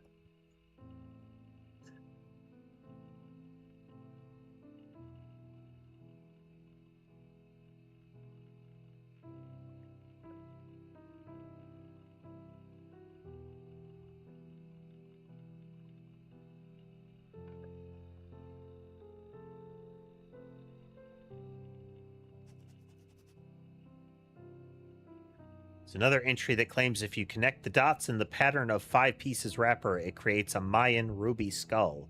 A secret message meant to subliminally scare people away. Post before that has a link to a site that talks about how Earth has 4-corner simultaneous 4-day time cubes. The author of this site seems to agree. Entry from a few months ago claims that the owner of the site received an email from Chris Raff 75 at prodigy.us asking him to take down his site with faked proof that Ernie Madison actually had a heart condition and wasn't poisoned. The owner claims that although the proof looks quite credible, he knows that the proof was fake because he's an expert at creating fake evidence.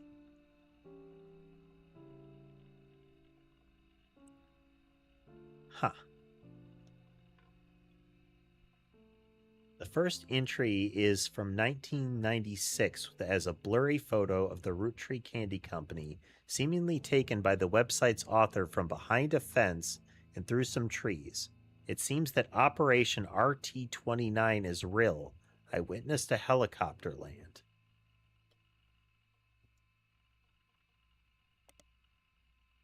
Oh, that's...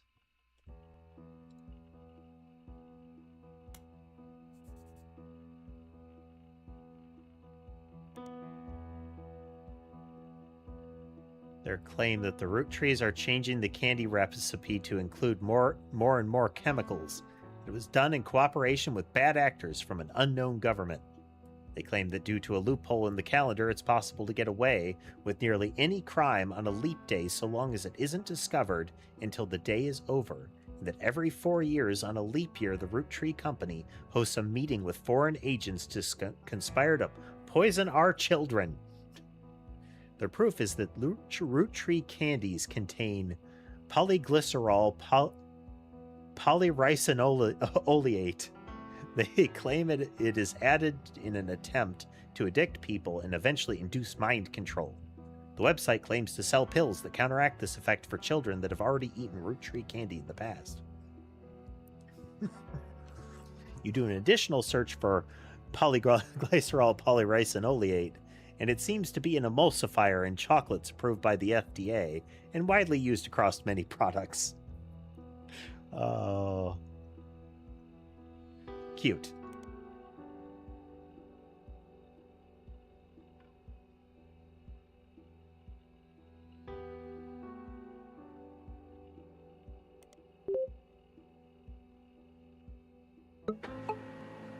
Hicks Pop. Find a simple page called The Art of Rafferty, copyright 1997, on Prodigy that lists the author's email address as ChrisRaff75. This is the guy who is a pro at faking evidence. Below a bunch of GIFs that say under construction. Oh, the olden days. There are a few art pieces. The first is a painting captioned "Me and my fiancée, Lulu."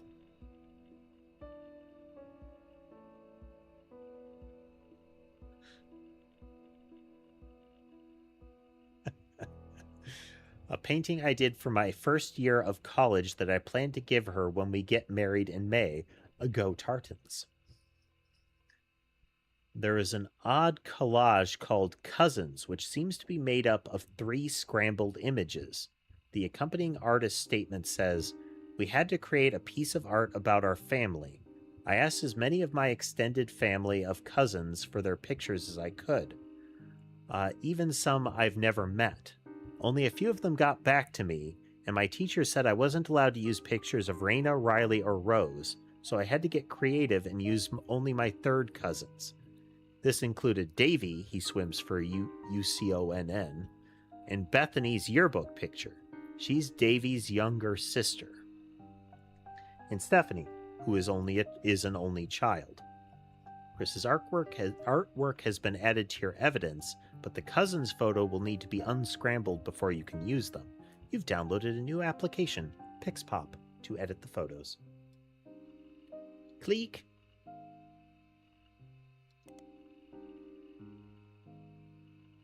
Is this a sliding one?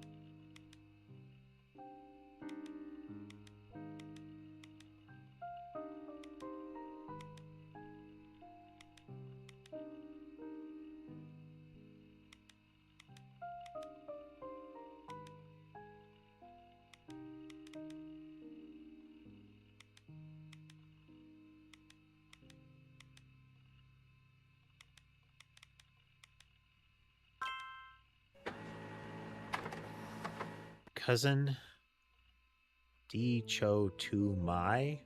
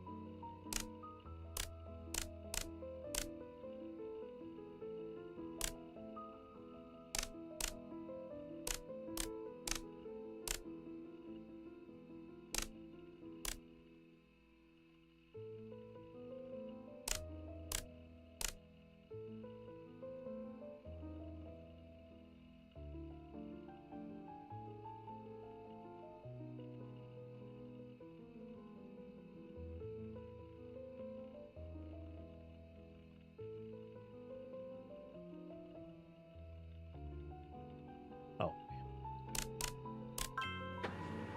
It was very faint.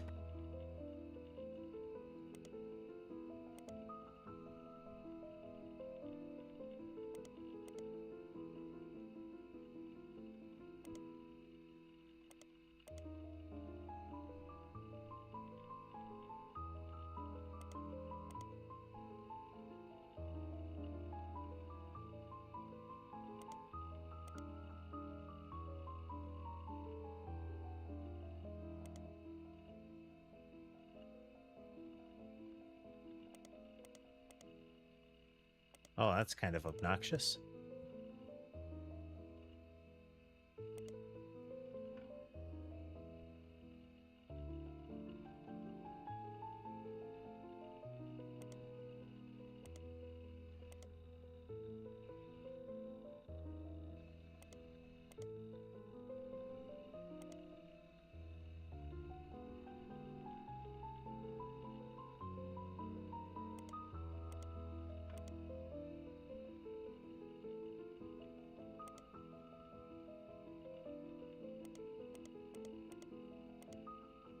No. Even is that?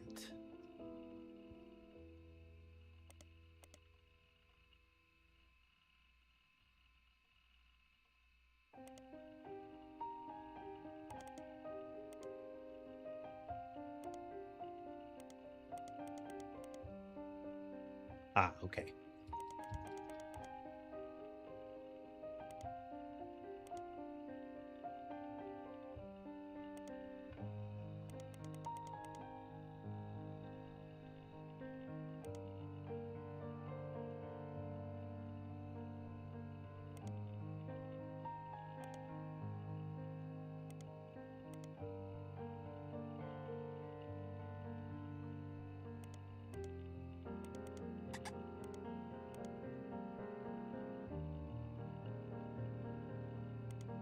Quiet duck. I got this.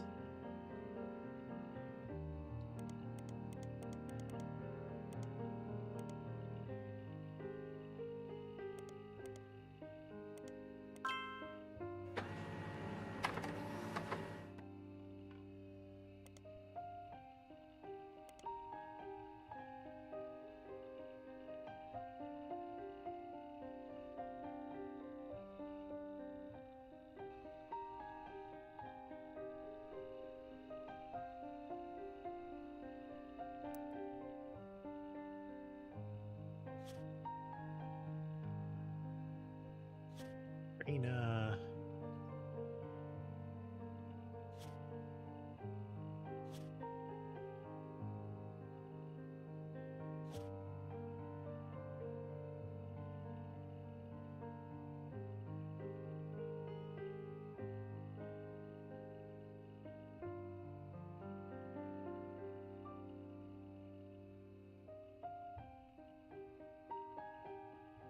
Bess Williams. I haven't looked up that book.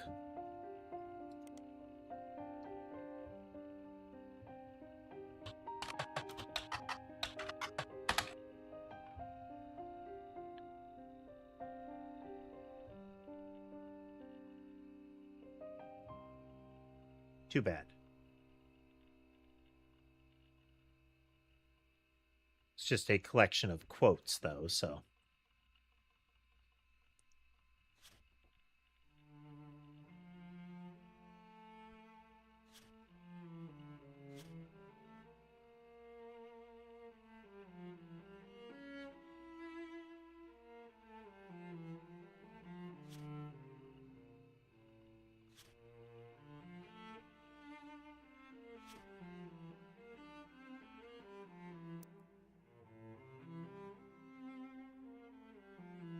Miracle the Second, Miracle Junior, I think we can pull the notes for.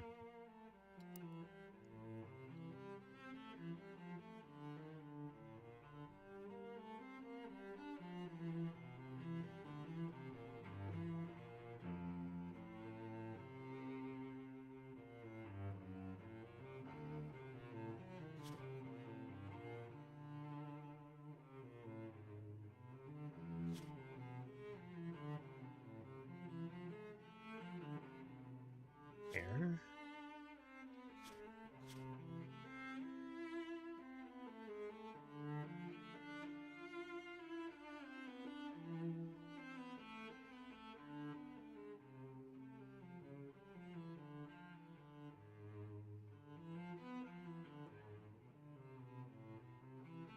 We are getting there.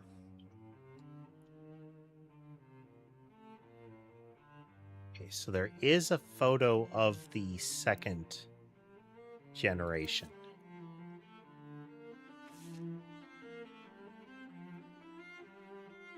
Cousin's art.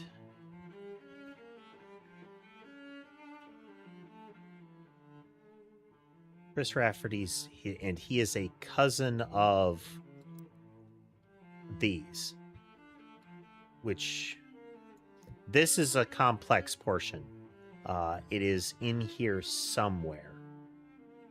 That is Chris Rafferty.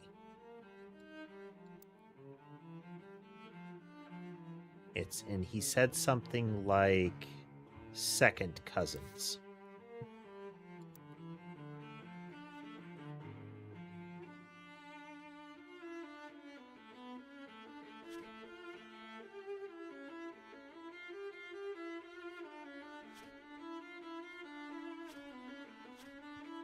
Did I put that note in a weird place?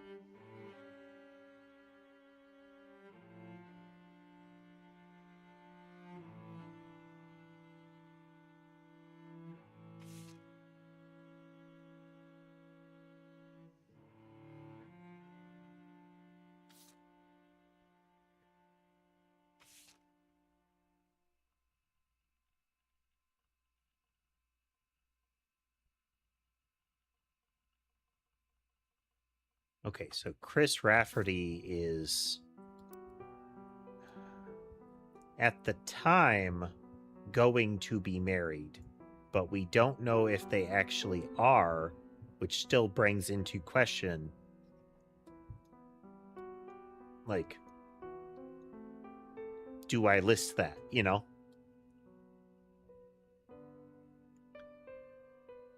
If they are, then it would be down this way, and it would imply the illegitimate child here.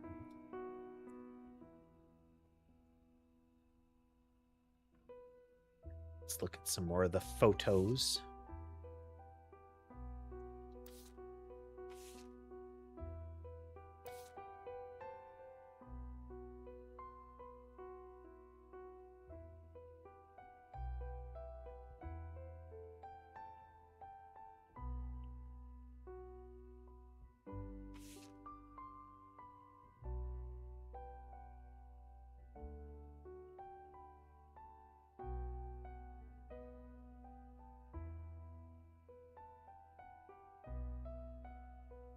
This is the next generation.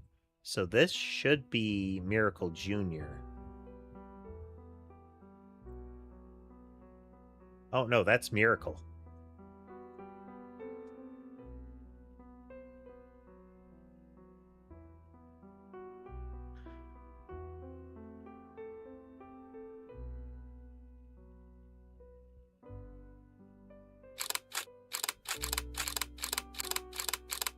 I believe this is Zach.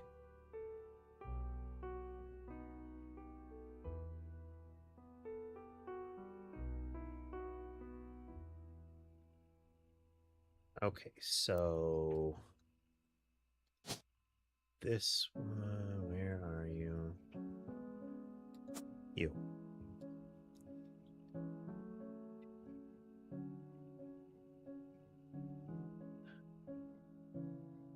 We don't know which kid that is. That is either Miracle Jr. or it's this one.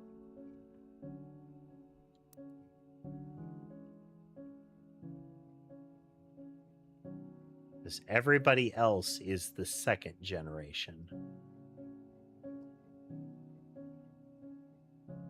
That's got to be Clancy. No? Oh, yeah, because it's somebody else. It's somebody in this row.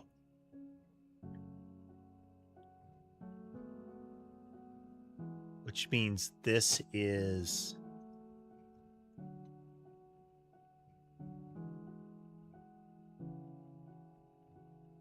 It's got to be this kid. One of these two... This one or this one have got to be Miracle Jr. Don't know who the redhead is. One of these two is Lauren.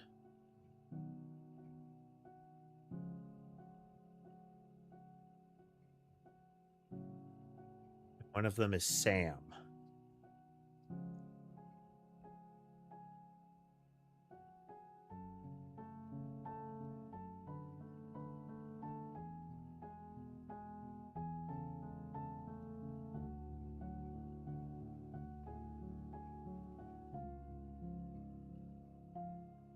Wanted to have Eli stand all the way on the left, but I was overruled.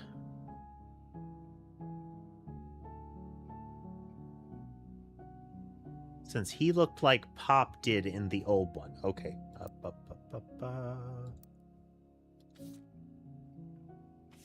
This is the old one. That's Pop. So let's see. He has... there's two of them that look like him.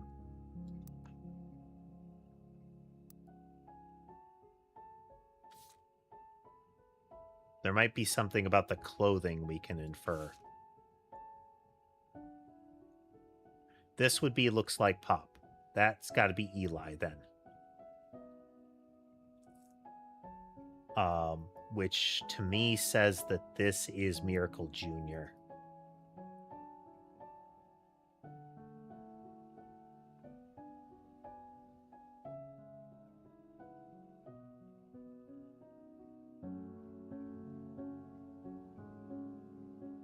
maybe not. We're gonna remove this picture.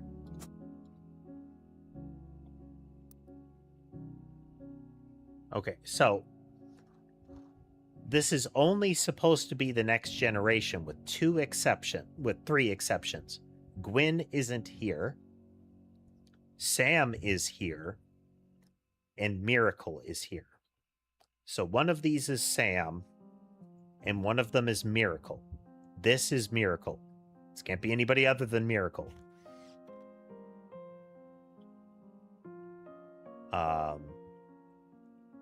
We have nobody else that matches it, and Miracle is the one that started the whole crazy preacher line of the family. Just notice we don't have a cat. Let's check here.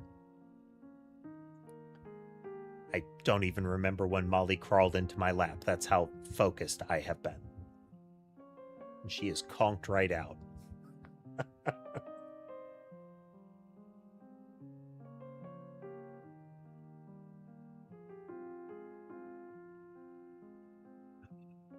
have a good way of distinguishing...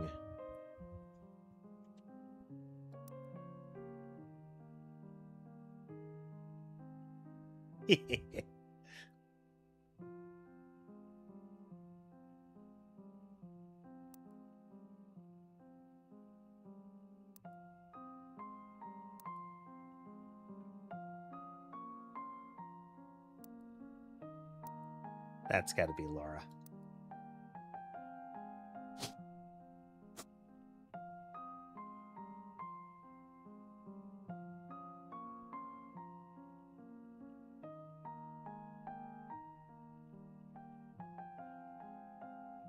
Gwendolyn. No. Those pictures aren't of that. They're of this group. Okay, she is not present. He is present. As is his brother. His brother is one of the many Eliases. But we don't know which Elias that is. We don't know who that is either.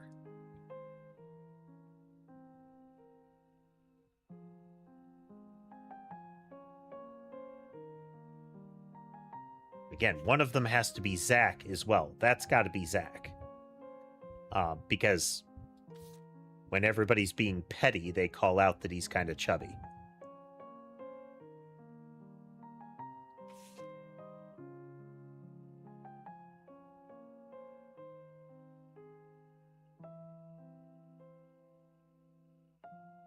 Force Clancy to send him to the academy.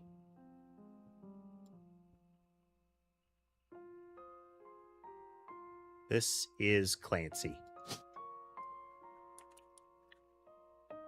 Clancy Jr., who is a professor. We don't know Grandma's name yet, but that's Clancy.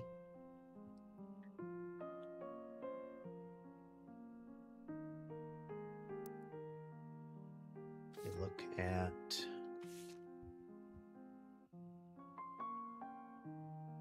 so this is the 5 pieces. She follows down this line. Clancy Jr. is a professor whose picture has got to be in here. And if I had to guess, if I had to guess who in this picture is the professor, black-rimmed glasses, green bow tie, and what is probably a suit that has patches on the arms is going to be this guy. This is a guess, but it's also he is darker haired. And we have to get that from somewhere. We don't know what Sarah Castle looks like or what Clancy's mother looks like, but I'm going to go with that until we get a better indication. And I actually think this is the youngest son of Miracle here, because Miracle is there, which only leaves a few of them. And it's not shocking that this would be the younger Miracle Jr., because, again, Miracle is very young.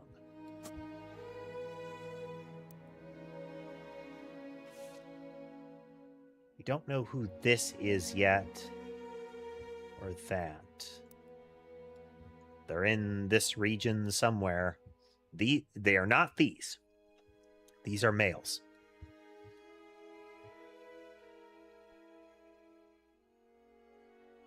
There are 2 men unaccounted for. It is not him.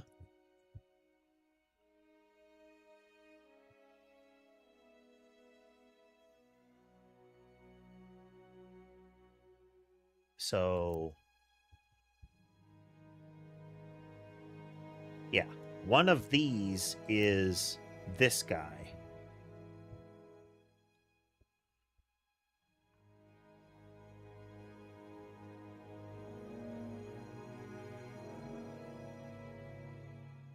They insist that the 4 of us stand together. Okay, yes. But... oh.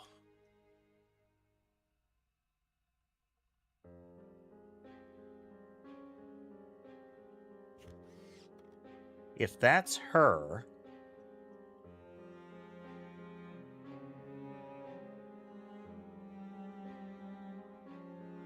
all right, let's reassess. Once again, we're going to take you out of there. We're going to put this as you, because the 4 of them are standing together. There is another person in here that we can't account for. If she is Lauren, we don't know who that is then. So I'm going to pull this picture here as well. I think this is right.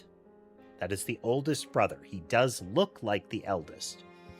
Then it would be this, and then this. This would be Eli, and then somebody else. We're going to go with that for now.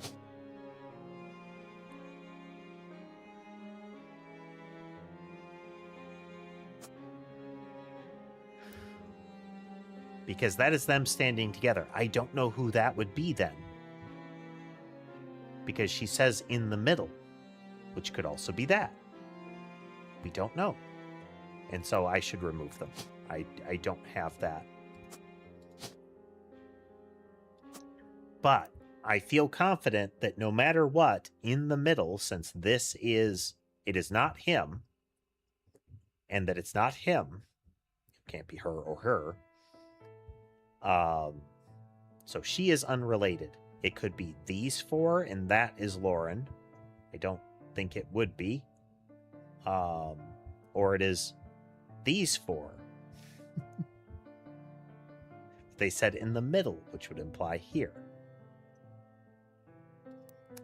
Tough. I think that's right, though.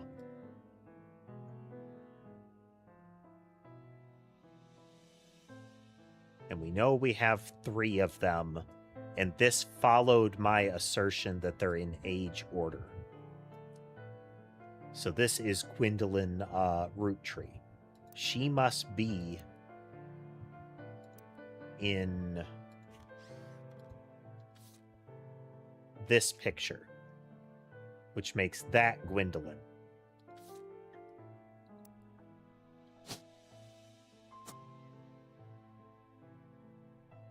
Okay, one of these is Zach. If we can get a better inference of that, I don't know that we can follow. Like, I can't make a determination of either of these yet. But maybe there's something more.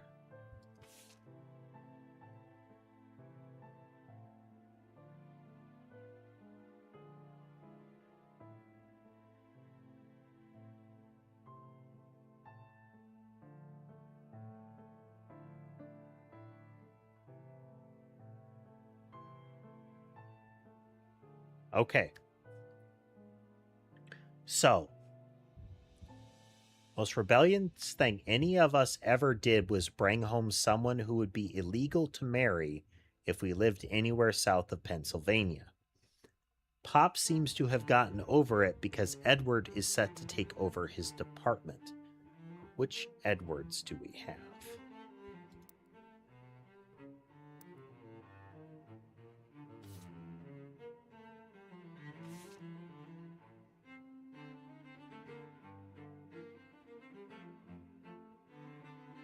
Zachariah Morden. That is the one that we're looking for. She says Mr. Morden, but that could be the father of Zach Morden. South of Pennsylvania, illegal marriage in the time? Yeah.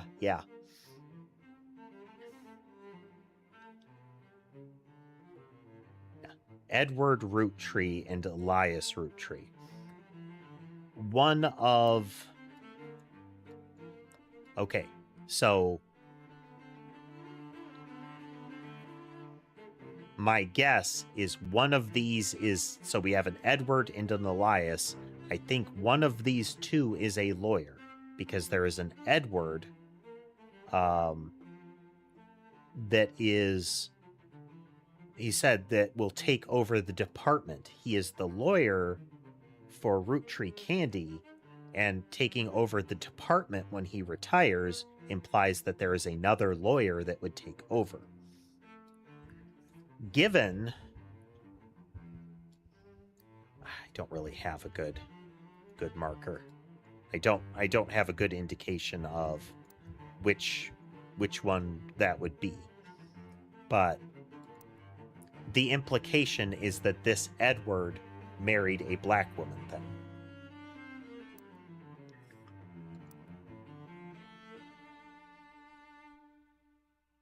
Unclear.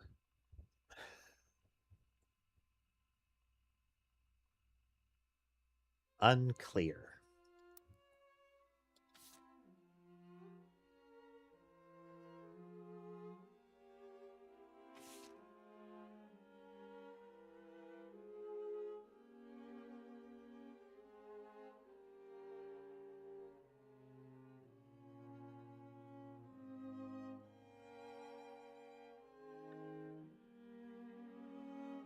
These are the free spirits.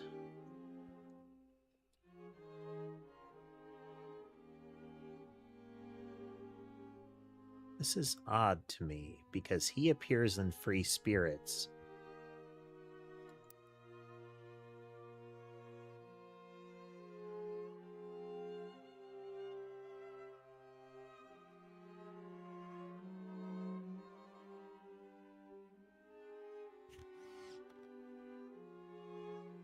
Right there. His hair and skin tone. We have some orange hair.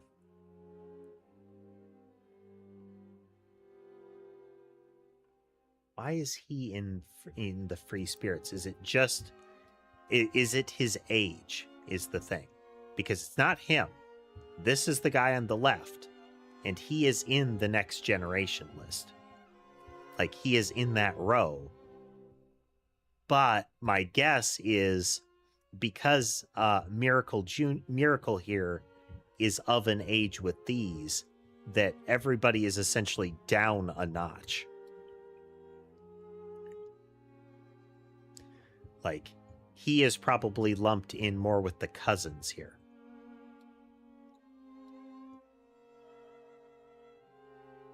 This is still a guess, but I feel like it's a good one.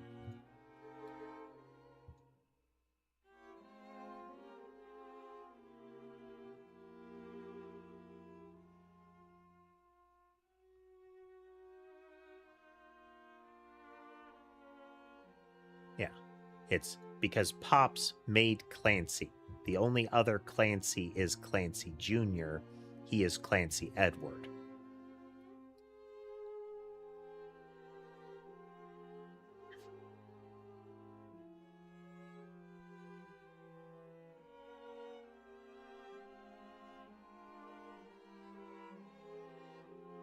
We don't know which of the pictures of her children, which line up to this. All right, let's look at the evidence that we can still extract things from.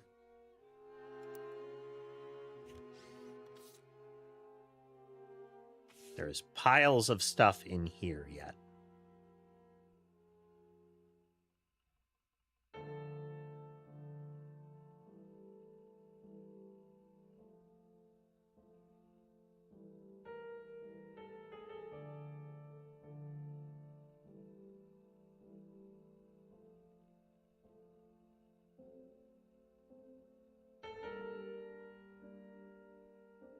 That was her first published book. Her first published book was not under her original name. I'm gonna go looking for it. We need to know.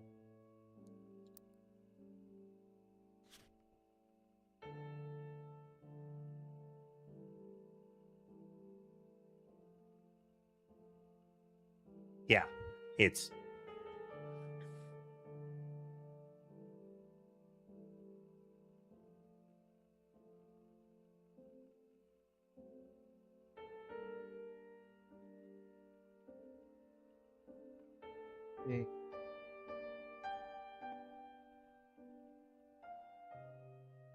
this guy's tummy's upset.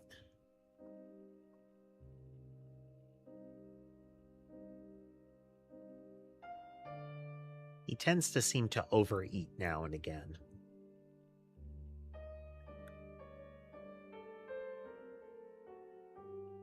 He's a bad president after all, and his sister seems to be doing a good job raising her twins.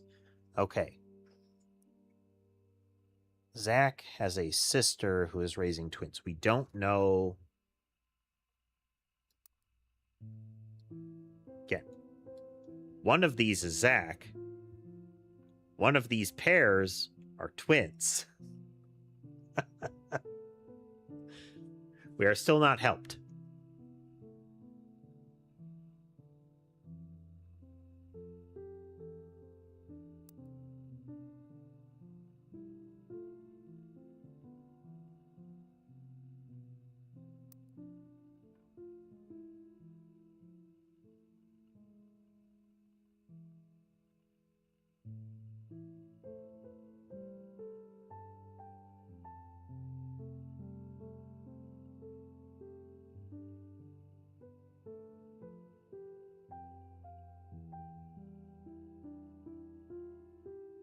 We're going to look up Lauren Roottrees again.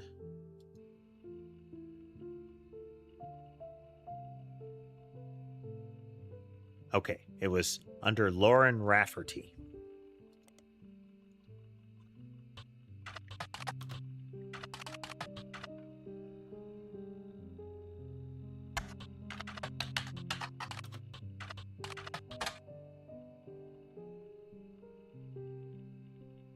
No copies available. X marks the spot.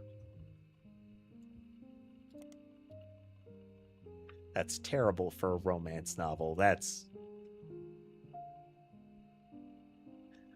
which would then be Lauren Roottrees at that point.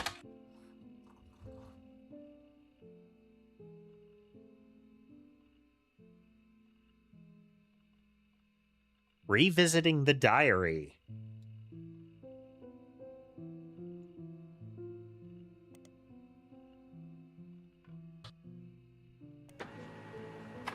Haha.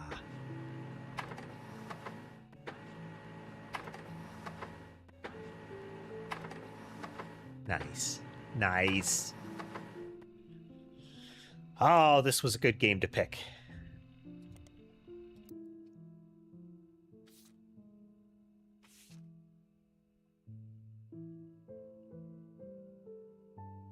Featuring new insights, additional thoughts, and never before seen entries. Okay. We're gonna make a page specifically for revisiting the diary.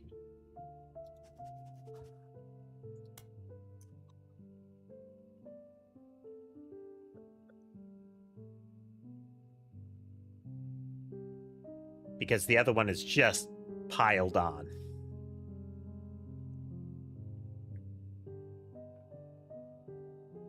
Elias Roottrees had died, and during the reading of his will, there was an audible gasp when a certain name was read: Samantha Roottrees.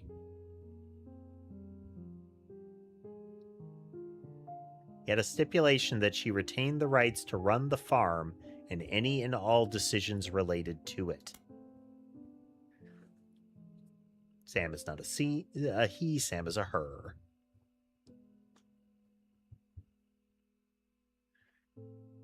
It's then that the scandalous secrets came out. None of the 5 pieces were surprised, but it was quite a shock to everyone else, including Sam. She had been told her parents died.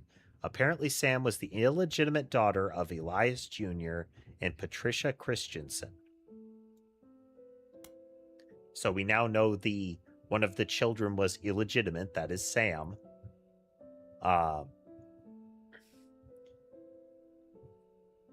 And I believe the implication from the court case in...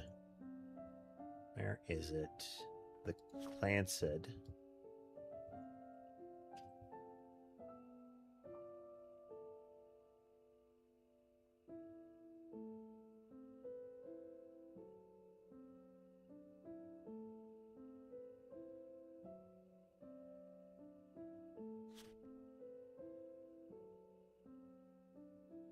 I thought I had it somewhere.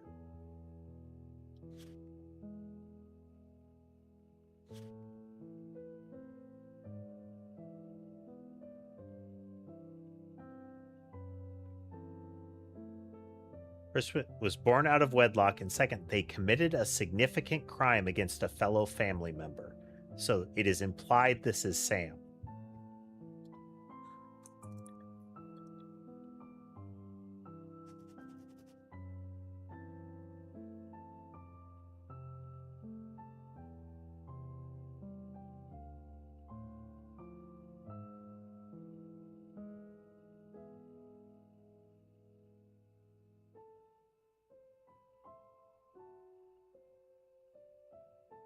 Patricia, the daughter of a local steel mogul, and Eli Jr. harbored a secret romance at age 16.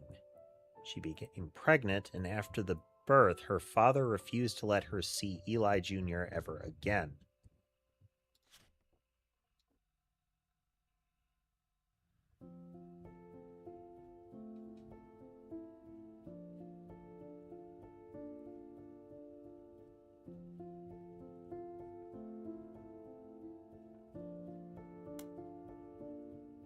Maybe Samantha was sent to the Roottrees. Elias hid her away with the local farmhand known as EC.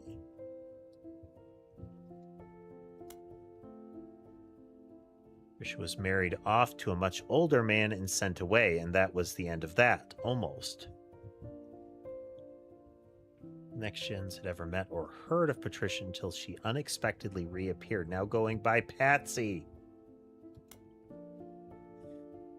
Patsy was called out as the wife of one of them, one of the miracles.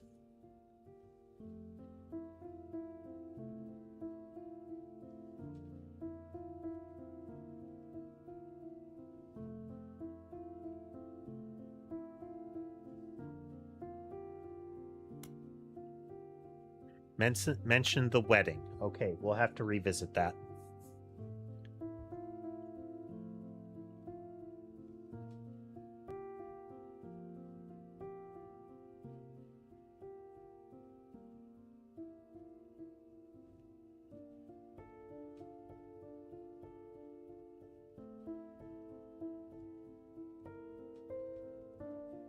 But isn't she a blood relation?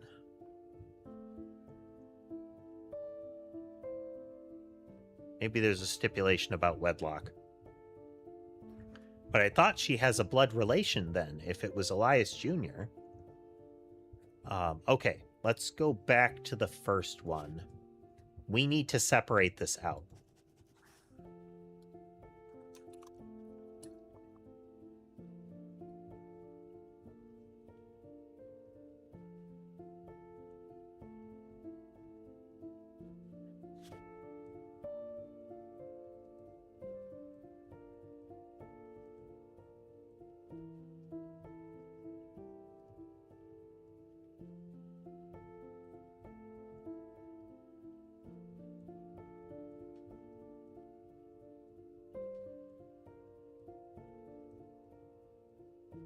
Diaries, untimely death, romance in the court.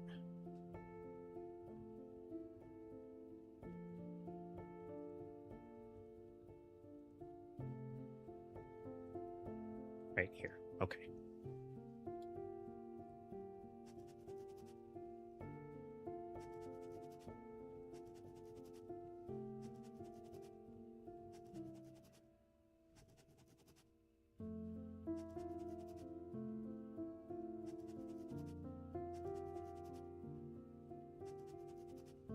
We are moving all of this over because it is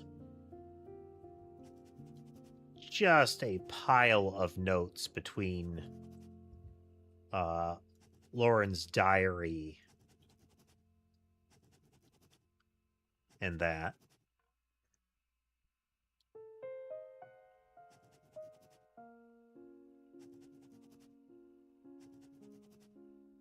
And I want to be able to remove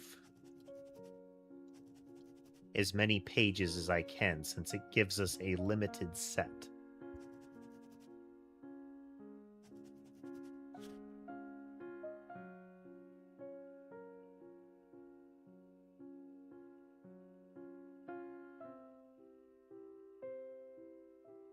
Back.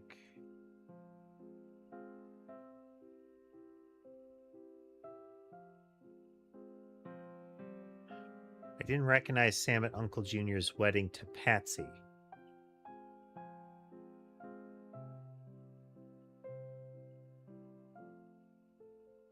Okay. Uncle Junior is probably an Elias Jr. In this list. But we don't know which Elias Jr. Because... Oh, no. Elias Jr. And that is Patricia...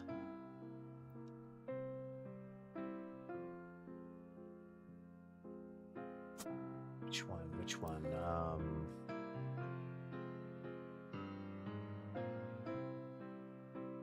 Patricia Christensen.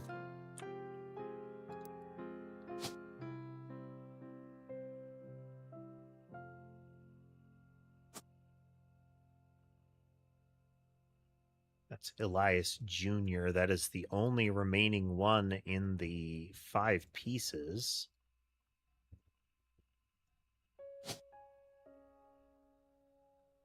Which is you.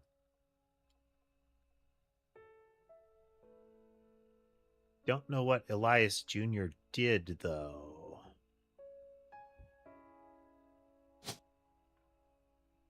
Architect. Lawyers, preachers, and architects. And Gwyn was the first woman not to be a housewife. So he has to be an architect. He also built the warehouse, or designed it.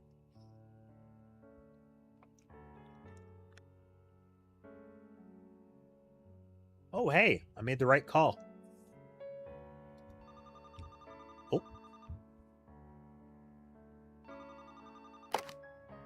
So, you may have heard the news. Some of Carl's things have gone missing. That includes the pictures and mail I brought you earlier. I promise I didn't steal it. But I did borrow it. I'll return it once we're done. Let me deal with my family in the meantime. Oh, I guess that means I've officially confessed. Okay, we are working for a Roottrees. The psychologist on the news said that it implies a alternative, like a different motive than the whole bloodline thing. I'm a Roottrees. Shocking! I assure you I have a reasonable explanation for the secrecy. I'm about to do something big the family doesn't approve of. If you could just wait a little bit longer, I'll tell you more, in person. I'll return after 15 more blood relatives. Okie Let's get this out of the way so we get the story so far.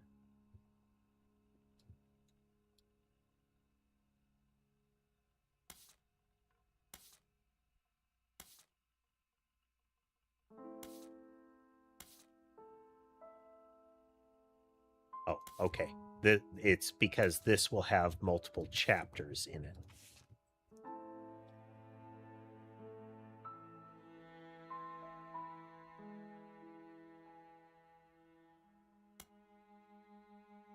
Additional notes and context from the 1975 10-year anniversary re-release of Lauren's Diary.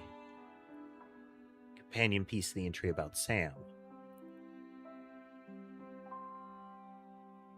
I didn't know about them when I wrote the original. She's a fine woman. She had a chance to grow up with us. Had she had a chance, she might have been a sister figure of Gwen. Never, the sister figure Gwen never was. Ernie and the kids are lucky to have her, and her children seem eager to help the family in their own ways. Ernie Jr. has been learning the day-to-day from Zach. So Ernie Jr., if I recall, in the Roottrees conspiracy here, yeah, Ernie Madsen Jr. Okay, Ernie Madsen Jr. then is the third president. Let me just try that here.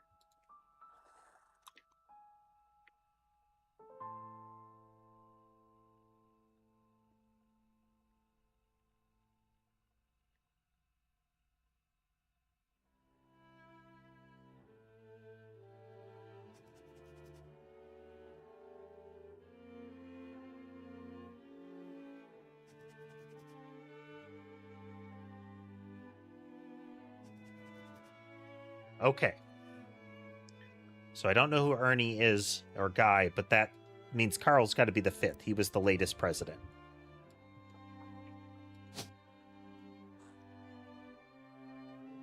Boop.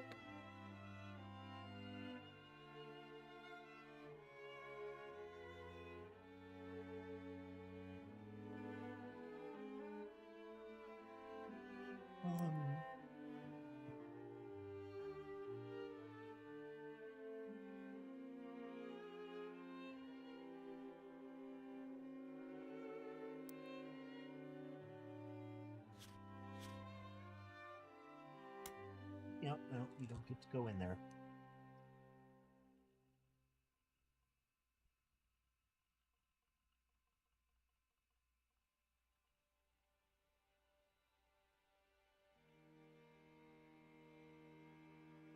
Well, Gwyneth has the green thumb of her mother and her adopted grandfather.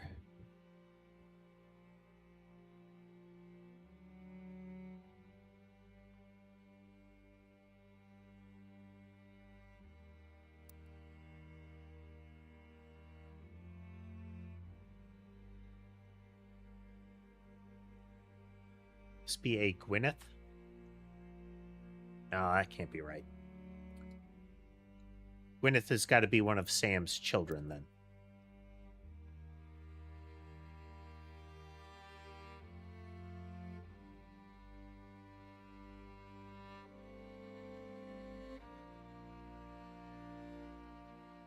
Most ashamed of is not figuring it all out myself. Sam's the spitting image of Patsy with her jet black hair and green eyes.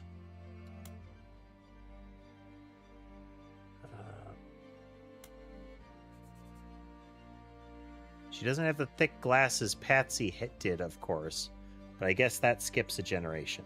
Her children have that covered. Okay, which implies one of the cousins of the Rafferty kid in university. It's hard to explain the look on Pop's face when they read that the farm's operation would pass to Samantha Roottrees for as long as she was willing. I got flashbacks to when Zach was made president. Mother reframed it a bit to calm him down. Sam wouldn't receive any candy money, after all, and was essentially inheriting the right to rule over the peasants for eternity. Wow! Wow, Lauren's mom.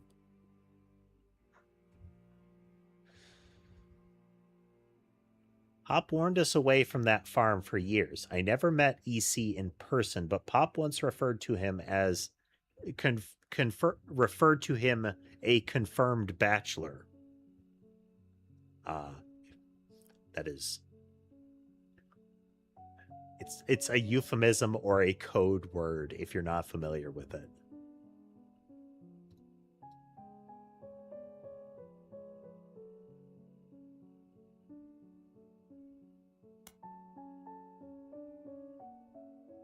Yes. Exactly, Dodds. Sam had to grow up in a house with him and his roommate, Mr. Miller.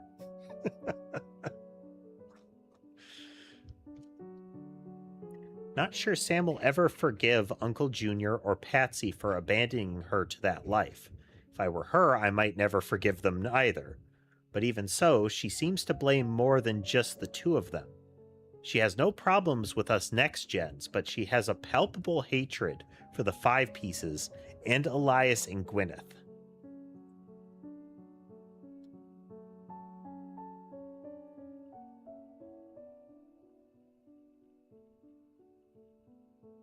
Let's take that whole paragraph. That's a tangible one.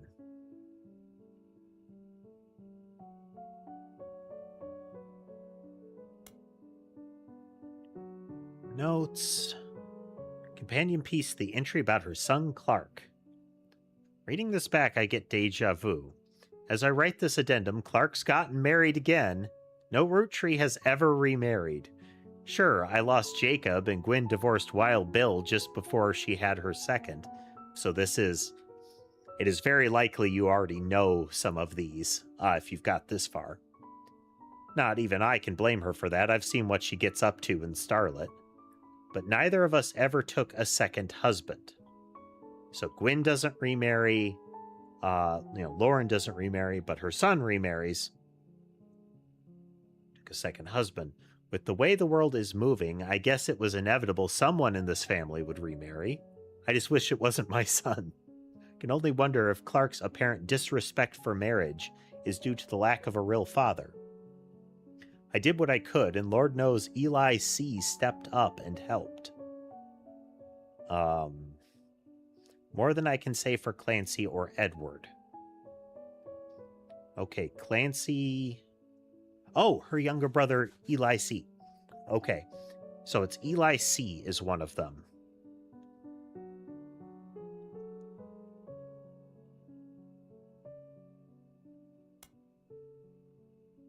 I mean, that might be apparent.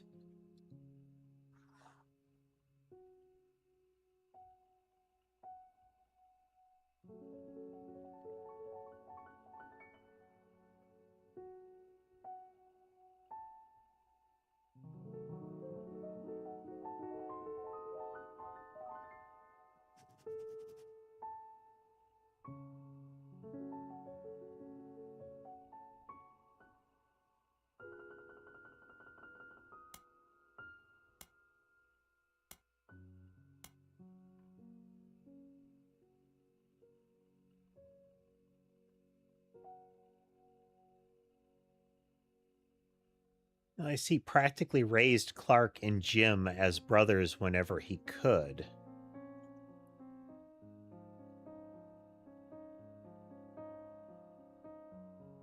Eli's marriage seemed fine, and Jim's marriage seemed solid as a rock, pun intended.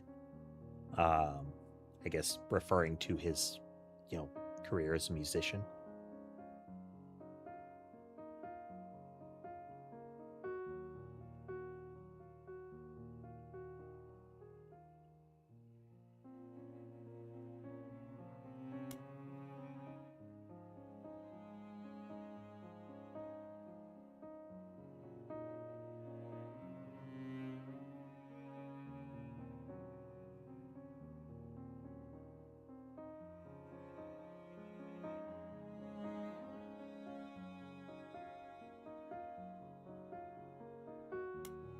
Okay.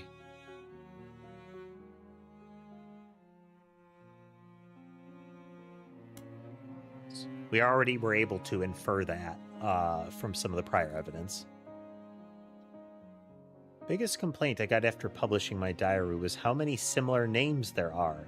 And I get it, there are 4 Elis for Pete's sake. But that's how it is. Someone would say, I saw Eli in town, and I wouldn't know which one they meant. My brother, my uncle, my cousin. That's why they became Uncle Junior, or Miracles Eli, or Eli C.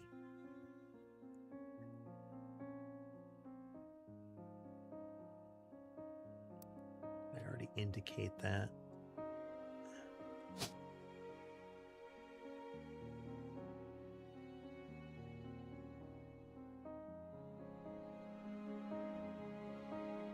Yeah. It's Elias M.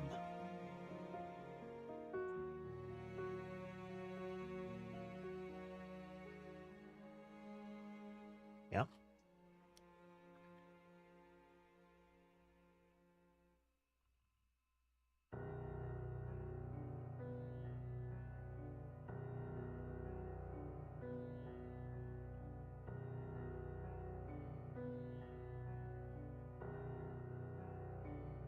Did she say?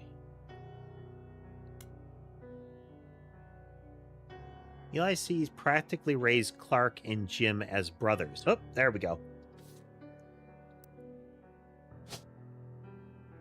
Elias C.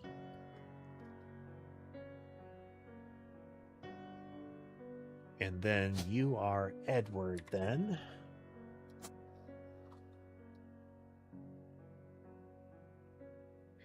And he's got to be a lawyer.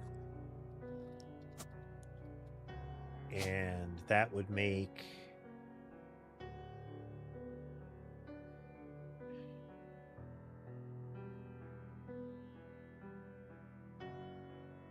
you.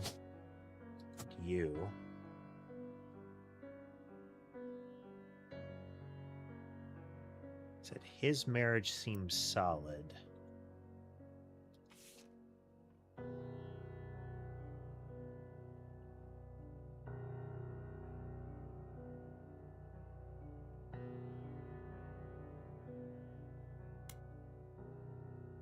Our family names were always unusual. Grandpa Elias was a believer in using the names of each generation to honor those in the last. His father and Grandma Gwyneth's father were named Edward and Clancy. So now you see where my pop's name came from. So this is, if you haven't already inferred it, she is explicitly telling you that's Clancy Jr.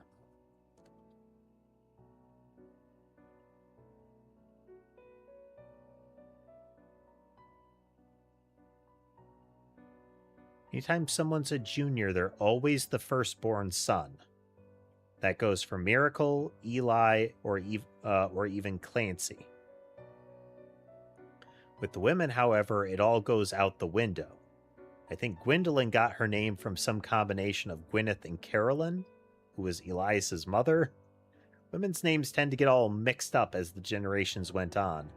I guess that's because there's no female equivalent of junior. Not a companion piece to any specific intrigue, but rather a fun bonus. Apparently this is the first thing she could find that she ever wrote. She knows it was for a school assignment about anger, and she believes based on the teacher's name, she must have been in the 3rd grade. She doesn't exactly remember the events spelled out here, but she does remember getting in trouble.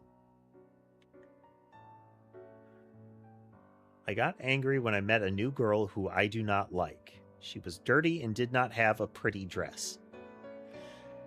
Me and Pop walked home in town, and she hugged him. When he told her he was my pop, she pushed me. I got angry and yelled at her, and Pop said to treat her nice. Then she said, "Your pop is my dad." She screamed it loud in my ear. She was lying to me, and lying is not a nice thing. So I pushed her too. Then I got in trouble. Then Pop took her away. He told me, "Don't worry, I'm glad she's gone."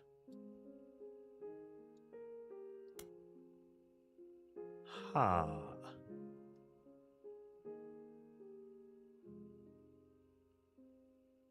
That Doesn't scan.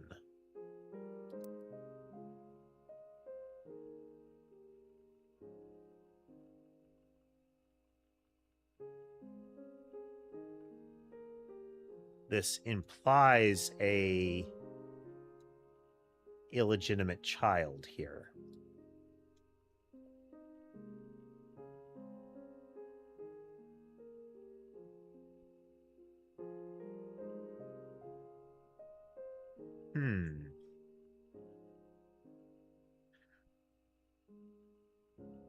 So there is a notation here. We know it's Patricia Christensen, but there's something else connected to this event. And I wonder if that note is that he is somehow related into this.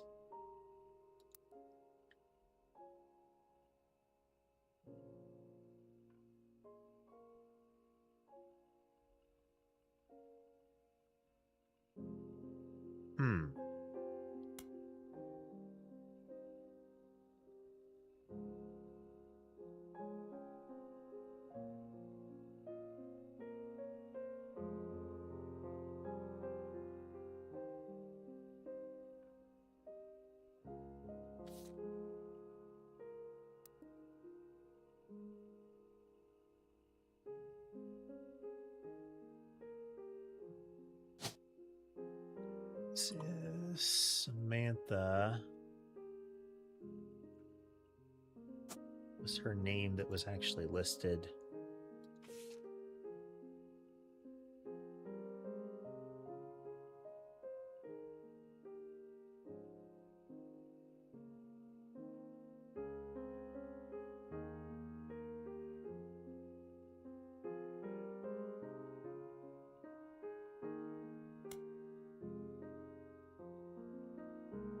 It's not in this one. This one. Samantha Roottrees. Okay, so this has got to be Samantha Roottrees.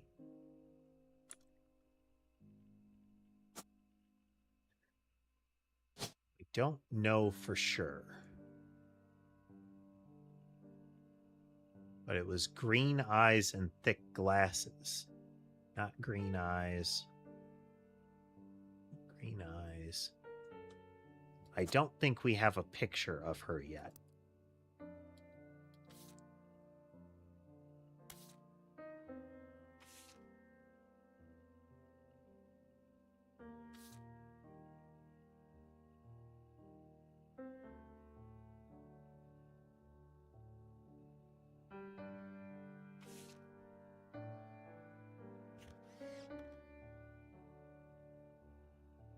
This is a relation, though. It was black hair, glasses, green eyes.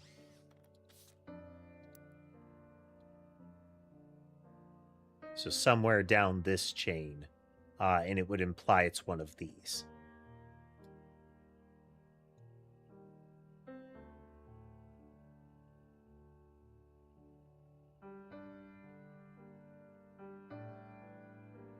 Let's go back through our evidence again.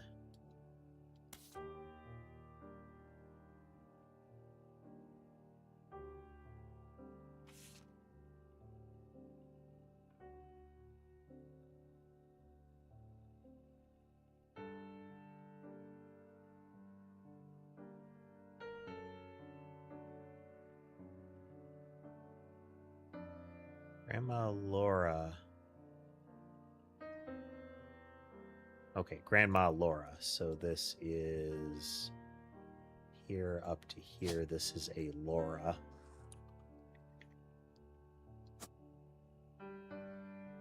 It's Laura Carlson.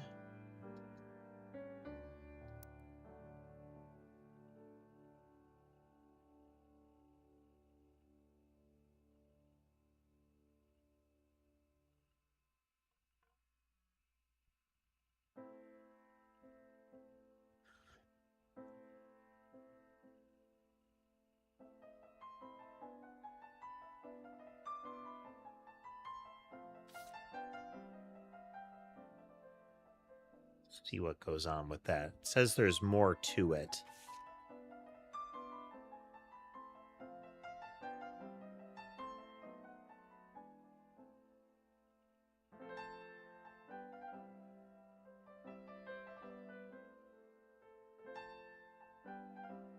Because this is Lauren and, you know, the books I've been going through.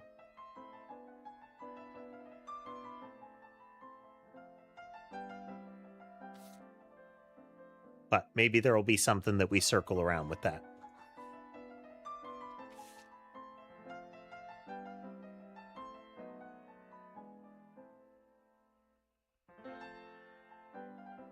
You know what?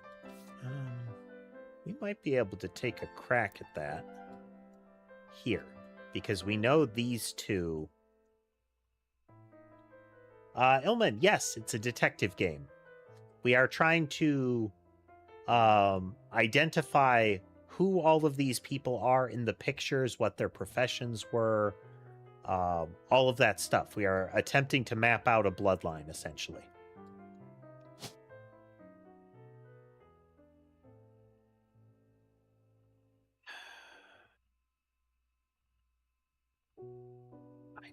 I can't map that. We could guess he seems older, but the picture doesn't really help me until we get some more from her. Oh. Is her. I think. Let me double check. Photos. Yep, that's her.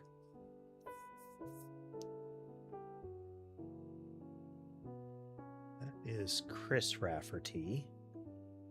Chris Rafferty has got to be a child all the way down from here through to here, but we don't know which one of these would be Chris. And we also... Okay. That is either here or here. But Chris Rafferty has got to be a child somewhere in this chain of Clark. All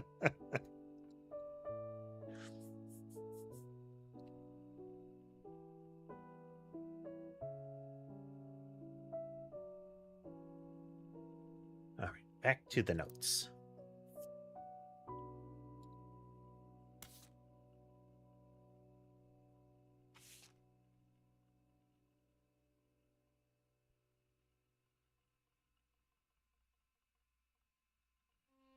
There are still... It says 2 things that we can find from this.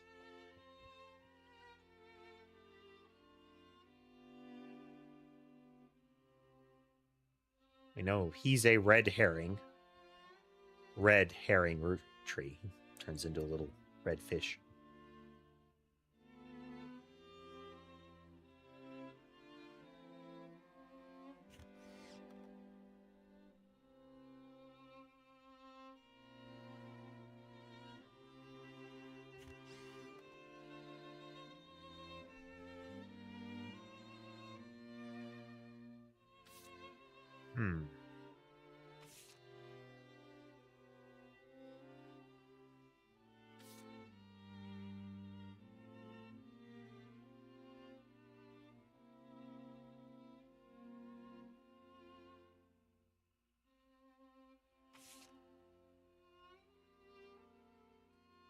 EM.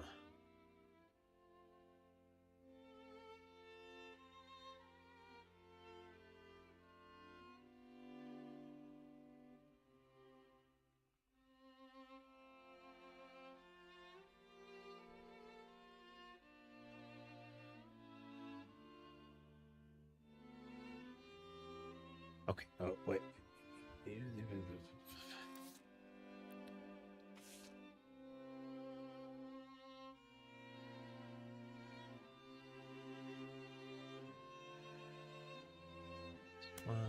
Where is it?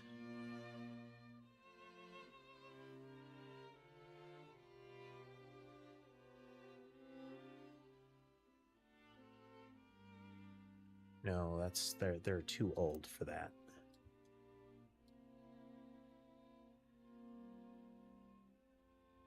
For them to be getting a letter like this, it'd have to be in this range.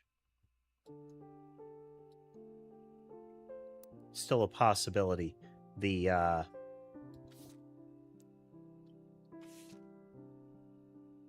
Stephanie here, Stephanie Jones, may have grown up in an unconventional family, to say the least. This implies like a same-sex couple or something.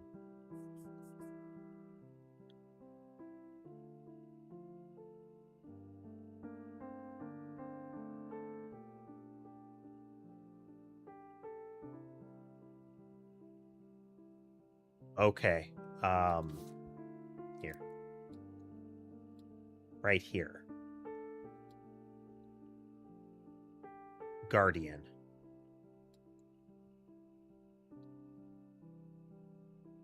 To me, this implies Stephanie.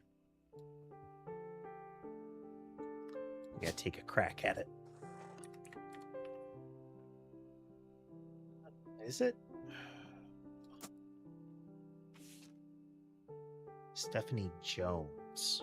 Let's look up Stephanie Jones, actually. I don't think we've done that.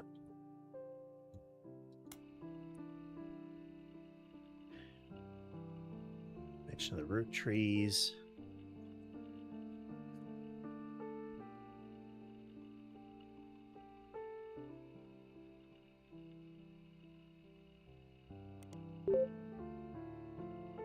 In Pittsburgh, Pennsylvania, Roottrees Candy Company now has its headquarters in the city. The company began a small farm within the Butler County limits, and the area has a lot of history with the family. A video game called The Roottrees Are Dead was once set in Butler County, and it turned out the creator never lived in or near Butler County, or even had any connection to Butler County.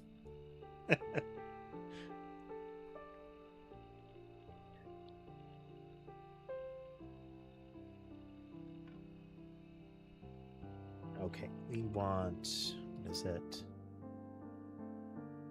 Stephanie Jones. We're going to search for Stephanie Jones in the Butler County Times.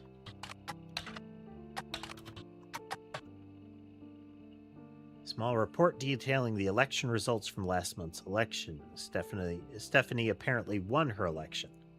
Full version of the newspaper clipping on the back of the campaign mailer. Well, most of it is unimportant. You do find the following.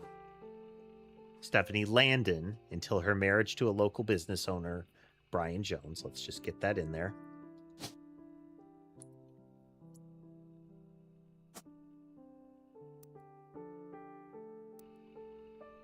Brian Jones.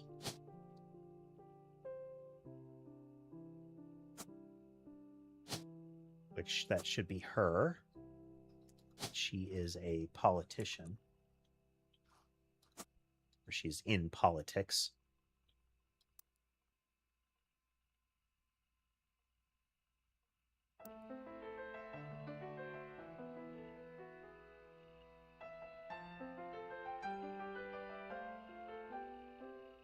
Okay. Did not have a father. And she had, it was a two women in a same-sex relationship. She's a distant cousin of the Roottrees. Her mother, Caroline, a local artist, who has appeared on the front page of the Butler County Times in the past, often come out opposed to the corporation's politics regarding deforestation of indigenous trees to expand their maple farm. And like my mother, I'm not a fighter. I want to bring love to the world. Okay, let's... We are going to put this in here.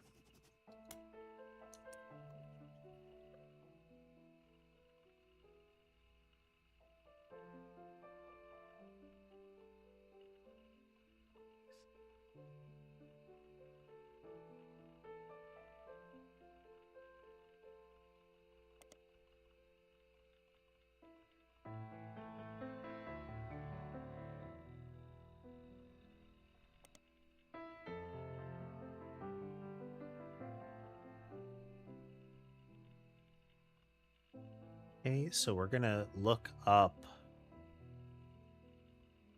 Caroline Landon.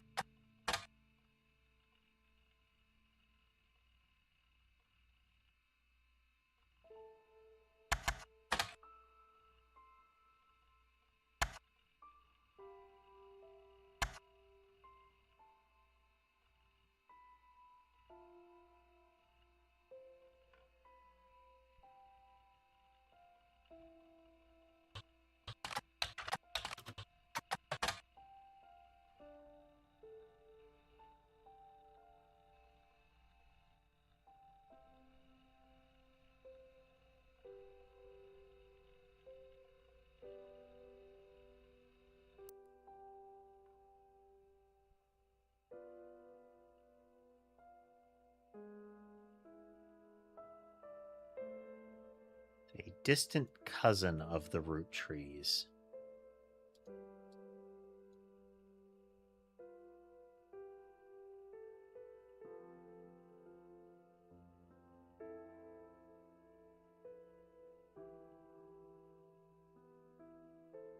The implication, though, is that she is a Roottrie. Like, this would be a Roottrie here.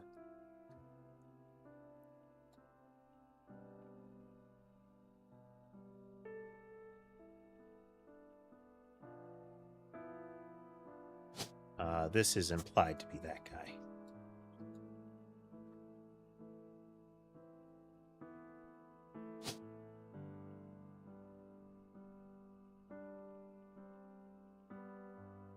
Caroline Morden.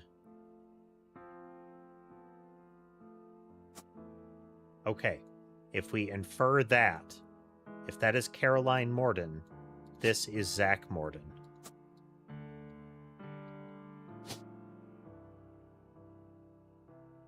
Which would be him, which would be Z-A-C, Zachariah Morden.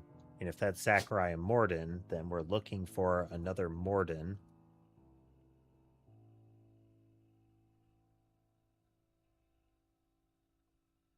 Is it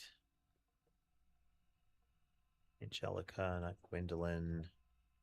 I think it would be James Morden, but I'm not 100% sure. But we're going to put that there. He was the second president.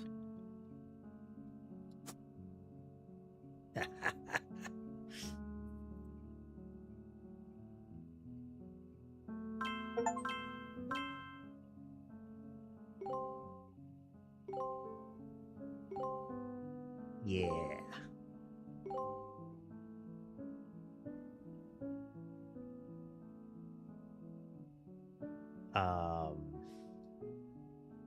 We don't know what Caroline who that was. We don't know unknown male, unknown female. She was an artist.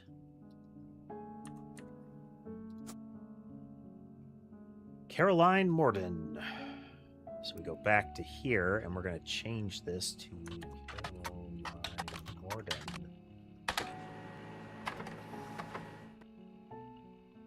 Local arts installation, including one Caroline Morden. There isn't much about Caroline as a person. This is mostly a listing of art in Butler County. She seems to get top billing. Accompanying the story, there's an image of Caroline standing beside a large metal sculpture of a mermaid. It's captioned, Caroline standing next to her sculpture, Atlantis' Burden.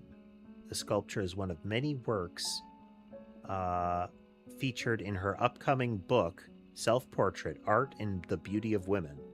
According to the quote further down, Atlantis' burden is meant to symbolize a society split by indecision over whether women should be equals or something to protect. The picture on the front page has been added to your evidence. And we are going to do Art and the Beauty of Women in this by Caroline Morden.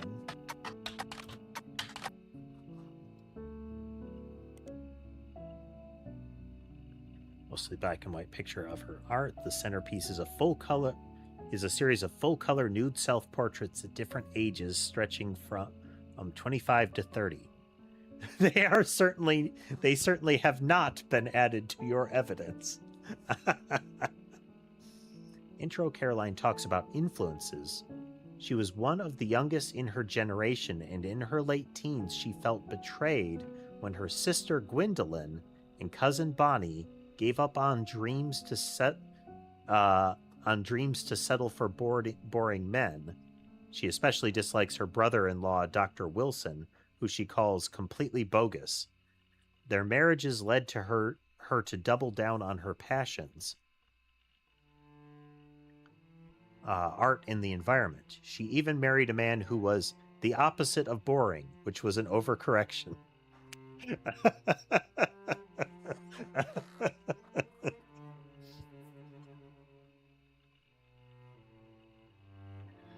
Okay. So she has a sister named Gwendolyn.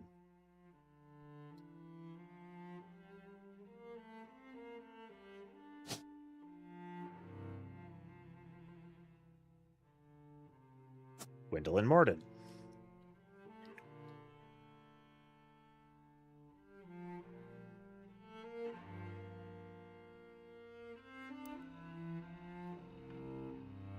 And cousin Bonnie. That could be that could be a lot of people. If it is, it would likely refer to somebody over here, but it's hard to be sure.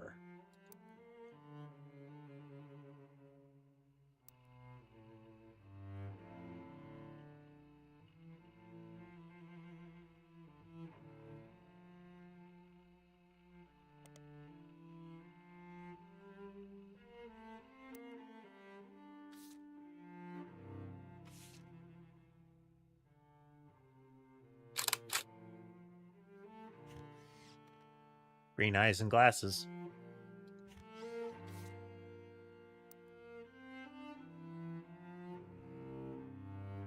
There's a lot of that in the family.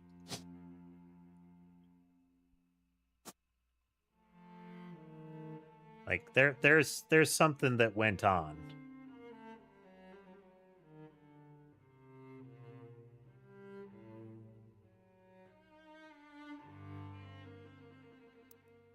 Okay.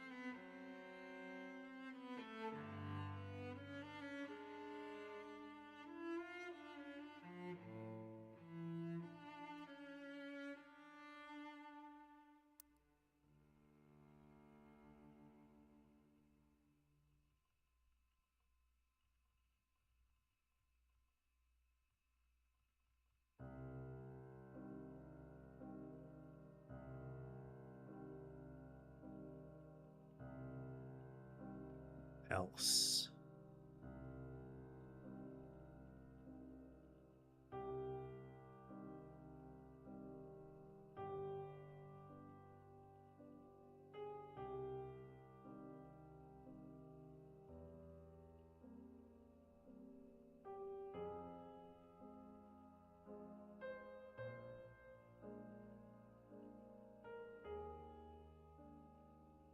She is there. That would put her in the free spirits category.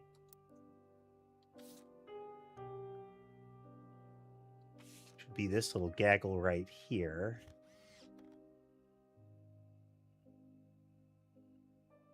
Which could be her. But that's the wrong color eyes.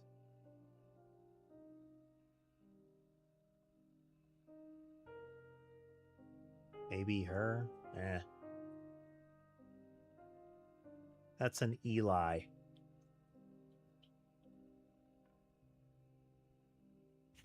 I have an Eli in that group. So this is the next generation Eli. It would probably be this Eli.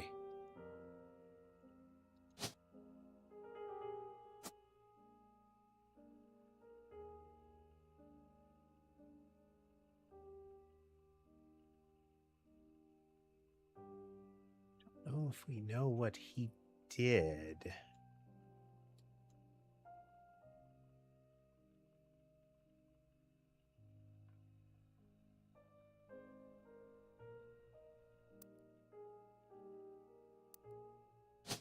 Professions do they have listed? Baby.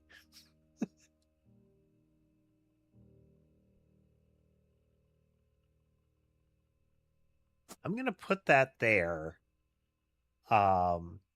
Since that's supposed to be what she had been doing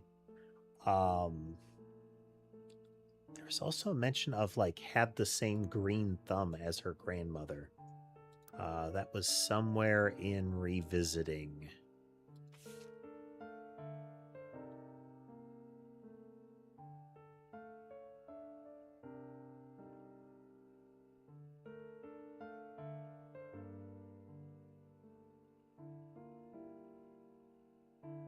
Samantha doesn't have glasses, but she has black hair and green eyes.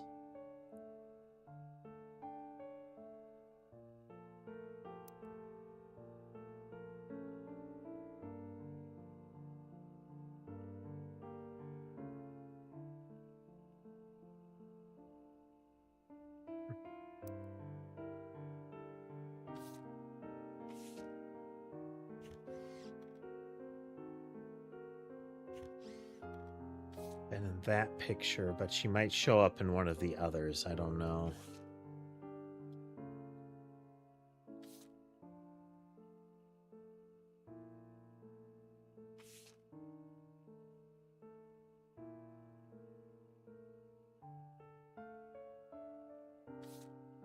Again, if it's one of the, again, it's one of Clark's series of children here.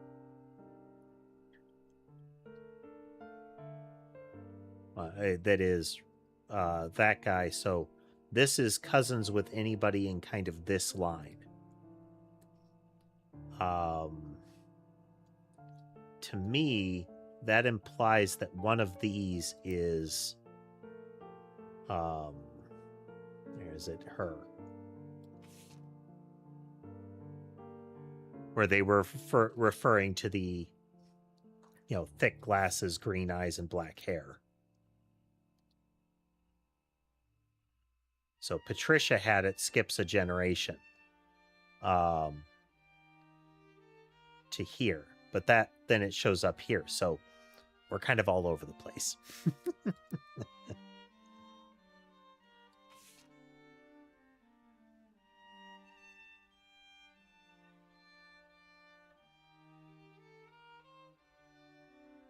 Ernie and the kids are lucky to have her, and her children seem eager to help the family in their own way.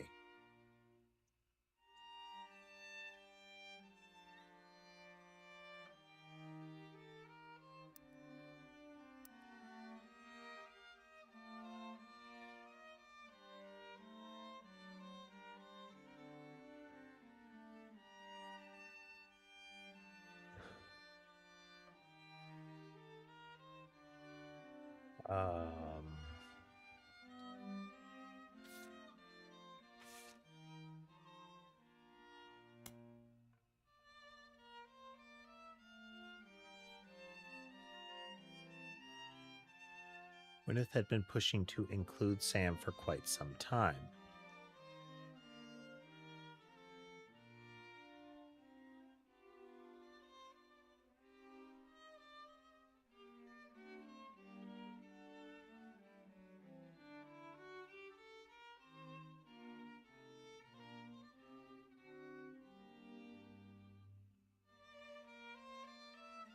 So he saw Sam working alongside the farm hands.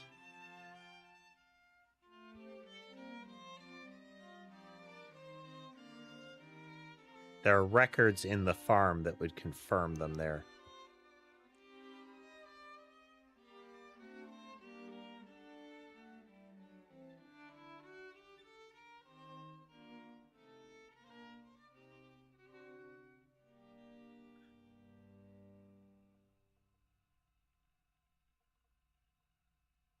Who is she staying with?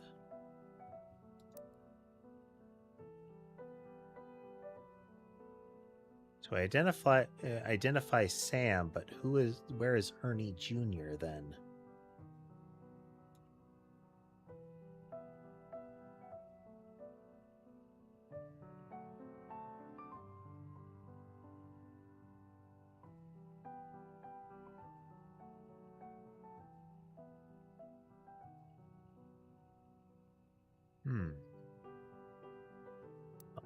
Keep riffling the evidence here until we find something.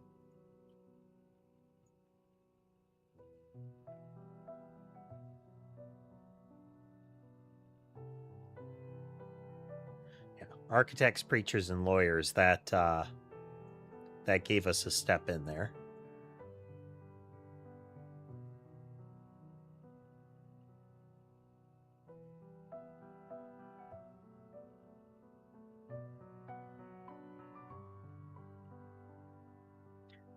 So this is our indication that Zach didn't have the last name Roottrees.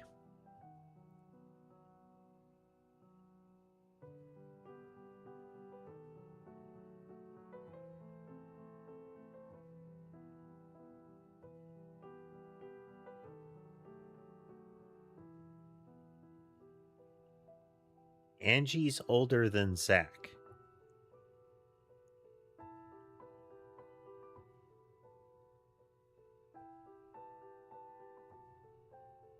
She's next oldest.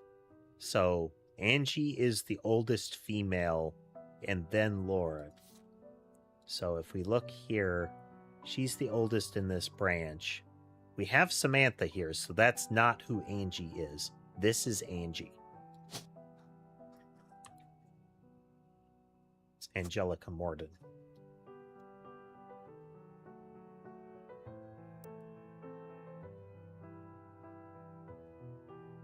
And we're looking at the next gens, and that's either her, there, or there.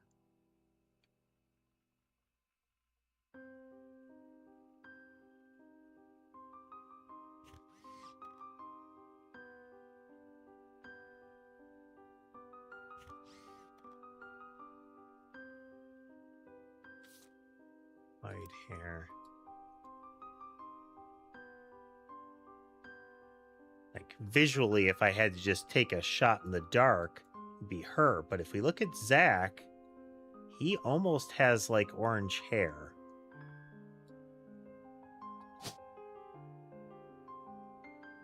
Which would put me in mind of her. And we have that, and we have that. Those both seem viable.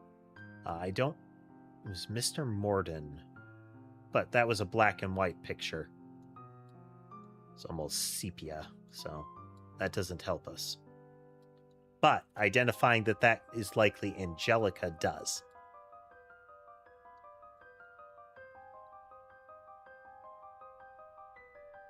What else do we have? We are getting into territory where we're having to infer based on clues that we have already looked at.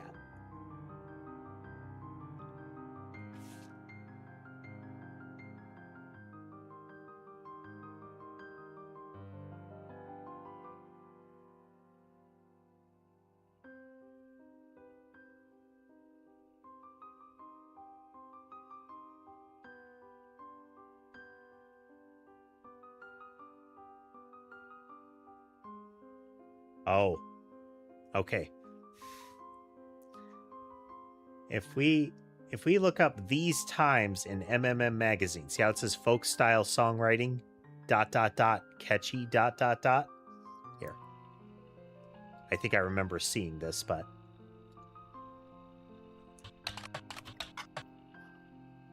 it's in the skip it column. Amateurish folk style songwriting is catchy at times, but ultimately doesn't do anything. So folk style songwriting, so they skip the first part, ... catchy ... So they removed the is, everything after catchy, and everything before folk style. Oh, the spin.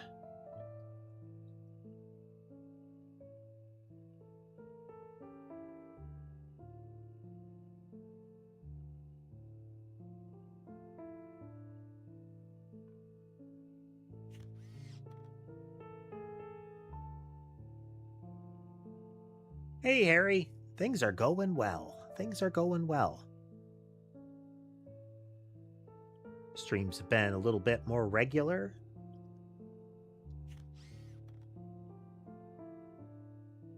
Oh, ow. Snap, pop.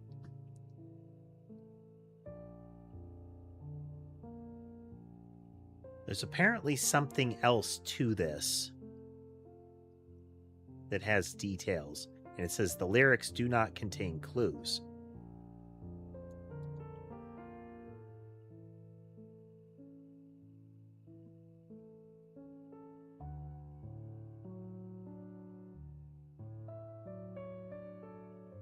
Don't see anything else in this that would give us more, but maybe they're...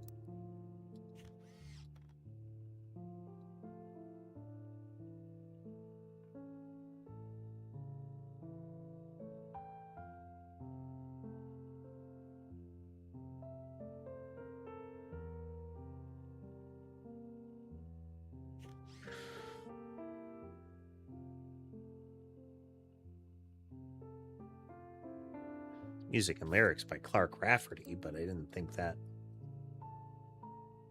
helps.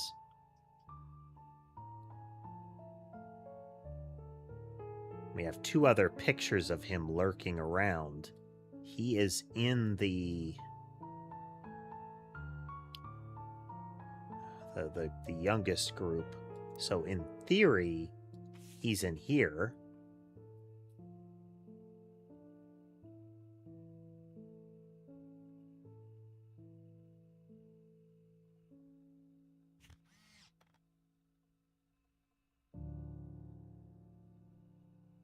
That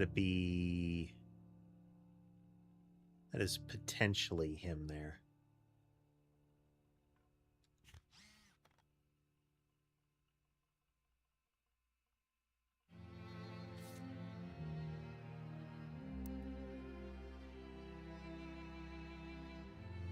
But it could just as easily be him. He has darker hair, though.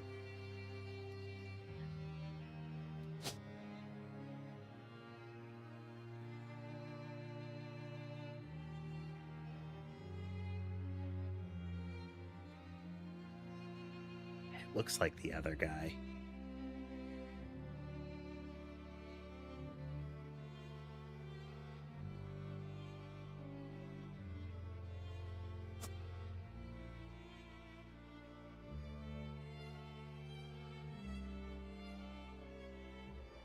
Like, it looks more like him, I would say, but... brown-green eyes? And it looks like brown hair. Let's zoom in a little bit.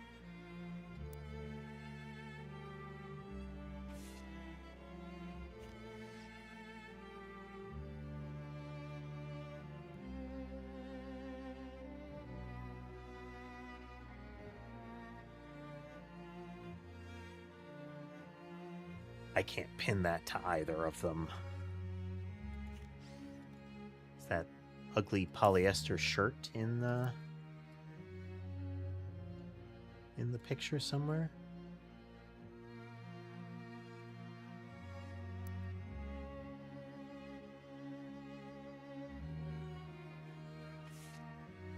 It is. That's his shirt. Right there, you can see the glossy yellow shirt with wide collar with rhinestones.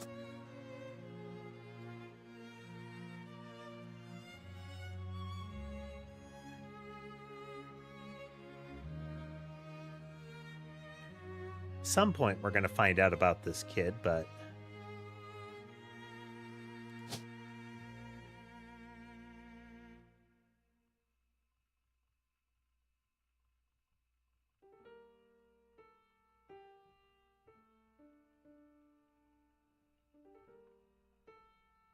I have nothing that I would be able to guess.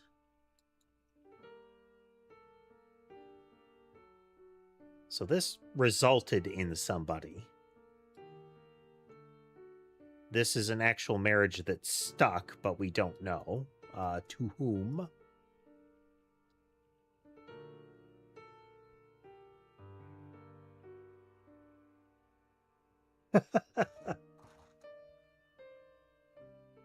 Ah.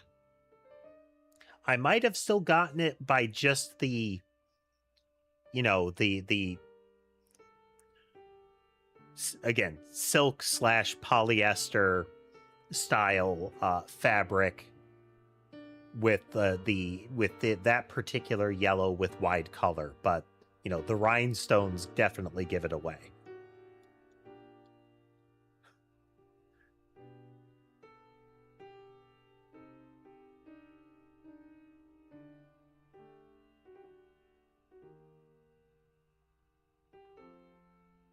Like, you know, rhinestones on your shirt collar are a choice, and choices have consequences.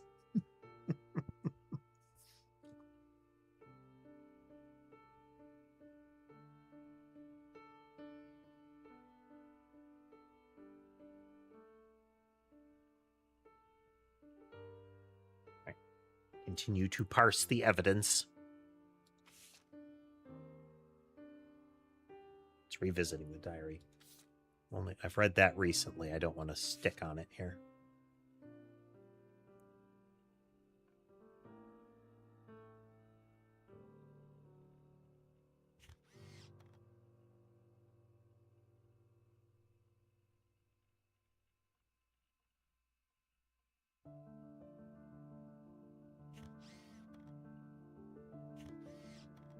Because there are 7 things that chain off of this.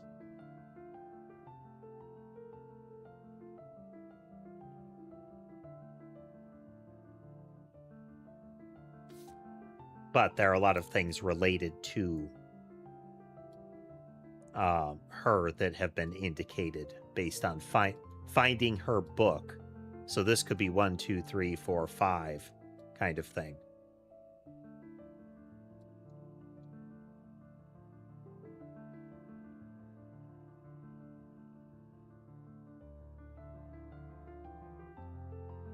Okay, back we go.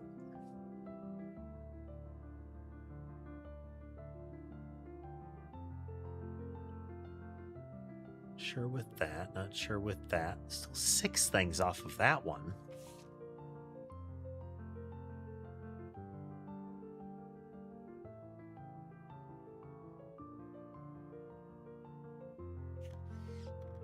Any other gaudy awful that might lead us to something? Peter Janowicz.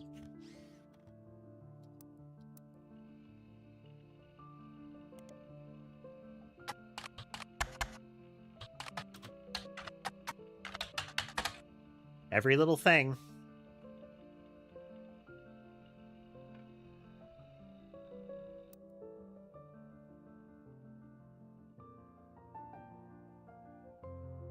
Still, there are some like real kind of backhanded statements here, or you know, maybe that's why you've never heard of it before now.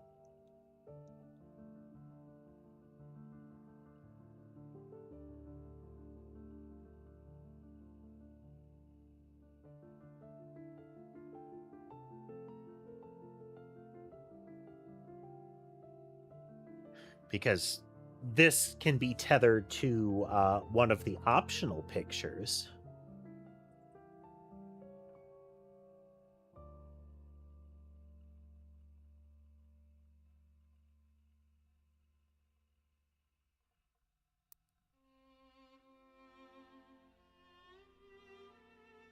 Ow.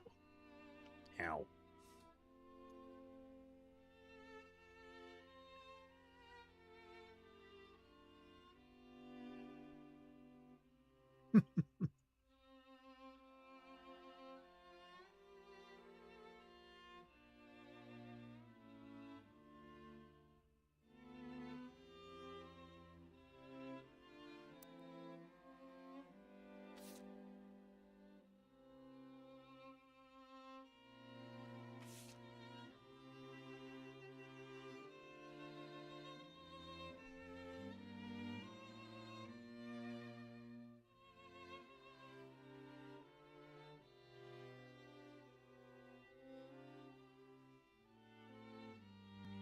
So essentially the like all the way up to the top of the tree that the statement was made.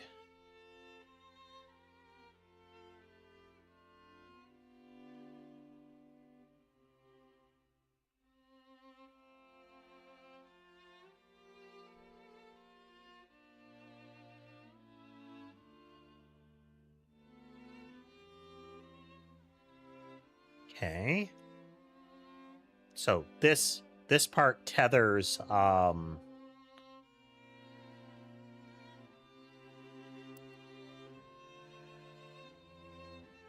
Elias Jr. to Patricia and thus to Samantha.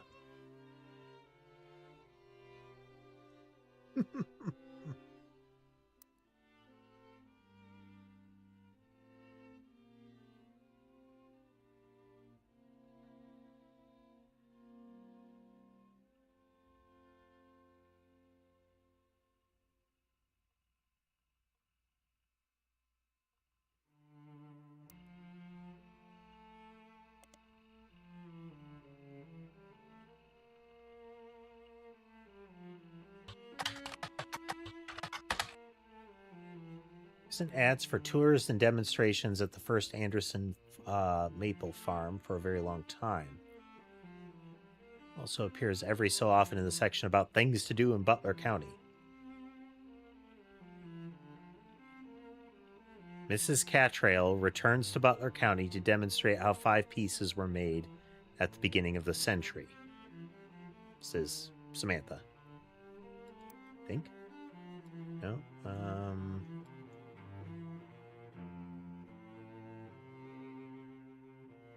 Okay, Miss Catrail is in here somewhere.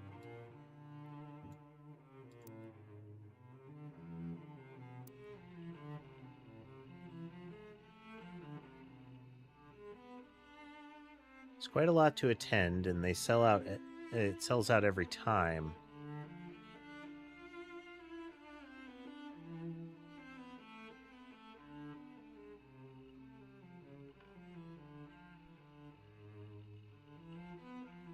What's the Catrail on the list?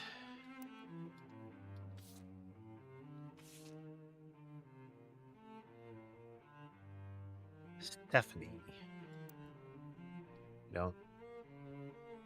Don't recall that occurring, so.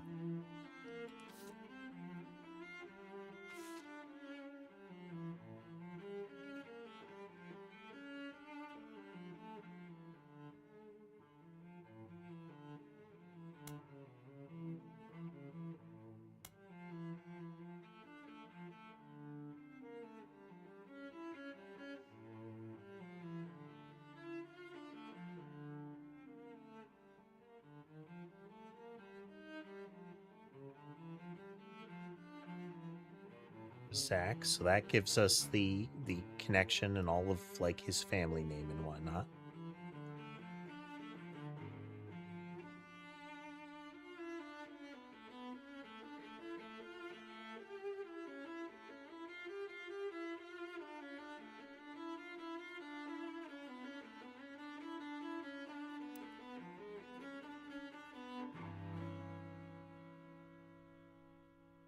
We had more pictures we could pick between them. It really doesn't look like fully orange hair, though.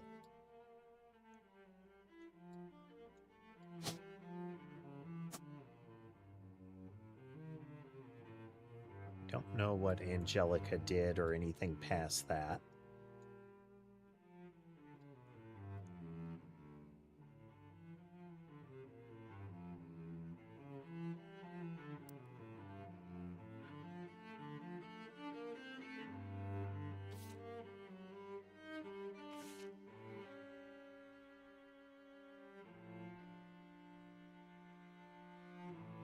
What can you call a group of kids growing up? Yeah.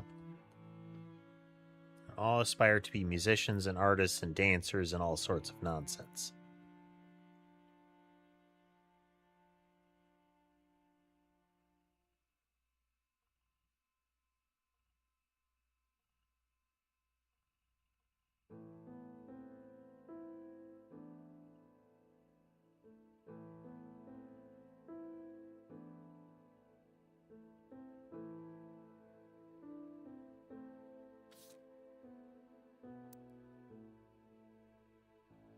Yeah, they're the next generation. And they're... Let me just count them out here.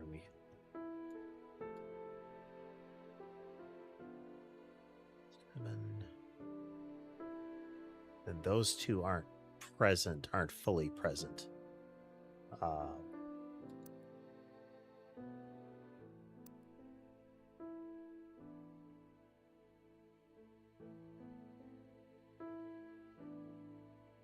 There should be 6 of the actual people in the next gens.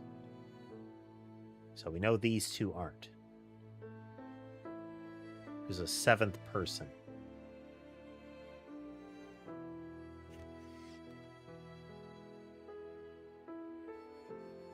One of these people isn't in the group. Unless I'm...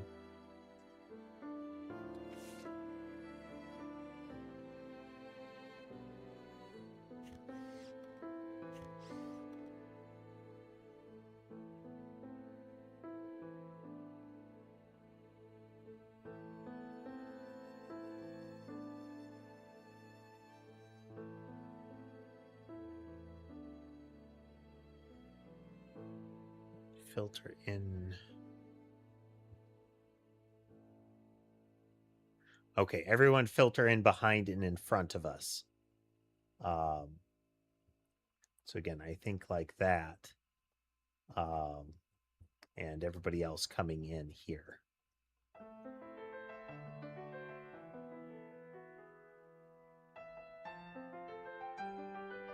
She insisted we included Sam. Sam is in here somewhere.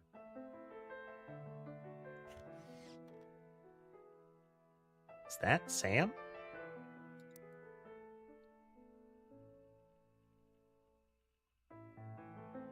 That's Sam. Right there. That's got to be Sam.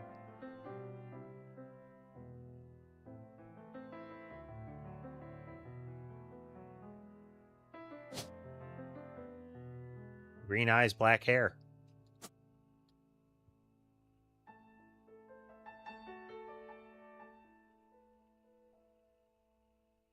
This is not a certainty. That it could be her. We don't know.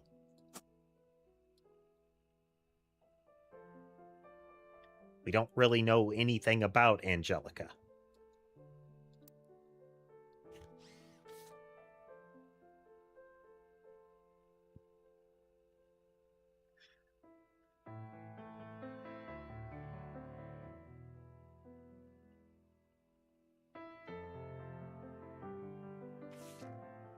Yes, I know.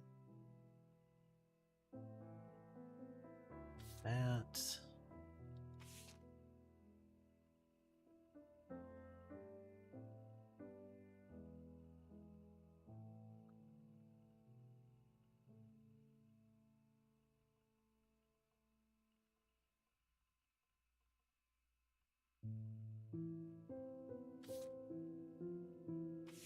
Mark.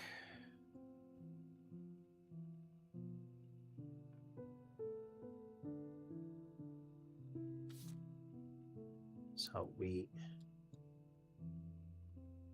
Wait.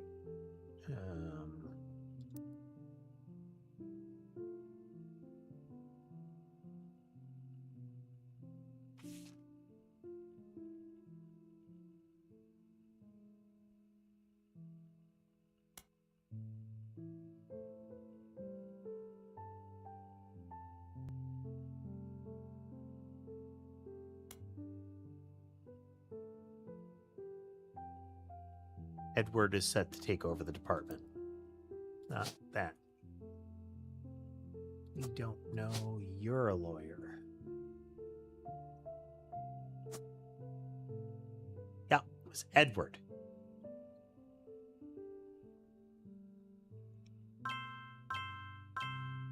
Yeah.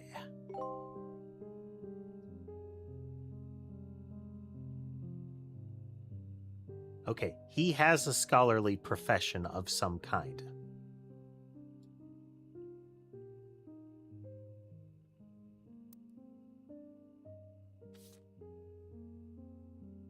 Okay, we narrowed down some more.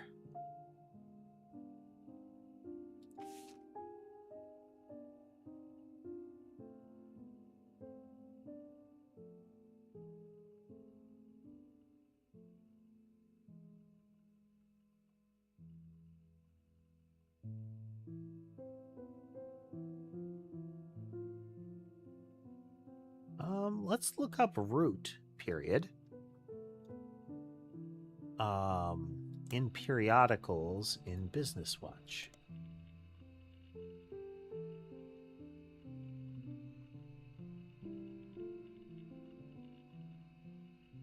No, that's... We already got that.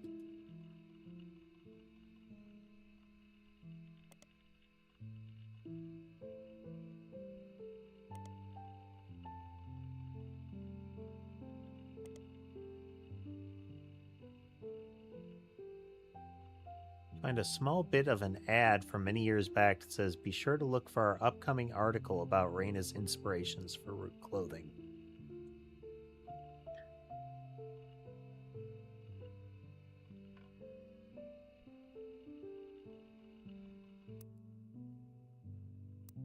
Okay. So there's supposed to be something more about that.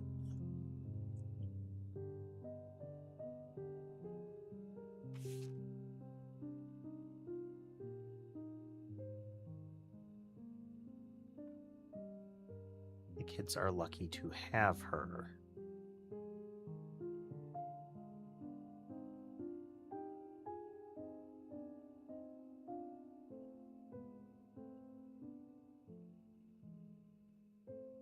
There was a naming convention that they listed.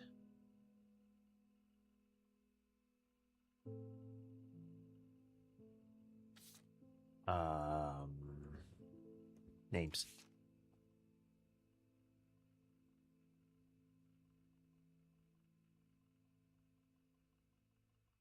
Anytime somebody's a junior, they're always the firstborn son.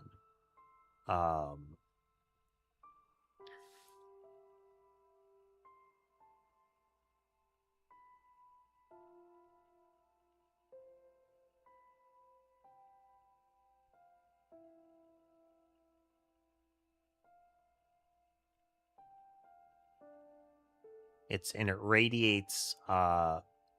It's if there is a junior, then it goes upward. It's like it'll only be a junior if they're the firstborn son.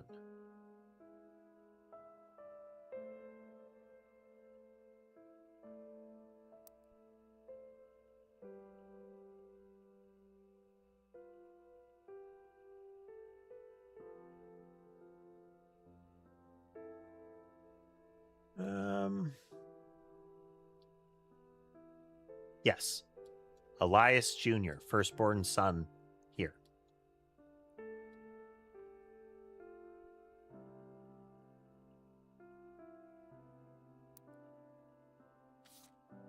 Before it flees my mind again.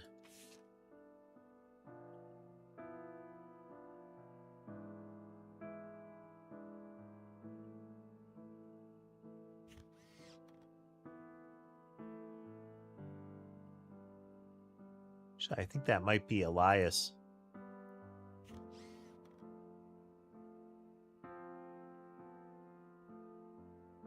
Mr. Morden, who was there with Aunt Gwendolyn.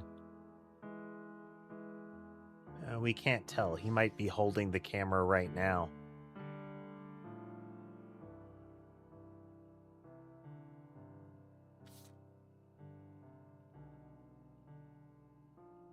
Anyway. Okay, so the firstborn son is where a junior would happen.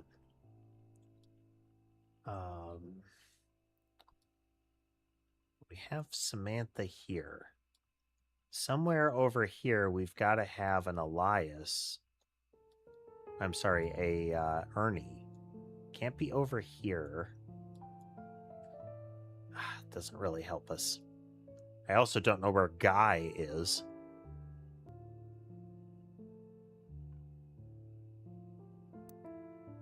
we continue to dig.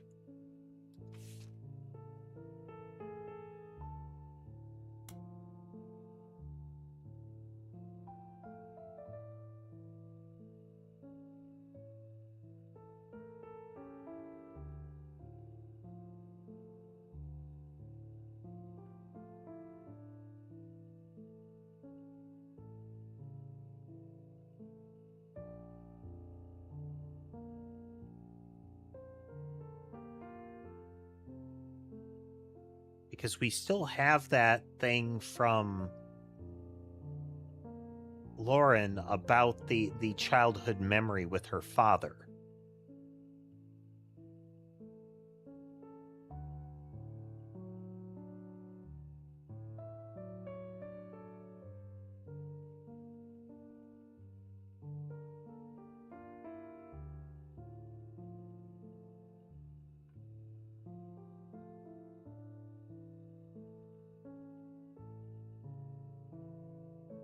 Let's see, married.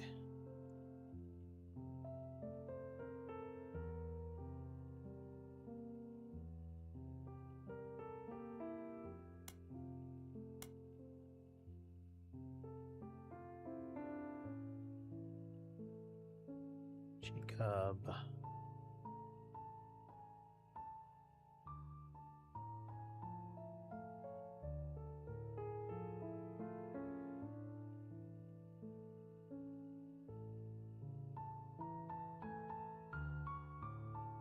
Eli's marriage was fine, but we don't know who Eli's married to.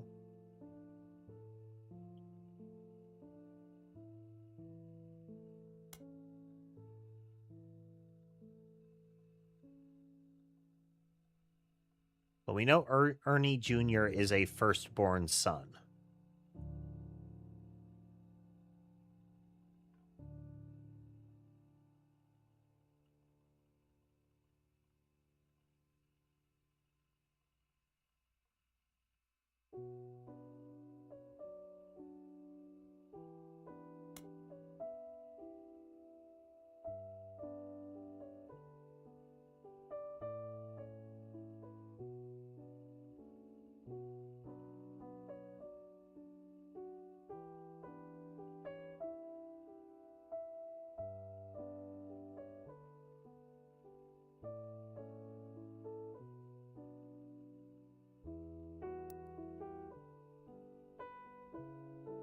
We need to find more about him.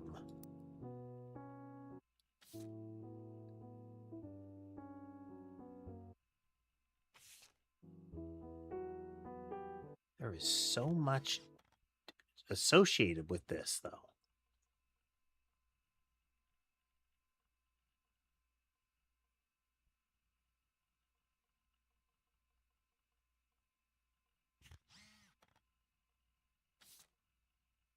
Might be like just visual cues about like lineage.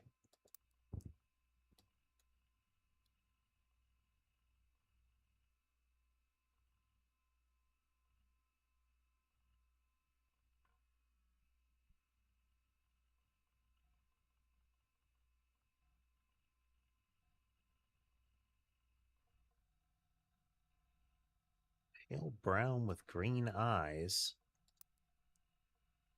She would be in this picture.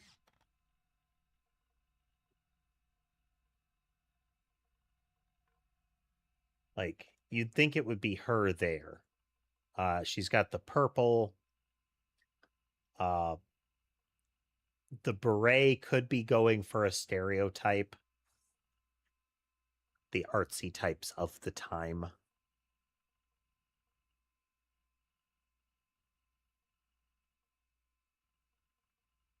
So I'm going to toss that in there.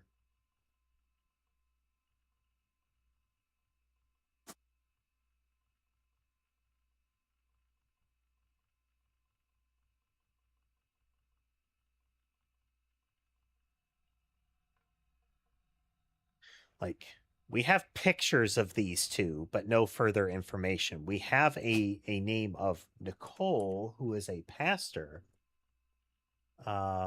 Let's look up those names.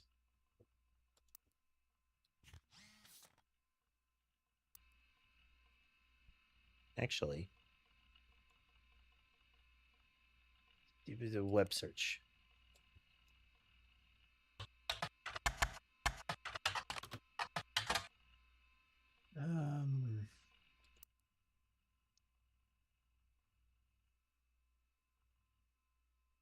Let's go with a dot in it.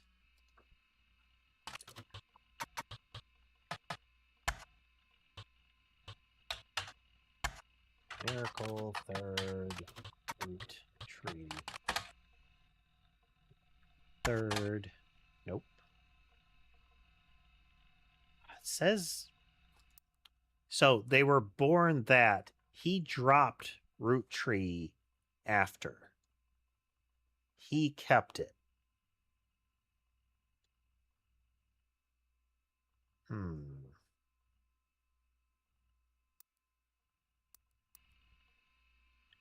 Let's go this way.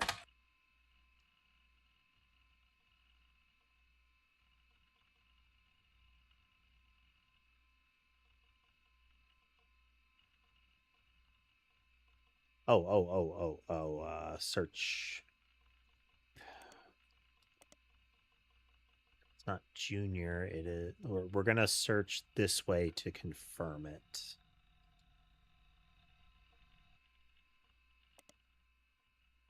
Oops. No.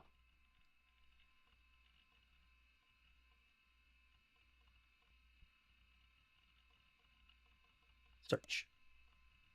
Okay. Then third. Nope.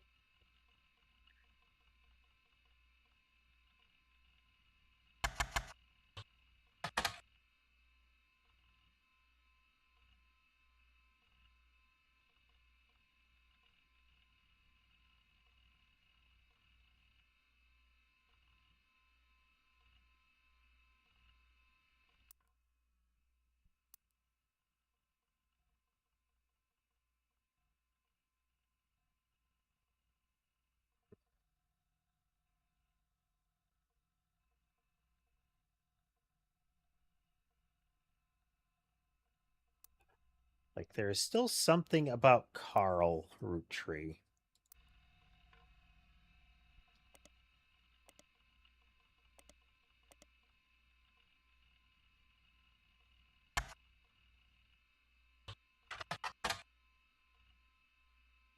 Plane crash route.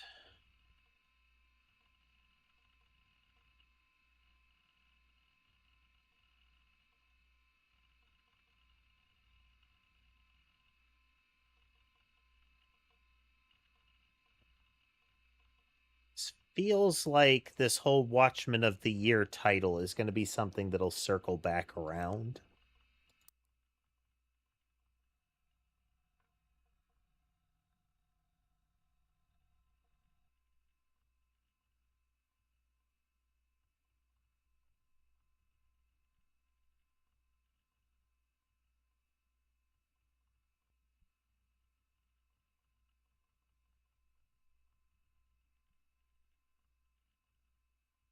So we know there's a child that results from this.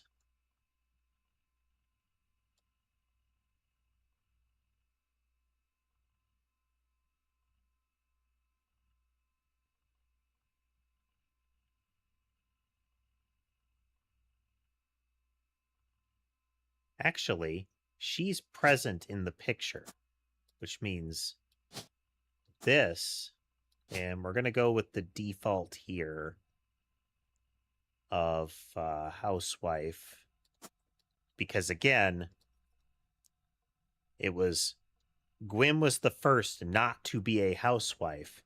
Then she's an author. We don't know if any of the others in this row, and Sam came later, were not that.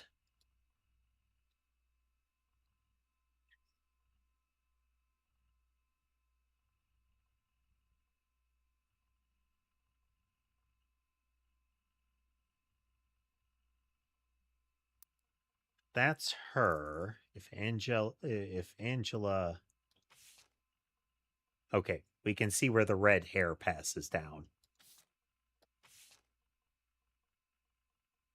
these two would very likely be Angela's kids.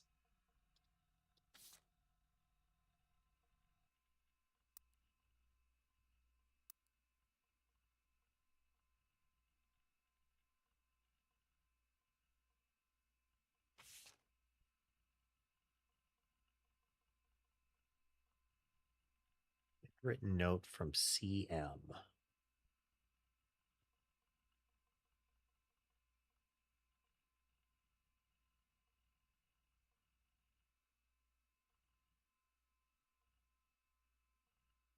This implies a sibling or a layer at the same time that is CM. So kind of someone along this line here. It probably, again, it's these guys have more in common with Carl as far as age group. We don't have a CM elsewhere.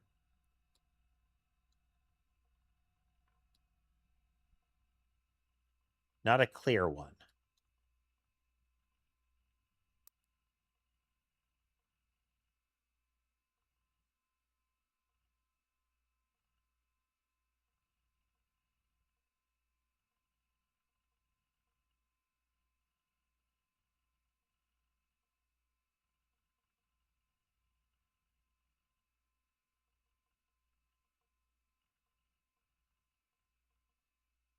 Stephanie Jones again, though. Let's look at that article again.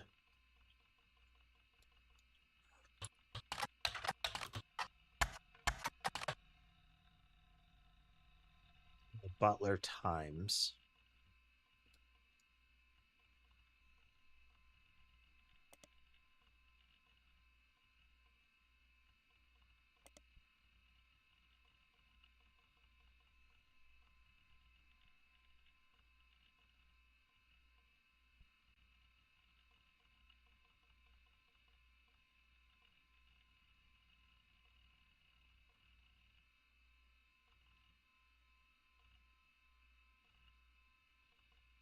So her mother is in opposition to like the Maple Farm expansion related to the business. Under Carl Roottrees mentions Ernie Jr. Okay.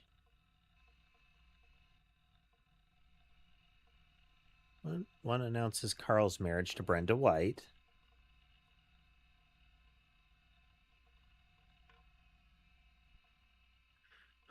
Carl got quite drunk at a charity event and fell down and broke his arm while falling downstairs.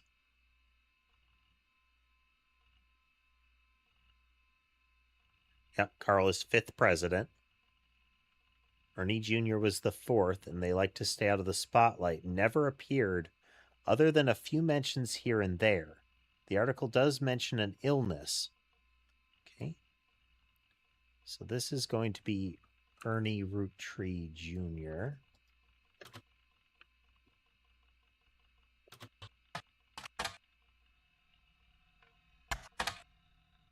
About just Ernie Roottrees.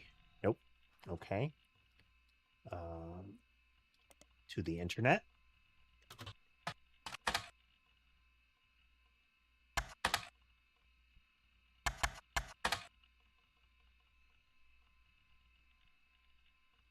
Nope. Okay. Oh, how about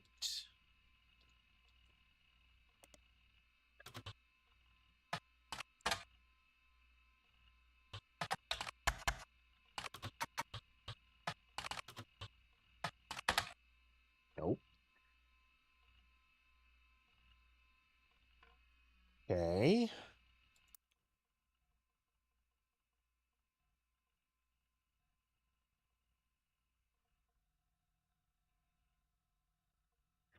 So there is a conflict here. And it has got to be somebody that was in conflict that has a CM initial. Who did we have with the CM?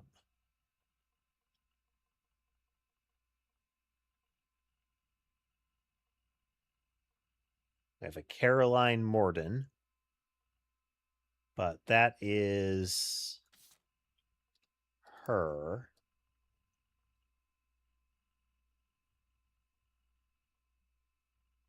Here. Okay. Okay, that's the conflict. She is opposed to the way the candy company is expanding the orchards.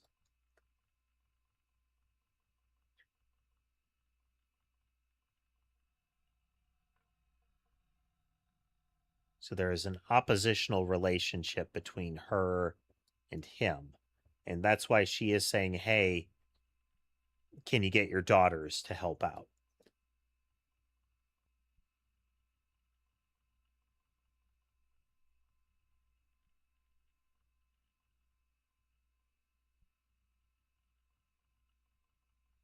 Okay, these are the twins then.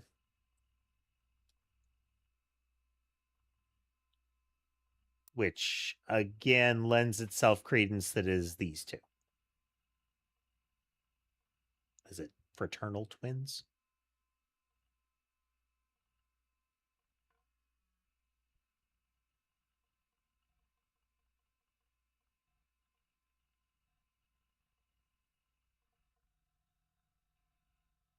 Miracle Jr.,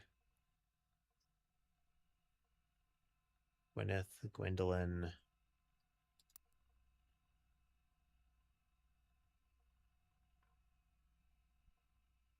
It's our Gwendolyn.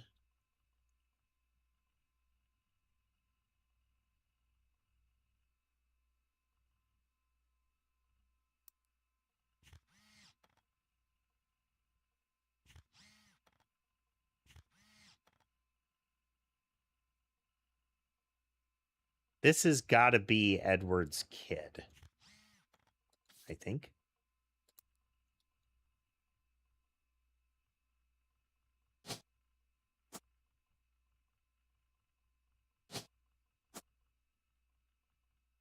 And then there is a childish script on the back where it says November.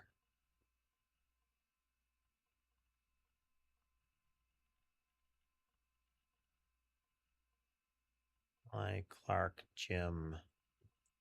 Is there a female name with November?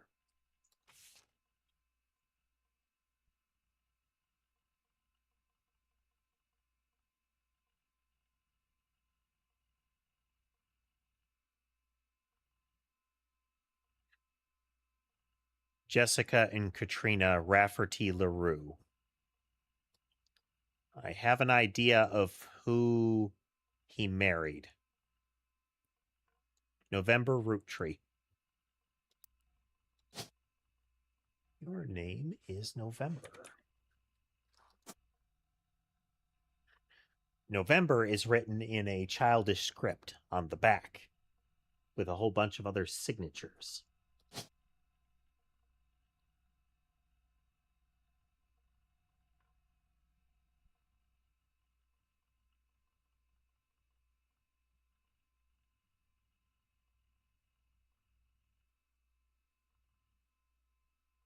Student K through 12. I'm going to say college.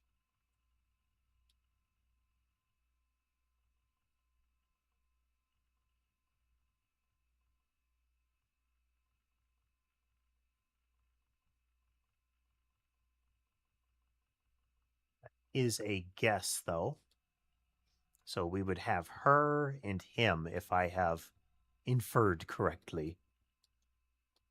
As well as her. That should be 3, which would tick over. If I do that. No. I'm going to leave it at college.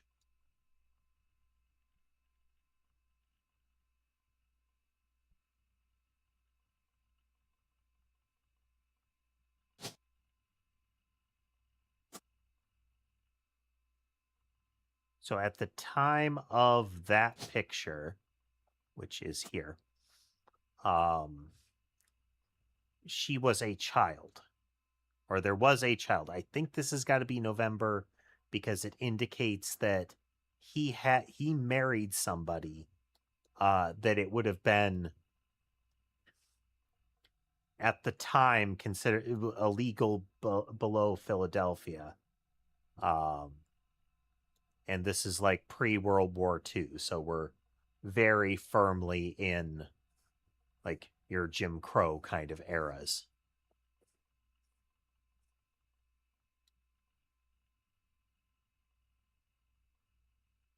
Segregation going strong.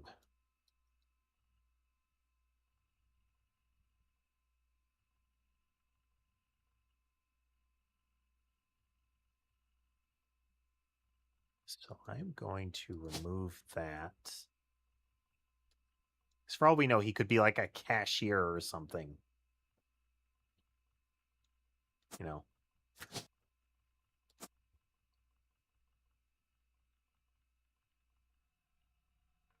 It's just a Christmas photo.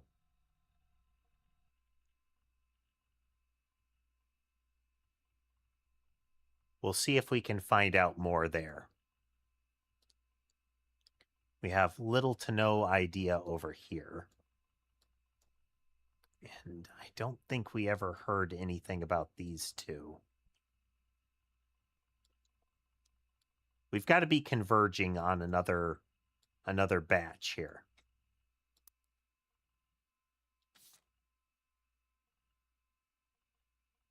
Oh, yes.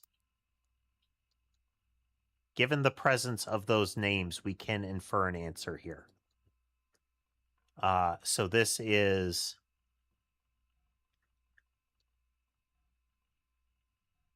was his first wife, who he divorced. Then this is who he was married to at the time of the JD CJ. So this is the J. They split up because she walked in on him sleeping with her younger sister. So if we put LaRue, that's Kim.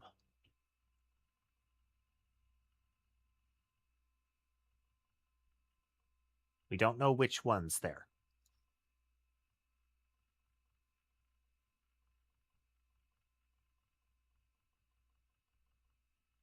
So if that's Lafferty LaRue, the two there, then that implies that this is Chris Rafferty and a Lulu.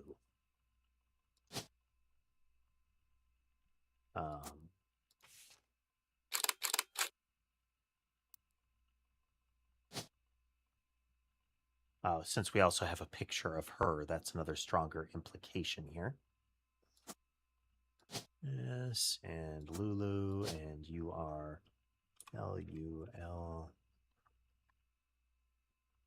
Wow, I can't reach around here. Guess. And he is a college student. Oh. Looks like Chris Rafferty? Yeah. Better about that. Still mean we have stuff wrong at the moment. So that's probably not right. We don't know his profession, but it was a knowledge profession. I don't want to just throw out guesses.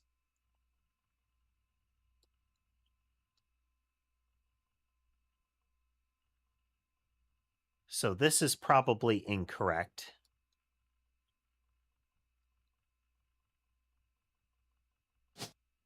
But we know she was present there. This doesn't seem to be her face, though.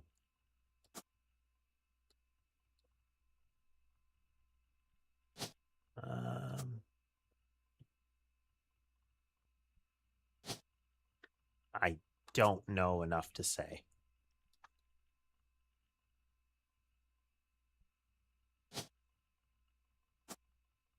It said Lulu, so you would expect it is an LU.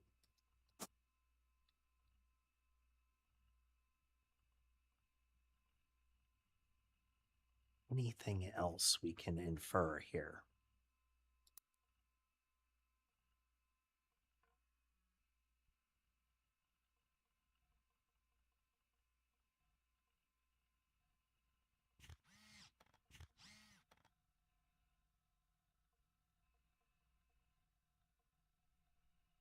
Art piece portfolio.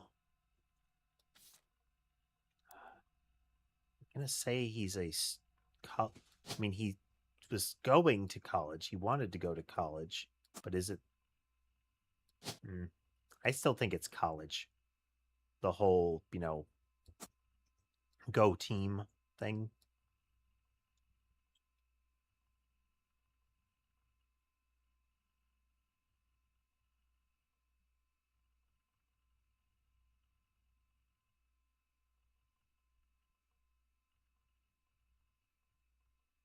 Yeah, I think this is accurate though. So the implication being that they had a kid, but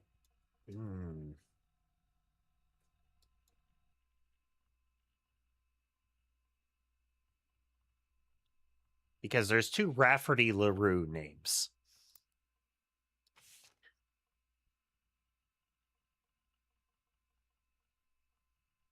Jessica and Katrina here.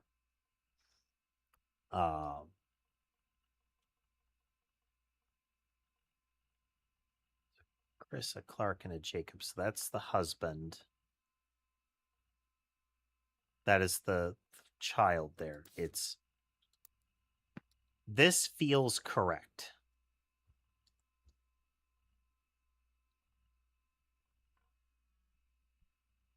Something's not right over here. This might be correct. Yeah, I think these two seem right.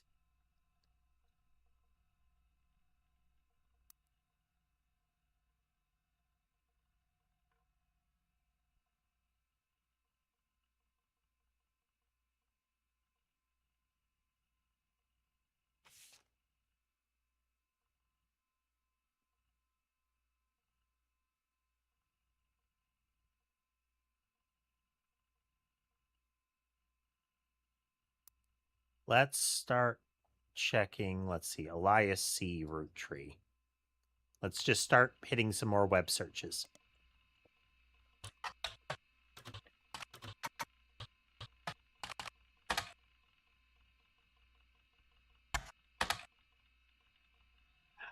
Might need to know the middle name.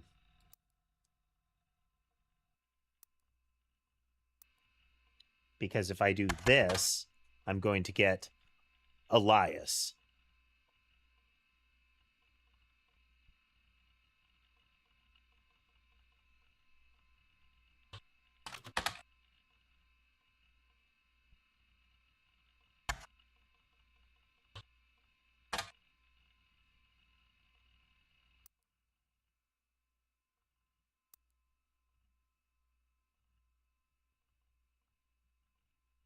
And in this picture, next president, Guy Hudson. Okay, let's look up Guy Hudson.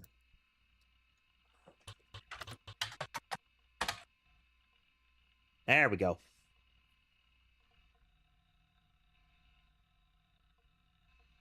Fancy Flavors was an addition to the 5-piece product line for less than a year in 1979. It was Guy Hudson's first and historically most cited move as president of Roottrees. It was an attempt to cater more towards what he thought the average person wanted. Guy looked at his own health, which was often a source of envy for others, and decided to tap into the idea that if they added fancy flavors to 5 pieces, anyone could live like the wealthy. This philosophy led to a flavor in 5 pieces that was meant to mimic caviar. 5 pieces sold less that year than it had any other year, except in some foreign markets. It was quickly announced that caviar was meant to be a limited flavor and would go back to normal as soon as possible. That, and we're going to look up him in Business Watch. Guy Hudson, along with his twin sister, are no strangers to the public when it comes to Roottrees snacks. They both appear in the company's advertisement as children during the Boys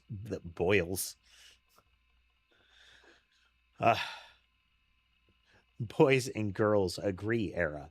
Now, Guy is taking over the Roottree company at the end of the year. Who would have known that one of those two adorable redheads, okay, we have Guy and his sister, and since they're twins, then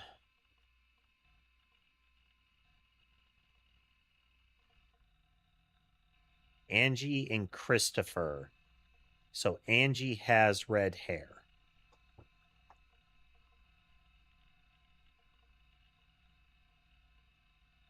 Okay, we can get that.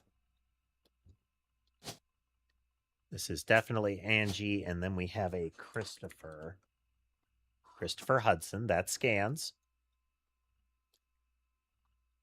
Okay. If we can figure out, did Guy have children? If Guy didn't have children, we know which order they're in.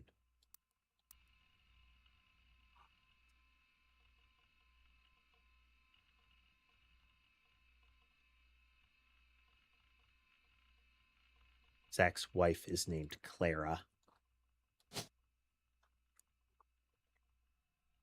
Clara Lansing.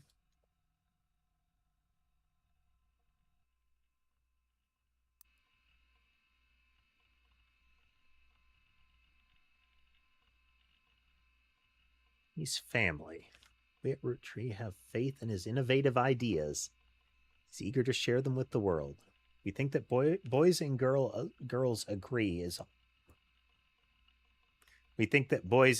agree that he's ready to succeed.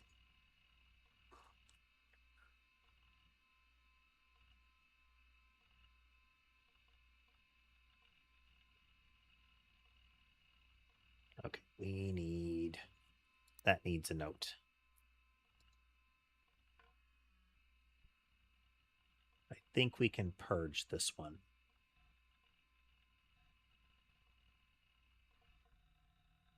We might regret it later, but here we go.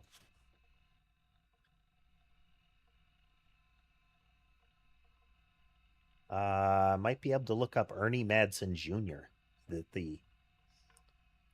Yeah, it's not Ernie Roottree. Be right back. Quick break.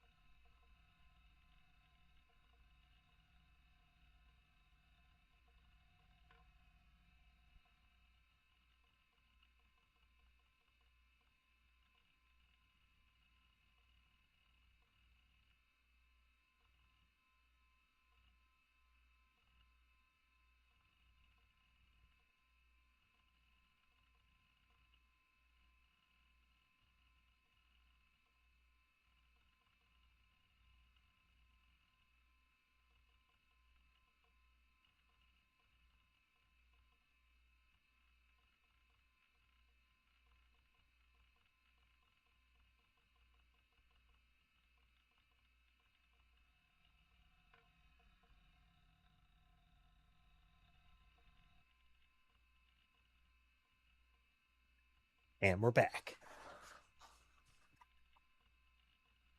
All right, let's see here.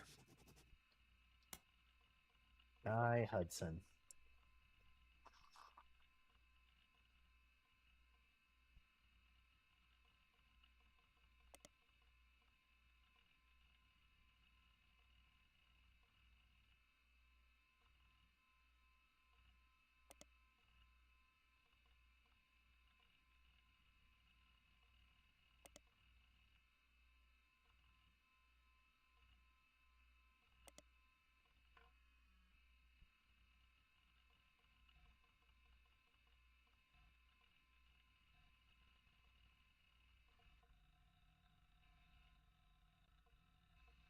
Okay, I think there are a couple of things that we want to look at here. So first is boys and girls agree is a thing.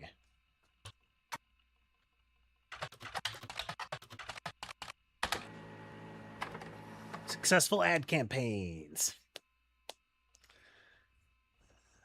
Late 50s, Boys and Girls Agree. It is a series of television and magazine ads for chocolate bars. Having the premise that boys and girls are often diametrically opposed, except when it comes to one thing. They both agree that Roottrees is their favorite. First in the series were most memorable due to the bright red hair of the boy and girl involved. One of the magazine advertisements has been added to your evidence.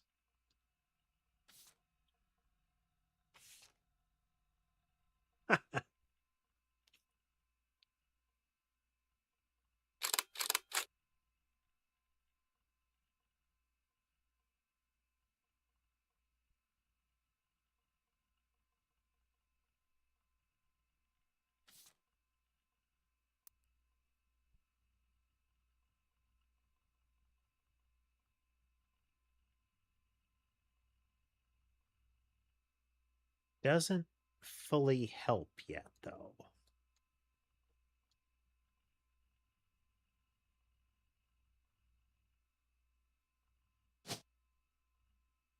This whole element could be wrong here.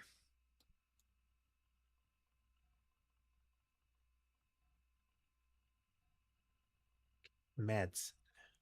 Where would meds flow in?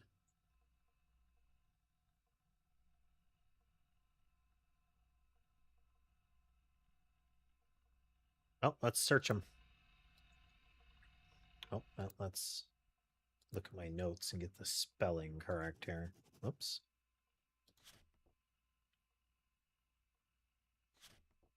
Curse. Ernie Madsen Jr.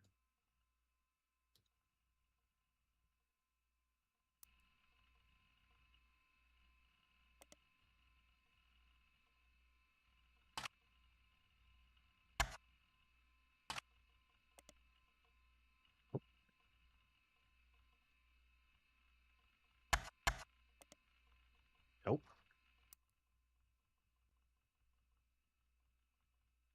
Is that even the spelling? Ernest.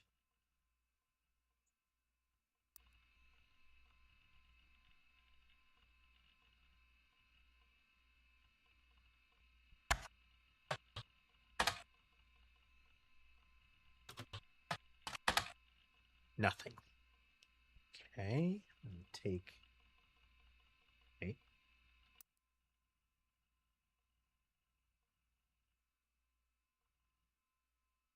Okay. We're going to take that and we're going to take it and go into Business Watch. There we go. Is known about Ernest, but sources close to the family who have asked to remain anonymous have made it clear that he is more than qualified. There are rumors that Ernest had originally trained to succeed Zach Morden, but had been passed up for unspecified reasons. Business Watch has managed to get a quote from the company's publicist. The last 4 years at Roottree have been rough. In an attempt to keep our products relevant to the modern audience, some of our decisions have had unintended consequences, from the fancy flavors misstep to the batter up bar. We've taken a bit of a tumble in the public eye, but Mr. Madsen is committing to getting back to the basics. This is Guy Hudson was a mistake. Let's try again. Okay, so we're going to take fancy flavors, and we're going to we're going to put that in notes with Guy Hudson, just so we can keep track of his screw ups.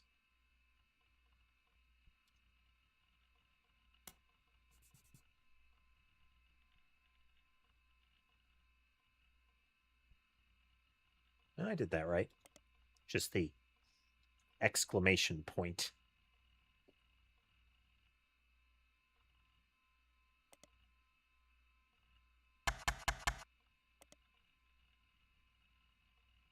Let's put that in the periodical search as well. Okay, that just pulls up that because it's a sufficient completion match. So let's take fancy flavors.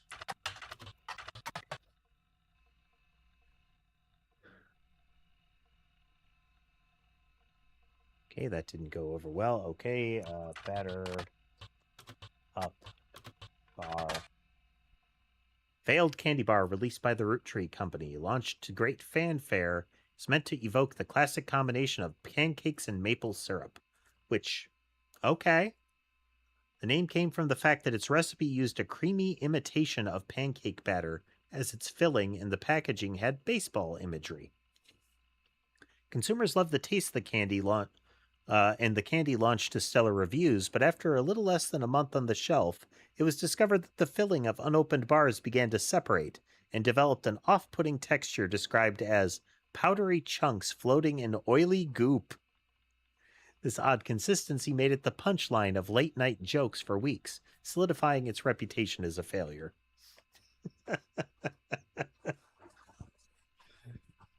Okay, so Guy Hudson just dropped the ball repeatedly.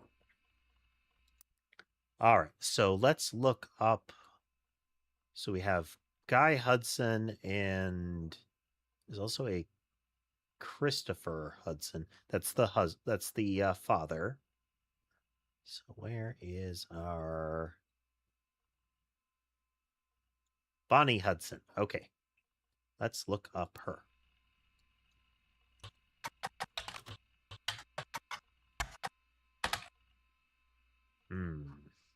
What would her... Is that actually her name?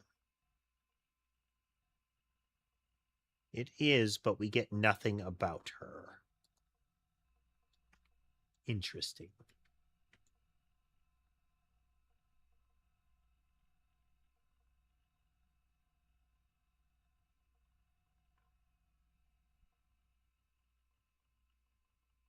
Nor do we know much about Ernest.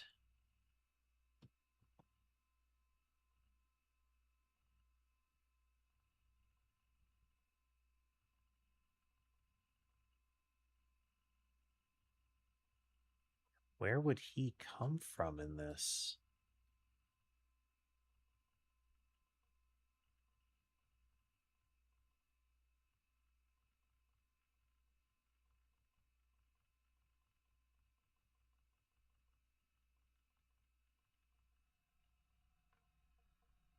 To me,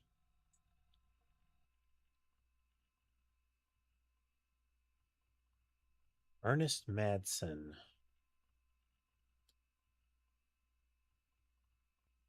Where...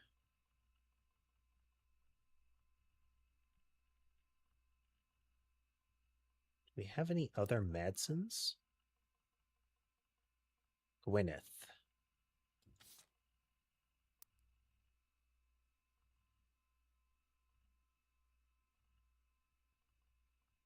So there's two. To me, this implies a Madsen here, which would imply... Oh.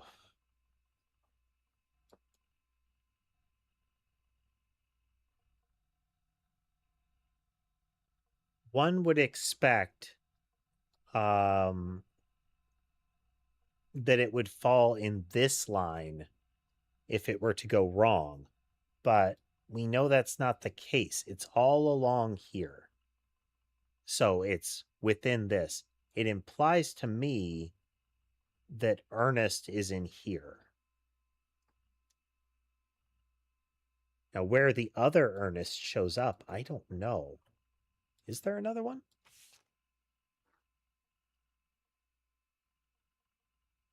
There's an Ernest and an Ernest Jr. Okay. So I don't have a basis for this, and I don't have a good way of getting them in order, but I think this is Ernest Madsen.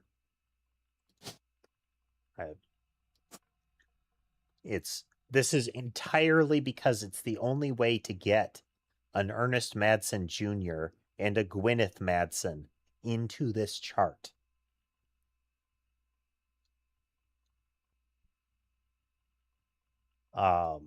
With her, with the either the children or her not keeping the Roottree name after this point. Because then that gets us an Ernest into the flighty generation here. That puts them parallel with Guy and Carl, because it looks like within this generation it was Guy fails, Ernest steps down, and then Carl takes over.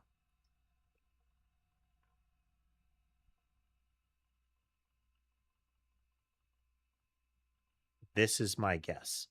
But, like I said, in the same way that we have the Hudsons over here, that we can't pin down who is who until we know which one had children, we can't get a Madsen here. Any of the Madsen names can't really fit. So I need to review evidence again.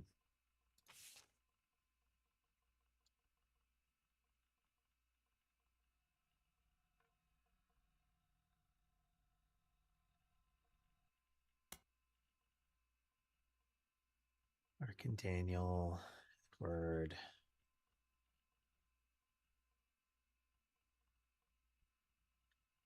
Oh, we have more names that we can look at, actually.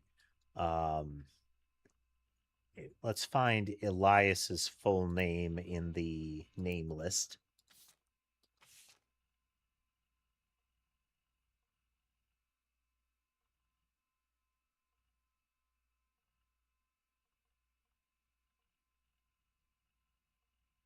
So it is Elias C. Roottree. That doesn't mean we'll get anybody, is the trick.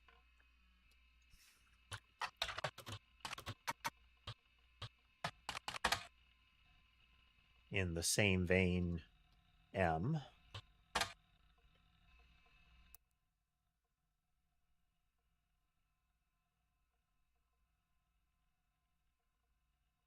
No luck there. And I don't really have a reason to believe about Edward. Did Edward appear anywhere?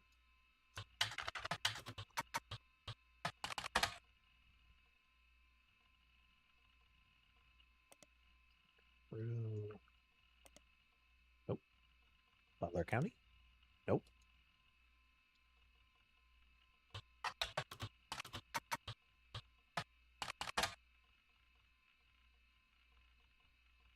B.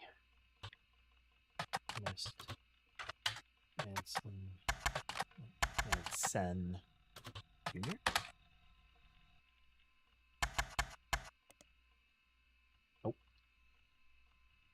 Nope. Nope.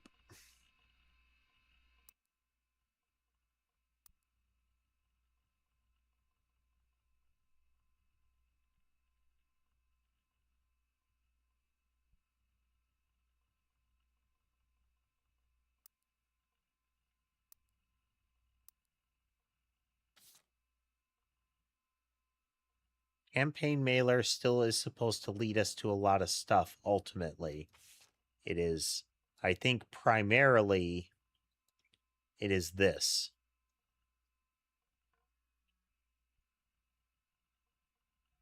Is the conflict between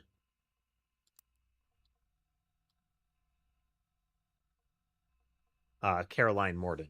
That is, again, I'm assuming that it's that.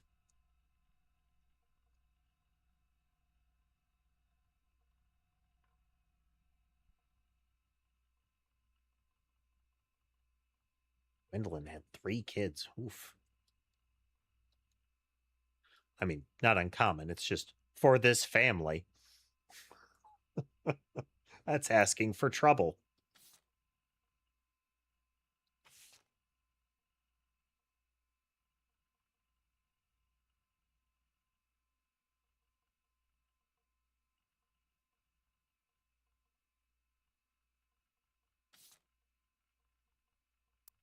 How about let's relay off of them here. Raina Roottrees in Starlit, maybe?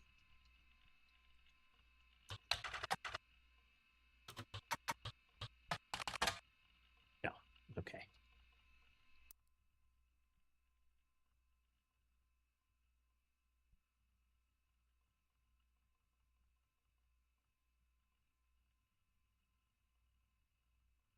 Okay, let's assume maybe that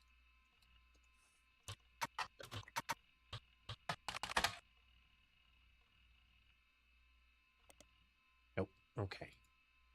Where else?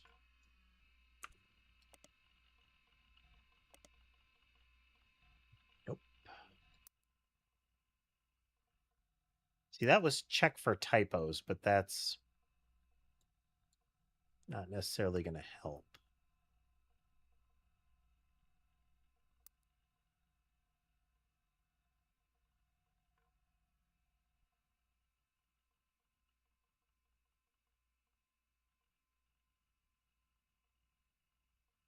This still supposedly has information.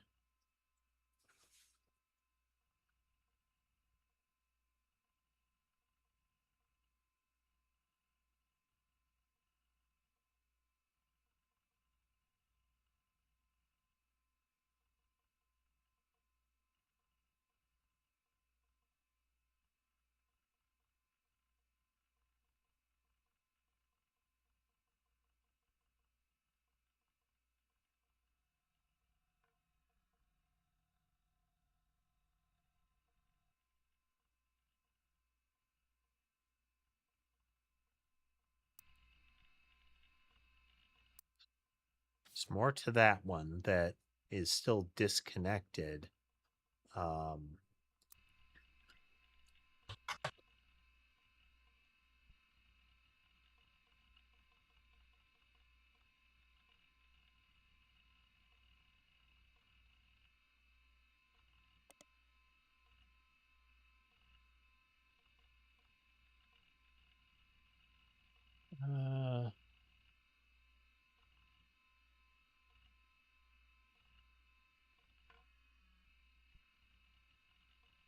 Small screen director Ron Roottrees.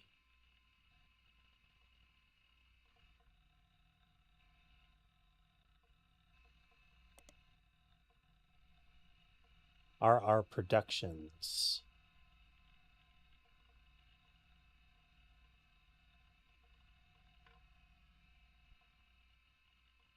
Is there a Ron? Is that another red herring, you know?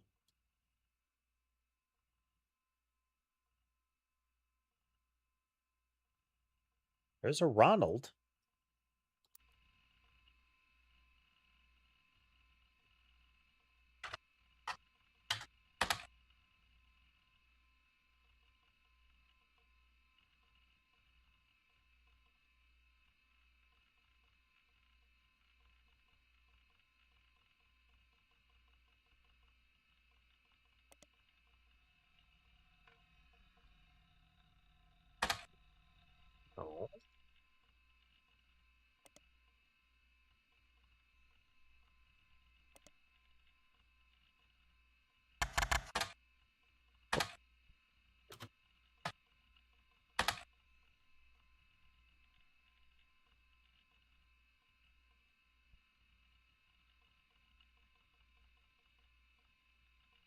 No.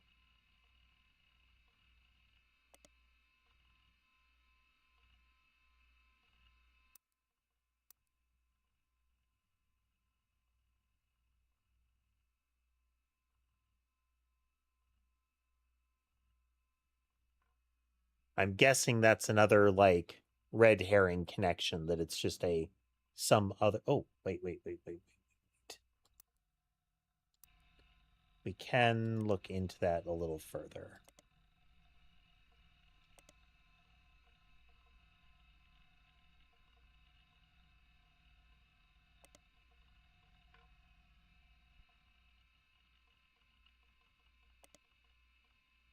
Defunct production company responsible for Brother Trouble. You find a comment on a Usenet board stating that Brother Trouble ended up being an ironic name considering the rumors about RR Productions, Ron and Robbie Roottrees.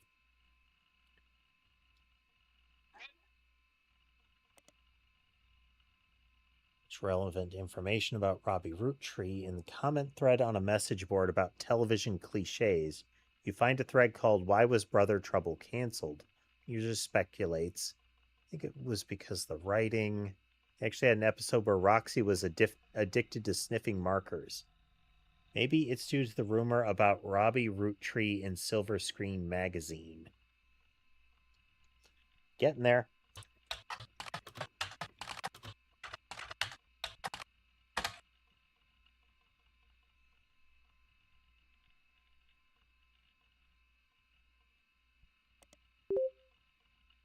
Ah.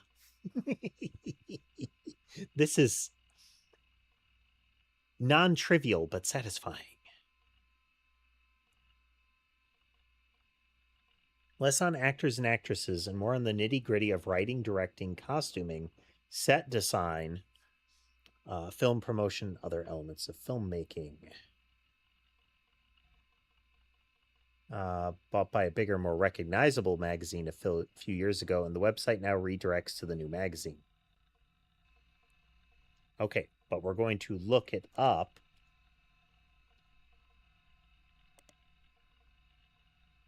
Don't blame nepotism. Get results. He gets results. Finding some small screen success, first as the director of many soap opera episodes, and then stepping in as the showrunner to turn around a few struggling productions, Ron has decided to start his own television production company. Ron was born in the U.S., but grew up in Paris. This is one of Gwyn's kids.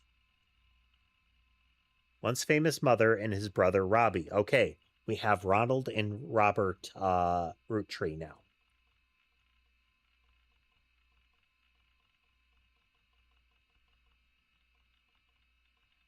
Returned to Hollywood to attend film school. When it comes to comedy,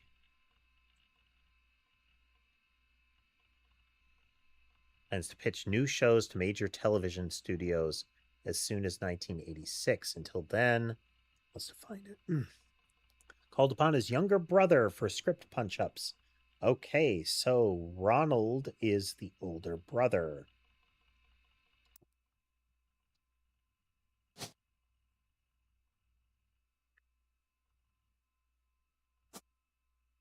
That is going to be R.O.B. Robert Roottrees. And he's not an actor.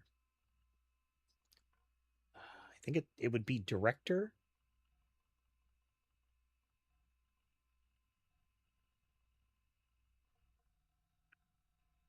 Professor, public speaker. Is he a screenwriter? Is that what it's saying?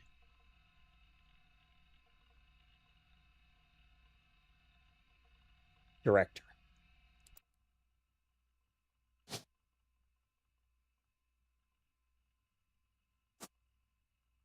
Okay, how about Robbie Roottrees?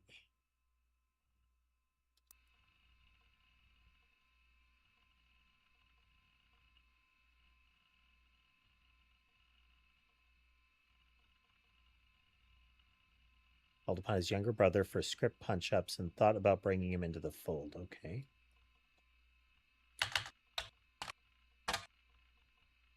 Small Rumors article claims that self-taught screenwriter, let's get that in there. I'm reaching around to type around Sammy, because if she's jostled too much, she yells at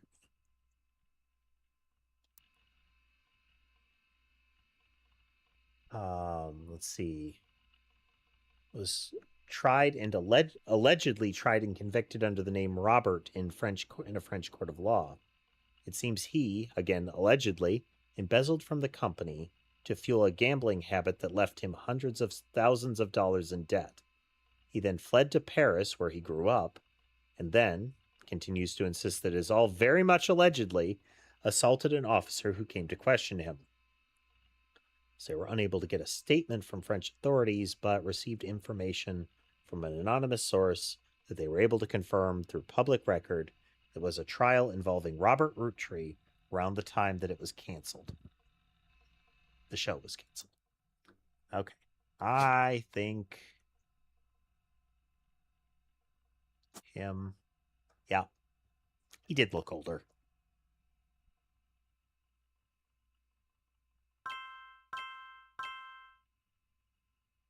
Oh, right. Okay. November isn't right.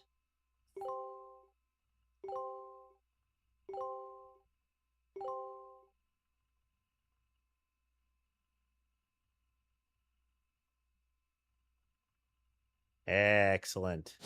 And that makes you Robert. Robert. I didn't think we had a name of a spouse.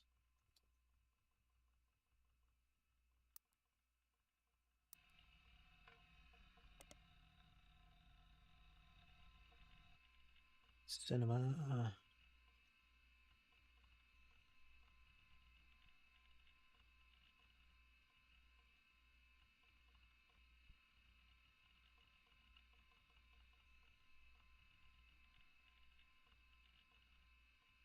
Is there a Ronald Roottrees in this? No. Okay.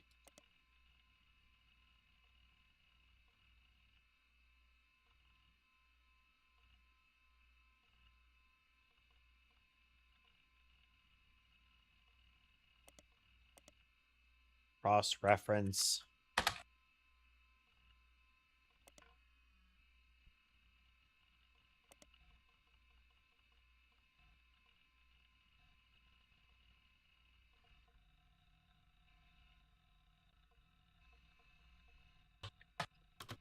Is that our productions?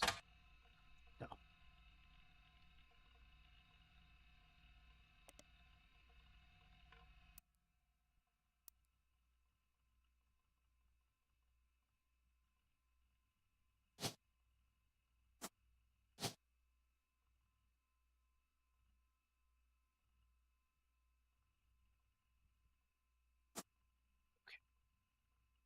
Now, ideally, we can try to figure out more about the Hudsons. Okay, what about advertising? Nope.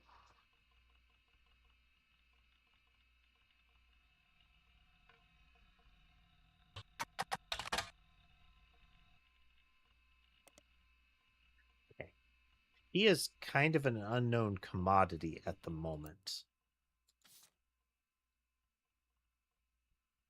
We are very much narrowing this one down to almost nothing.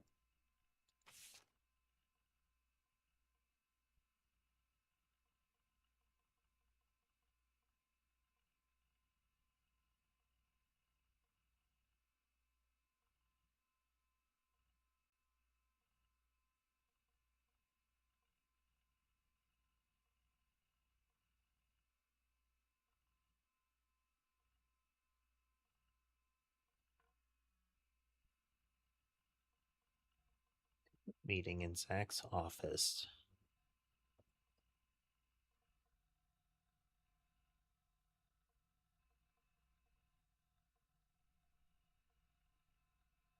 She was at Elias Jr.'s wedding to Patsy last year.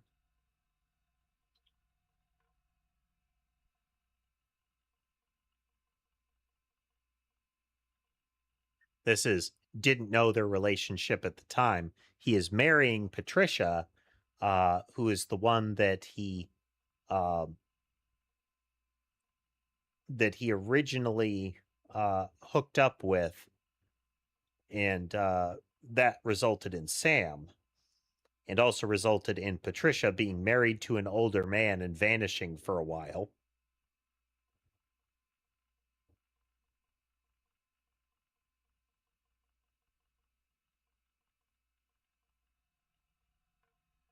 Okay, we have EC and John. We have somewhere else that they mention John's last name.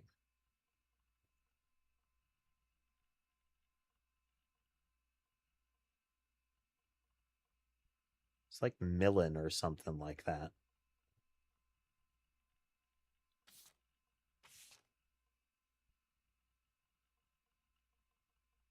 Doesn't appear in there. It makes sense that he doesn't appear in there, but let's look at this one.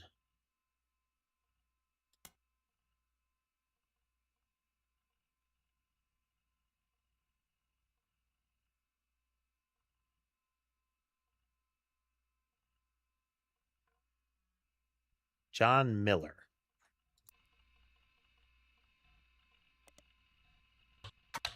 This is an indirect. Okay, nope.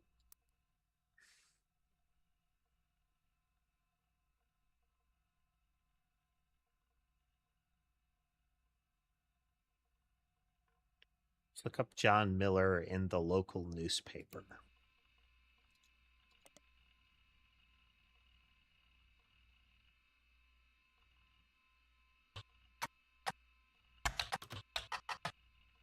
Nope.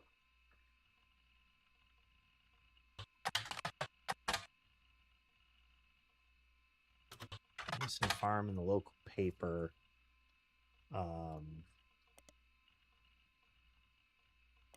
That leads us to this.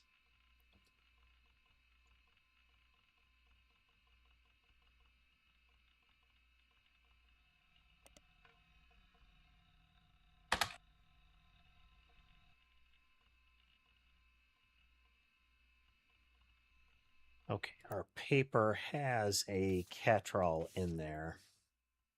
Stephanie Cattrall. Let's copy that because it's a hassle to type that name.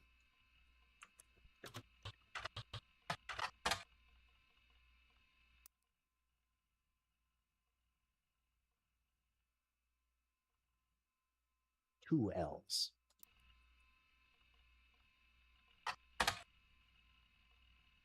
Okay, and we'll web search that. Nope.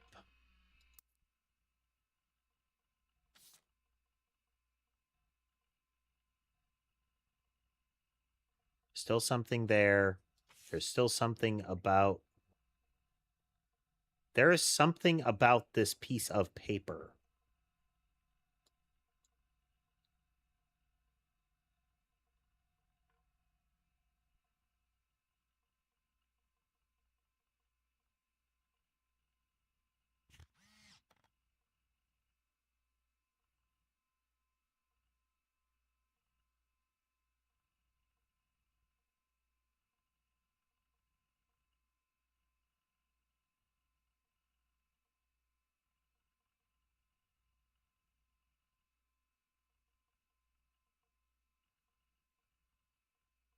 See, initially I thought the creases might matter, but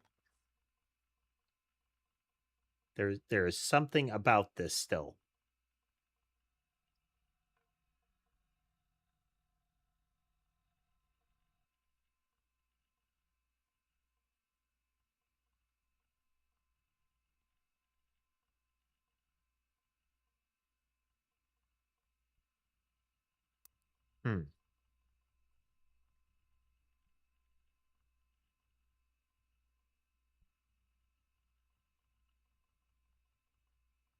So this is incorrect yet.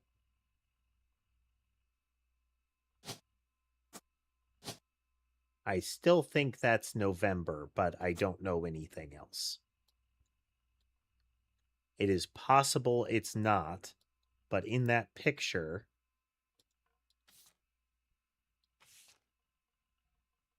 That's the child.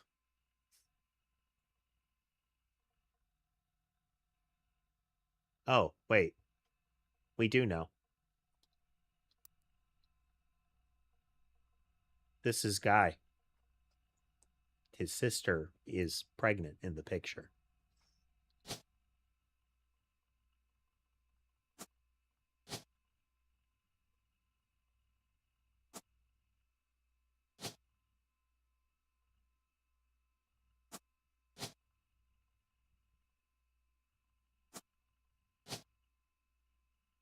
He was the third president.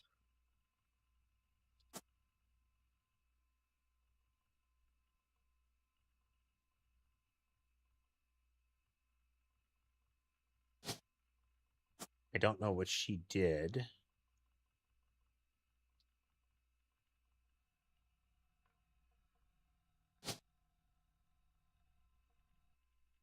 These two remain in the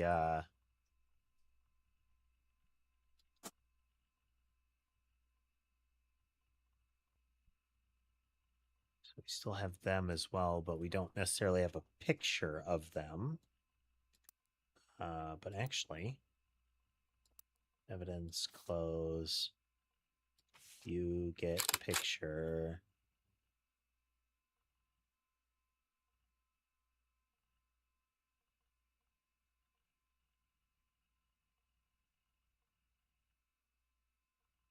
Dichotomy.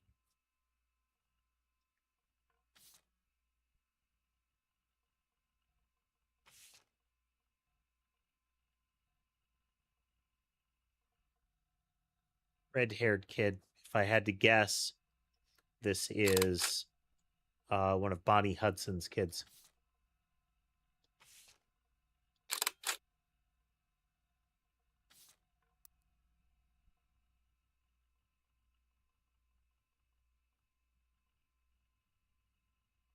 So somewhere in here is one of the cousins. Somewhere in here is one of the cousins.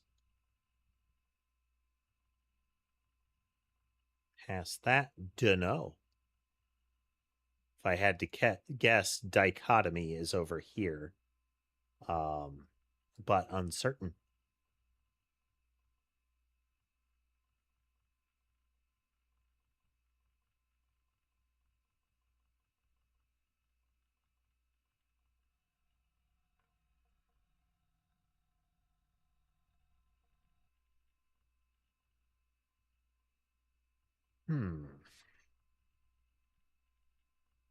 So, bit of a guess, but I think that's actually him.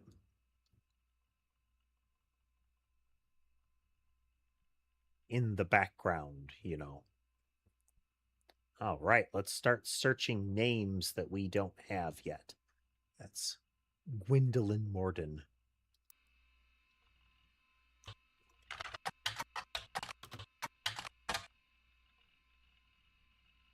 Did I spell it right? Window line.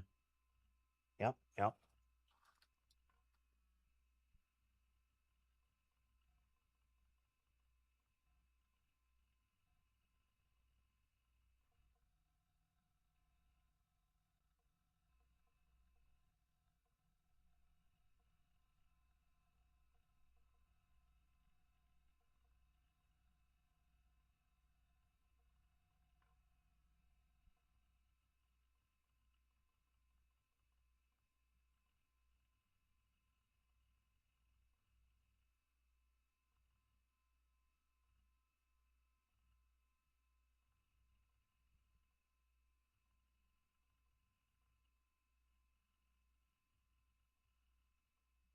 Now there is a wolf root tree, but he doesn't appear there. Okay, how about here?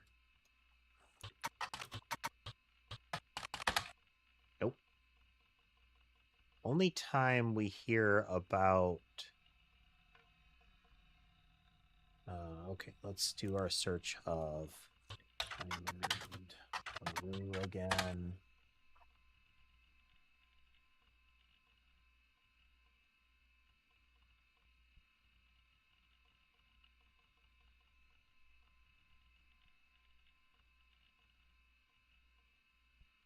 the fan club.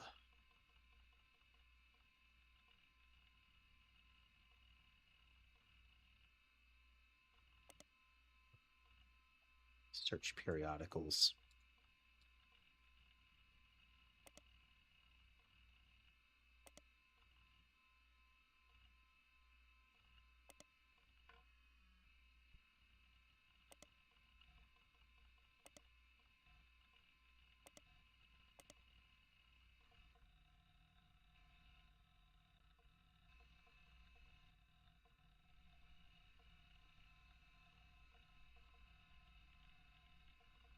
Does this lead us to the fan club?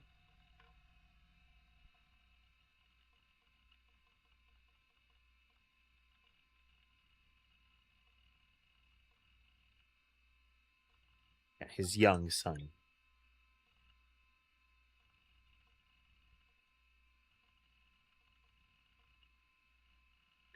Well, we've been going for a bit here, and I think it's a good opportunity for a break. At least give us an opportunity to get fresh eyes on it when we play again later on. Oh, buttons. Buttons. Oh, folks, I hope you had a good time watching with us tonight. Really enjoying this game. It's a good find for me. It's tricky. We're reaching the point where all of the things that were quickly within our grasp are already used up. And now we're scraping back over stuff, trying to find things that we missed. And that's fundamentally tricky. And that's why I think the step away for the night, making that decision in a timely fashion. I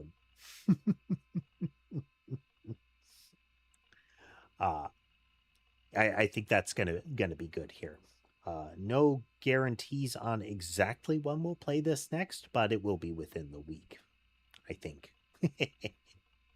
We will be getting some programming in at some point in the week, but lots on the table. Lots on the table. But again, thanks everybody for watching. If you like what you saw and would like to see more, remember to like, follow, subscribe, comment. It helps the channel grow. So please press those buttons. If you'd like to consider financially supporting the channel, you can do so through the platform-specific means like subscriptions and memberships, as well as through other means available in the link tree, in my video descriptions, and in my Twitch bio. With all that said, I hope you all have a good rest of your day, and I'll see you next time.